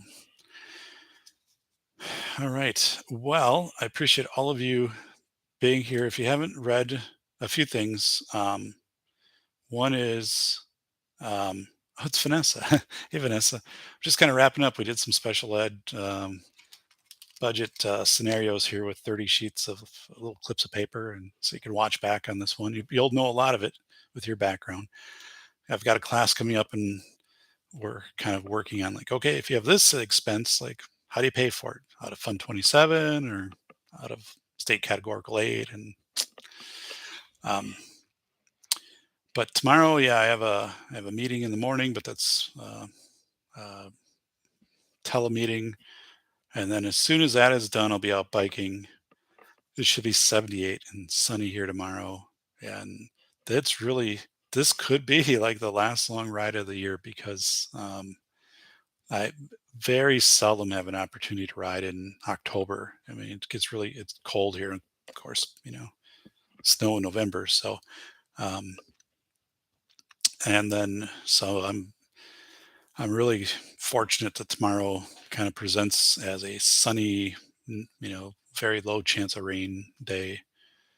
Um, so Andrew's saying older comment. I don't know if you mentioned it. I just did the math. 4,500,000 ADs in the U.S. cost about 2,000. 1,700 lives saved per year.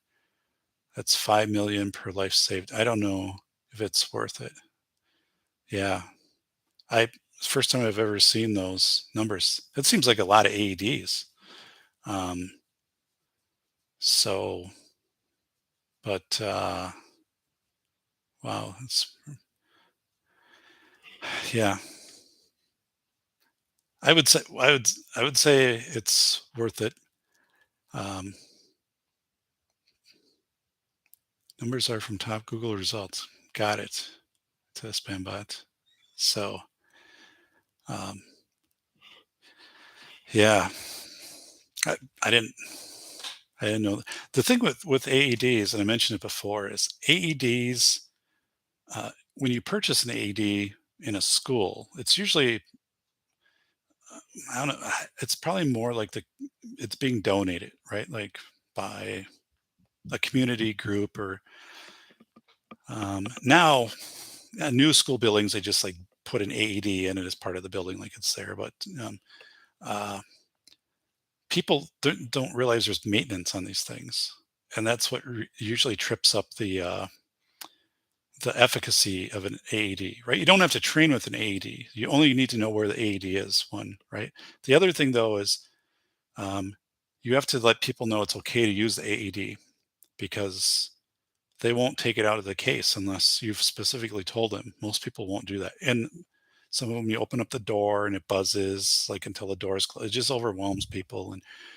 But to actual, you're not practicing with AED. It's not really set up for you to practice with because once you go that far, it's hard to like kind of undo that process. But the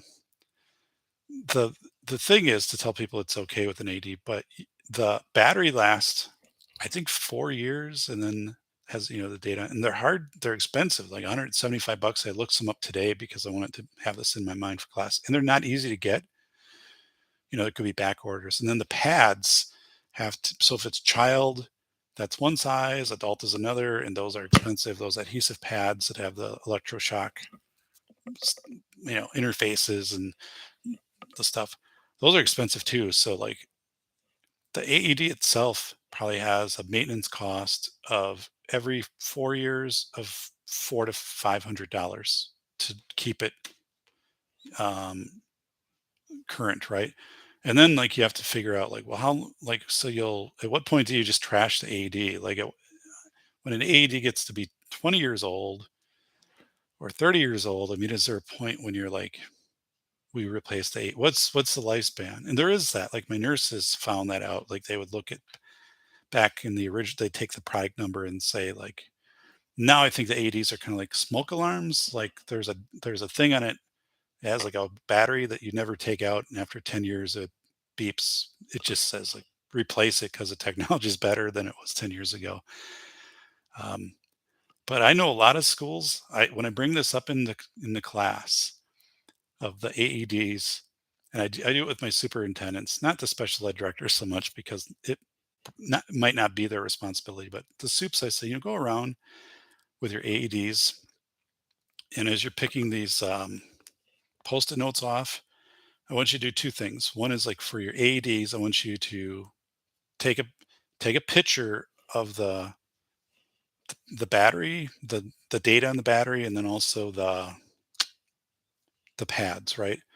So you know that they're current. And then on your fire extinguisher, take a photo of the indicator, charge or not charge. And then I'll usually tell people to take an index card and put the date on it, um, and then hold it in the picture, right? So they have that, and they can also put the location and stuff like that. And, but I tell people that's a good way to, even though like you have the picture, right? You're like, was this hallway, or was this hallway, or whatever? But then actually put like or try to get some identifying spot where you take that, where there's something there that links it to that specific area.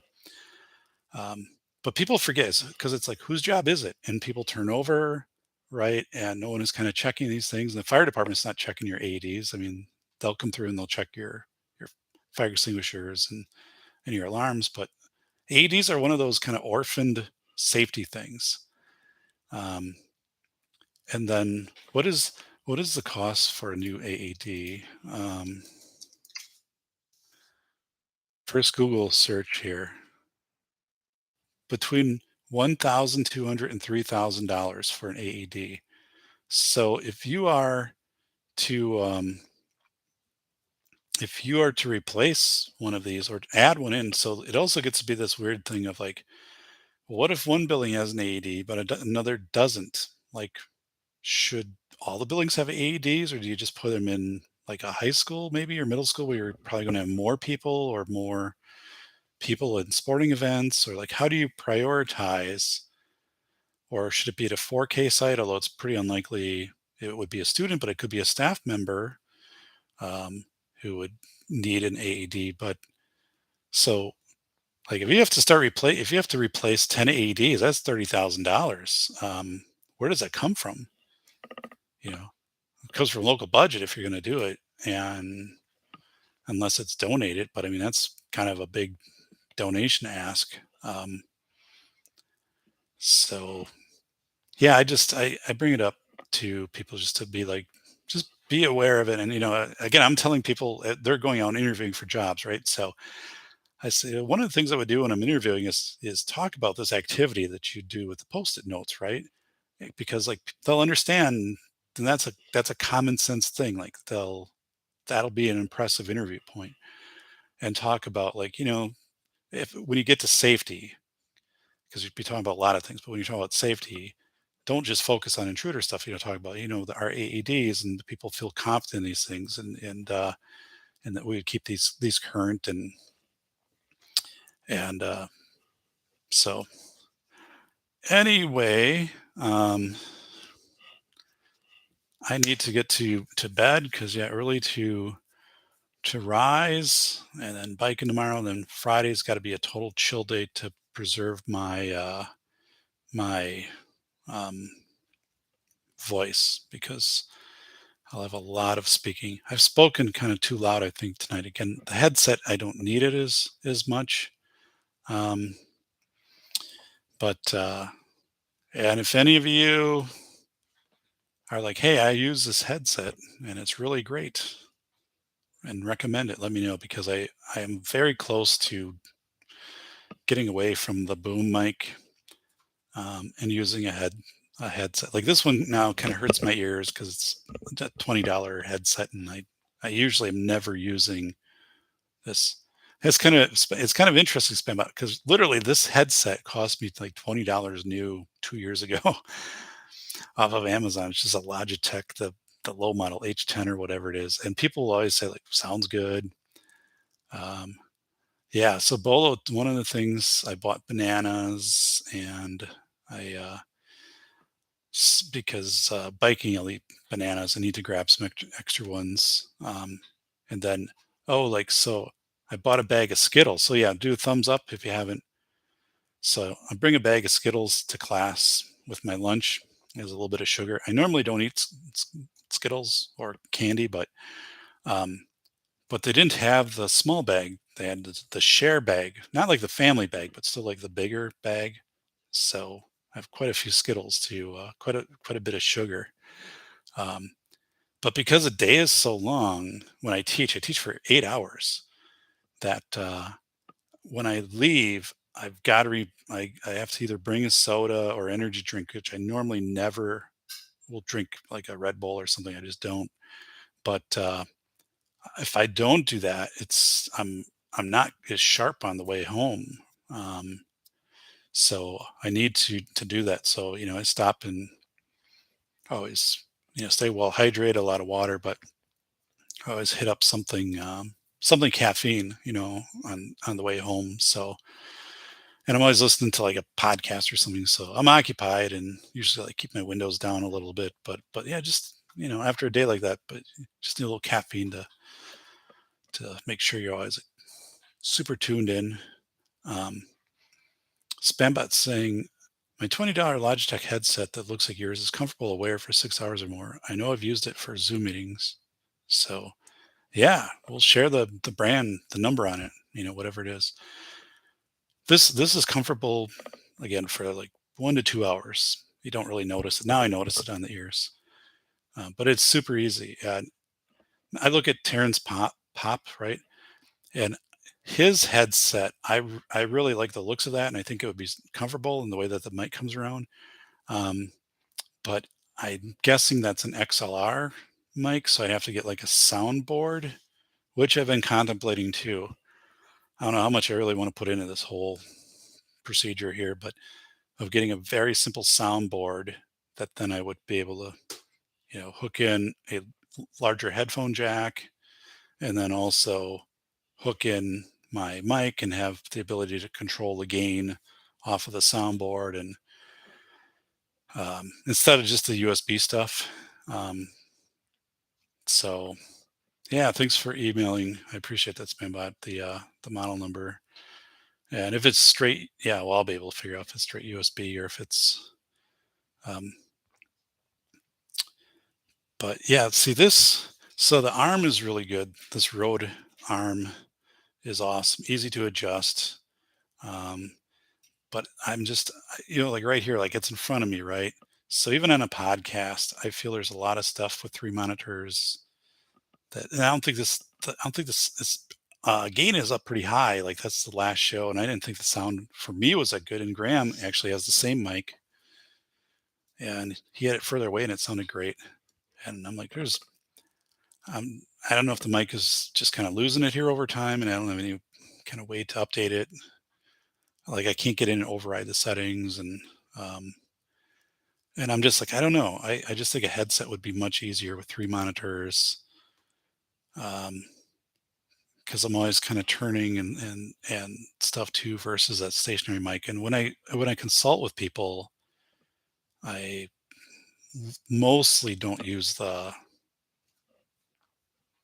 mic because again, it blocks out the keyboard, it puts this obstruction, and then it also kind of makes you look like you're running a radio show, right? And I mean, it's professional, but I don't, then people are always commenting in a kind of a serious meeting, right? Oh, like, what do you've got this. Let me gather kind of some other recording I do for some university lectures or something. I don't say a podcast, but, uh, but I'm kind of like, no, I'm very close to just doing a straight up this type of deal. I'll play this back and I don't know. I maybe I'm critical, but I have been really unhappy with the audio on the last, I don't know, 5, 6 shows. And I said I've had to go in afterwards when I do the MP3s for Podbean, and I've had to digitally alter all of those through Auphonic because they weren't loud enough. And I mean, I've got the gain up almost as high as it goes, and I'm literally 6 inches away from the mic. It should sound like I'm screaming. And all of the software, has to kick them up by like 3, 4 decibels when it should be the other way around. It should be taking them and moving them down. a few decibels because it should be kind of a hot mic, and it doesn't look that way either when I bring it up. Like the pattern on screen is showing that it's not peaking out. So there's not much I can do anymore. Maybe there's just something that's gone with the mic, but one of the two things has to happen. I either have to I want to replace that and be with a Shure mic that could either be USB or X or XLR, or I need to just get a better headset and just be like, I'm doing headset from now on. Because I think this audio is pretty good, and I guess I'll go give. And then of course I need to do something with the camera, because even though this is good, like it's precise, it's too washed out, right? There's just too much white balance in this image. And I have no lights on me right now whatsoever outside of ambient light in here. And this is just too washed out. So I need to, and it's an old webcam. I mean, this thing is easily 10 years old. I need to go with, I think there's a Microsoft webcam that's like $100 that people rate it as having really good, like natural white balance. And again, um, I just want a better, um, I just want a better webcam cam. So yeah, H390. And you're saying you recommend it, Logitech H390. That might be what I have. Just a second.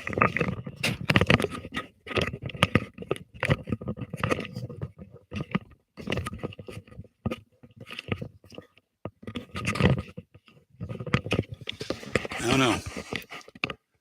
Um, yeah, it's rated well. Um, I could find out real quick here. Let's do this.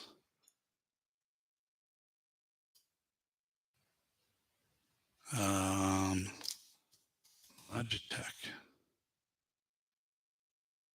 H390. That's what I'm wearing right now. So that's what I've got. So for me, it's a little tight on the ears. But yeah, that's what I've got. Here's my H390. So I don't even know how old my webcam. Apparently, I didn't get it from Amazon, but that's so. I don't know. I got a couple things. I know I would. I think it'd be much more enjoyable podcasting with headphones. The only reason I don't do it is because of the audio. I think the audio quality won't be as good. But apparently, that's not what you're saying, and you know, and it's nicer to not have the camera in front for the video. At least I think so. Um, so I don't know. I gotta, oop, I gotta, I gotta think it over a little bit. But I stressed my headband on mine. Oh, okay. Yeah, they're not very comfortable. At least I'd like an over the ear thing, but I mean, right, $20. I'm sure there's different versions of this that I could go in and check out. I think it looks good too, right? I just think it has a nice visual appeal on screen. Um, I could be wrong. I don't know, but I think it looks better than now having the mic.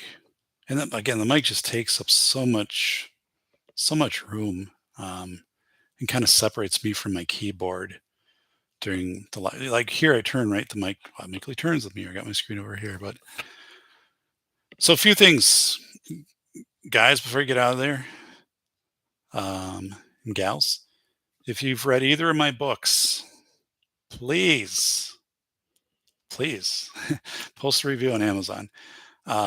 It does make a difference. It really does. That's so if you've read School of Airs or The Velocity of Information, Amazon, and Goodreads, right? Some people go there, but most people will go off of Amazon. We've been at 54 reviews for School of Errors for a long time. So it would be nice to get to 55 and get a review that's more current. I mean, the book just released in audio, right? I mean, you could even say, like, I listened to Dr. Proden, his audio version, and I thought it was terrific, right? I think he has energy and brought the stories and a little bit from the content. And so that'd be nice. Like, no one has left a review there of saying, I consumed this material through the audio format.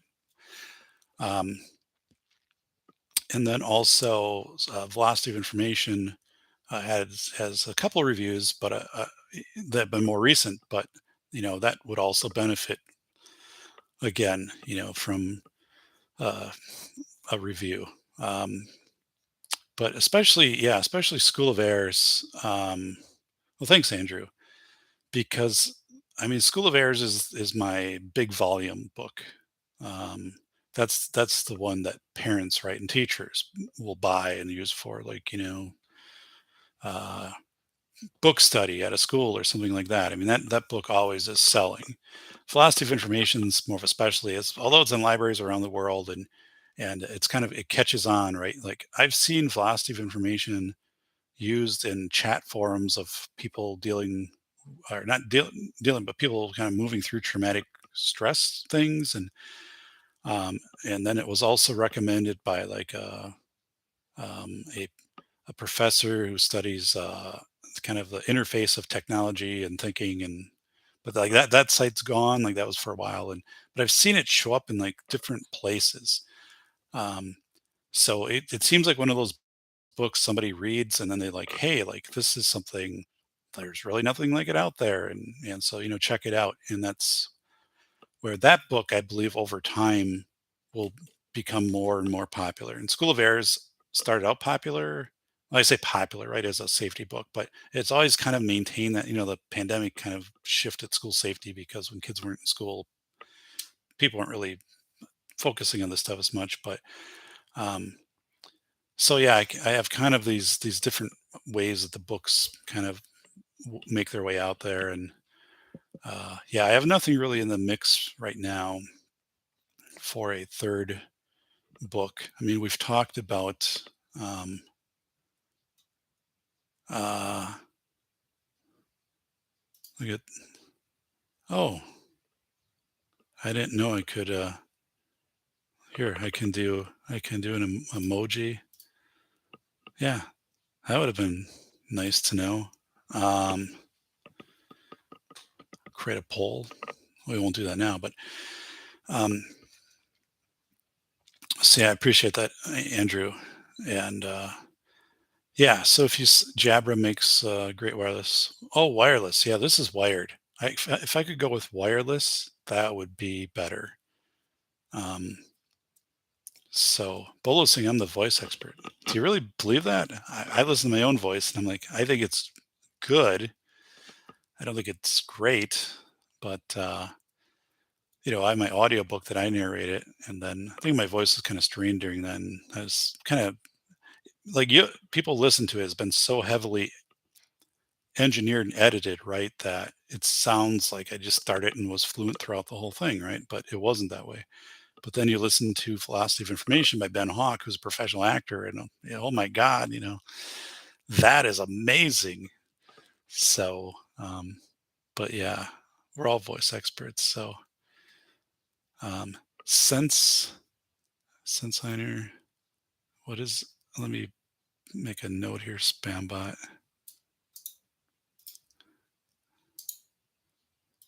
Um, I have to redo the back of my studio a little bit here because I every wall I've updated except that one. So your so Spambot, those is that is that a head is that headphones, or is that headphones and a mic? Your Sense higher, right? Or what is it? Your what? Because I'm looking at it and it looks like it is just headphones. So I need headphones on a mic. Um, so Yeah, my LYX headphones, which were like 40 bucks, those have been great. Like from day one, came in a really nice case. They sound terrific. Like if I'm doing listening to stuff, I just use it when I'm monitoring podcasts, but that's not really. But if I'm listening to music or whatever, it's good stuff.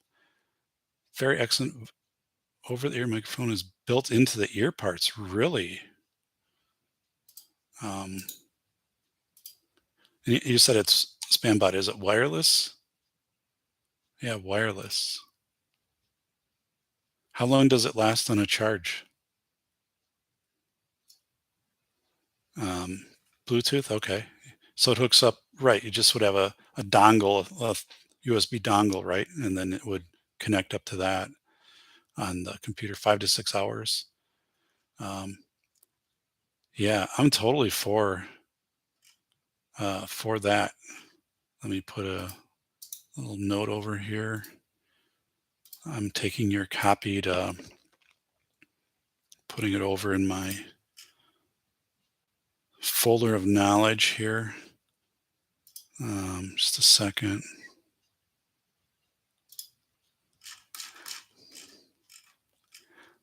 I had,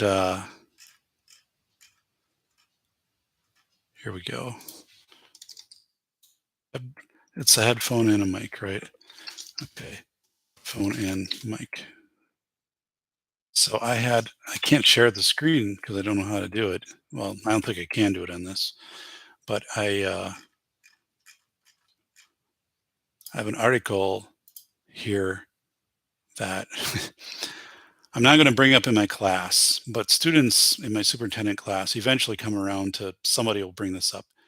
So there's an article from entrepreneur.com and it says teacher who quit job for OnlyFans says she's made $1 million in 3 years. And like in the school soups, we don't do a case study on this or anything, right? But they'll say, like, we now have a policy that, if you have OnlyFans account and, we find out about it, we'll separate employment. And I'd have to go back and dig into this a little bit, but, they also said, and I know this is happening at all universities, that they're competing for students, right? Because, they're saying, I am making this much. And Chad Elkins, had a lady who works as a cam girl, and he's her does her taxes and things, and she was on the show, and she talked about that, her living and but how do you get somebody to come into a teaching profession or social work and all of that when now you have this other competition out there for income which is several times higher than that, and it's a real issue because you're talking about recruitment. And there was one college, it wasn't in Wisconsin, it was somewhere where they had like the orientation day and you could come in and rent a booth. So it was largely like credit card companies and things like that, which would rent, or like local gyms, and they'd, get a membership. And there was a OnlyFans booth there, and, saying, hey, for side income or whatever. And now, um, and that became, right, they thought possibly a deterrent then for some students to actually enroll and continue in school, because they look at this and say, it's an issue that has to be talked about in the recruitment of staff. And then also, some of the districts have policies now, and they'll bring it up and say, if we find out about this, and actually, how would those policies hold up if challenged in court? I don't know. Um, I'm not saying I'd write that down for my lawyer question, but, it's somewhere someone's going to do a keynote or a breakout session on that at a legal conference, because I don't know how that would hold up. You'd have to say that it was a significant disruption of the school day, um, or the school environment for someone to be doing that. And actually, what were they doing? I don't know. Um, but I don't really go down that as a professor. But no dongle needed. Well, how do you, dude? My computer though just isn't going to detect a Bluetooth device. Um, so I'd have to have some kind of dongle for it, like some Bluetooth dongle on the computer. Does it come with that? Spambot, maybe you can look that up and help me out. You're a good buddy here. Yeah. My PC was updated, right? Like rebuilt, but I don't believe I am almost positive my PC does not have any Bluetooth capability without having, again, an external dongle, which I'm guessing that I'm not alone in that they would make that for people. Holy smokes, man. If I had something like this, it would really be awesome. I would probably actually take down the studio arm, which would free up some space over here. Like I really like the arm is great. Like that Rode arm is perfect. But I mean, I think it's just time to change. Um, then you need a BT adapter, Bluetooth adapter. Yeah, which I'm hoping they would sell, right? Like maybe you can send a link to that. You got my email. Um, how did jobs compete with? Yeah, well, and you could take it across industries, right? Um, but at at that college, I remember reading the story, right? And the college then had a meeting with their counselors and kind of the recruiters and said, like, how do we deal with this? Um, so where we don't lose students, and is there a symbiotic way to do this, or I don't know. I mean, I, but it is. Um, and I think you can go back and when Chad Elkins did the interview. I mean, it's a business. That this person again. I mean, we're not saying anything that's graphic but so yeah, I don't know. Um, if your PC is less than 10 years old, it probably is. Dude, it doesn't have Bluetooth. I actually know that it doesn't have Bluetooth, and it is less than 10 years old, but not. So originally, this thing was built in 2015, but it doesn't have Bluetooth. It was upgraded to 64 gig of RAM and um, this summer in Windows 10. I'm pretty sure. Um, I don't even know how I would find that.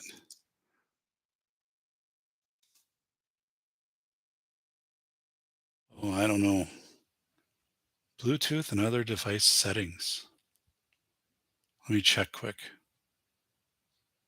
Bluetooth drivers.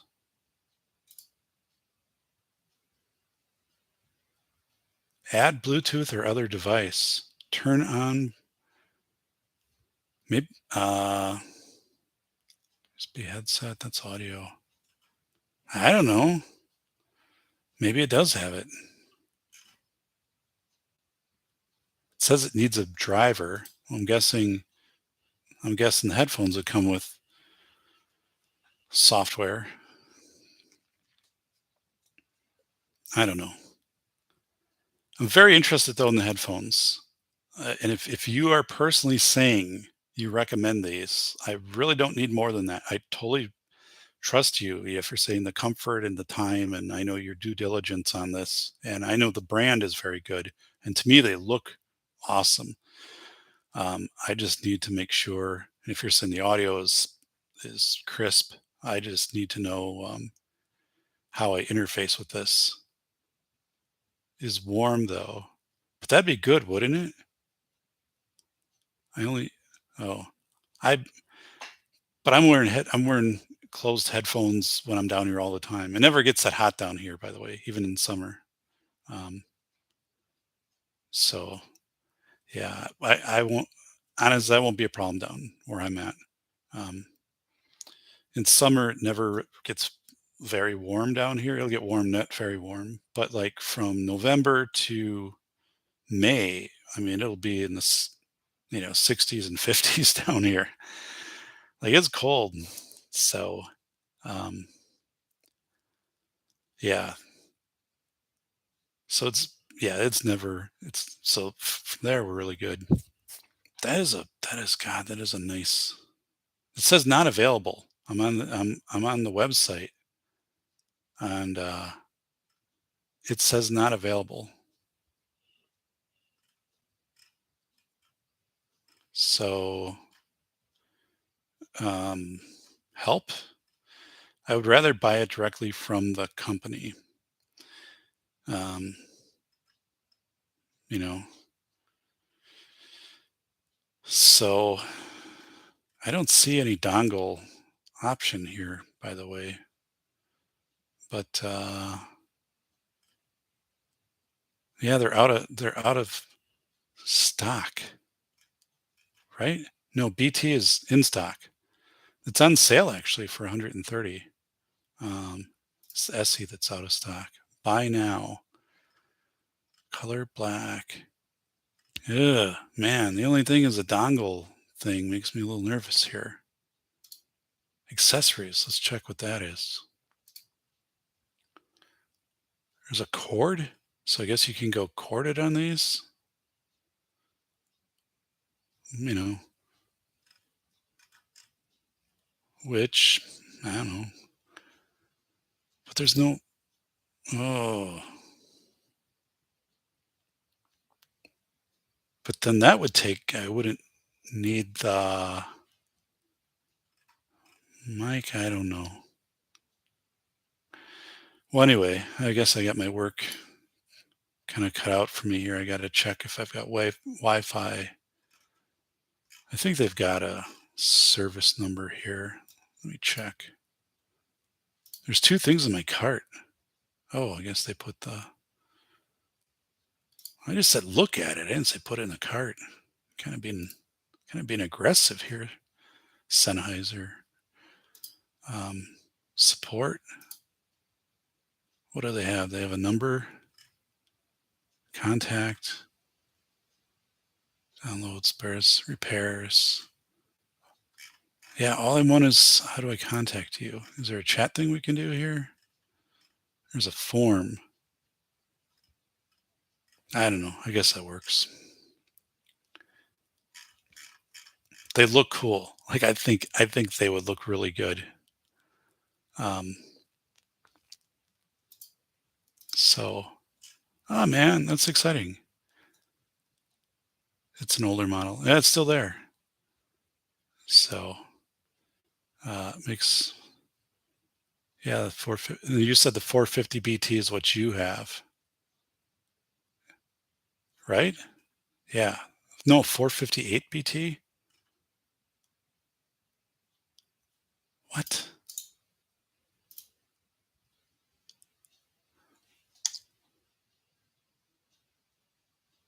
No, the 458 BT is not available, dude. Not from directly from them. Um, so you'd have to buy from somewhere else. Uh, it's available on Amazon. It's available on Best Buy. So yeah. Now it's got 4.1 stars out of 511 reviews. So there's 32 people that gave it a 1 star. So um, I don't know. Headphones are kind of um, the I don't know. It's hard to say. I think headphones are one of those things where people are really hypercritical. Um, either you like it or you don't. So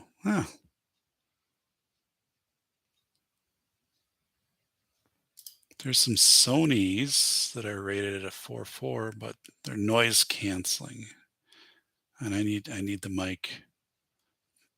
So, but again, buddy, if you're telling me these are good for you, um,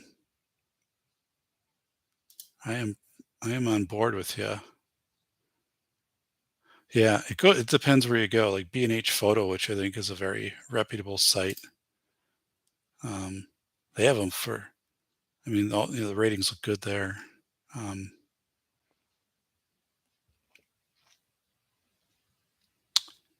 with I don't know,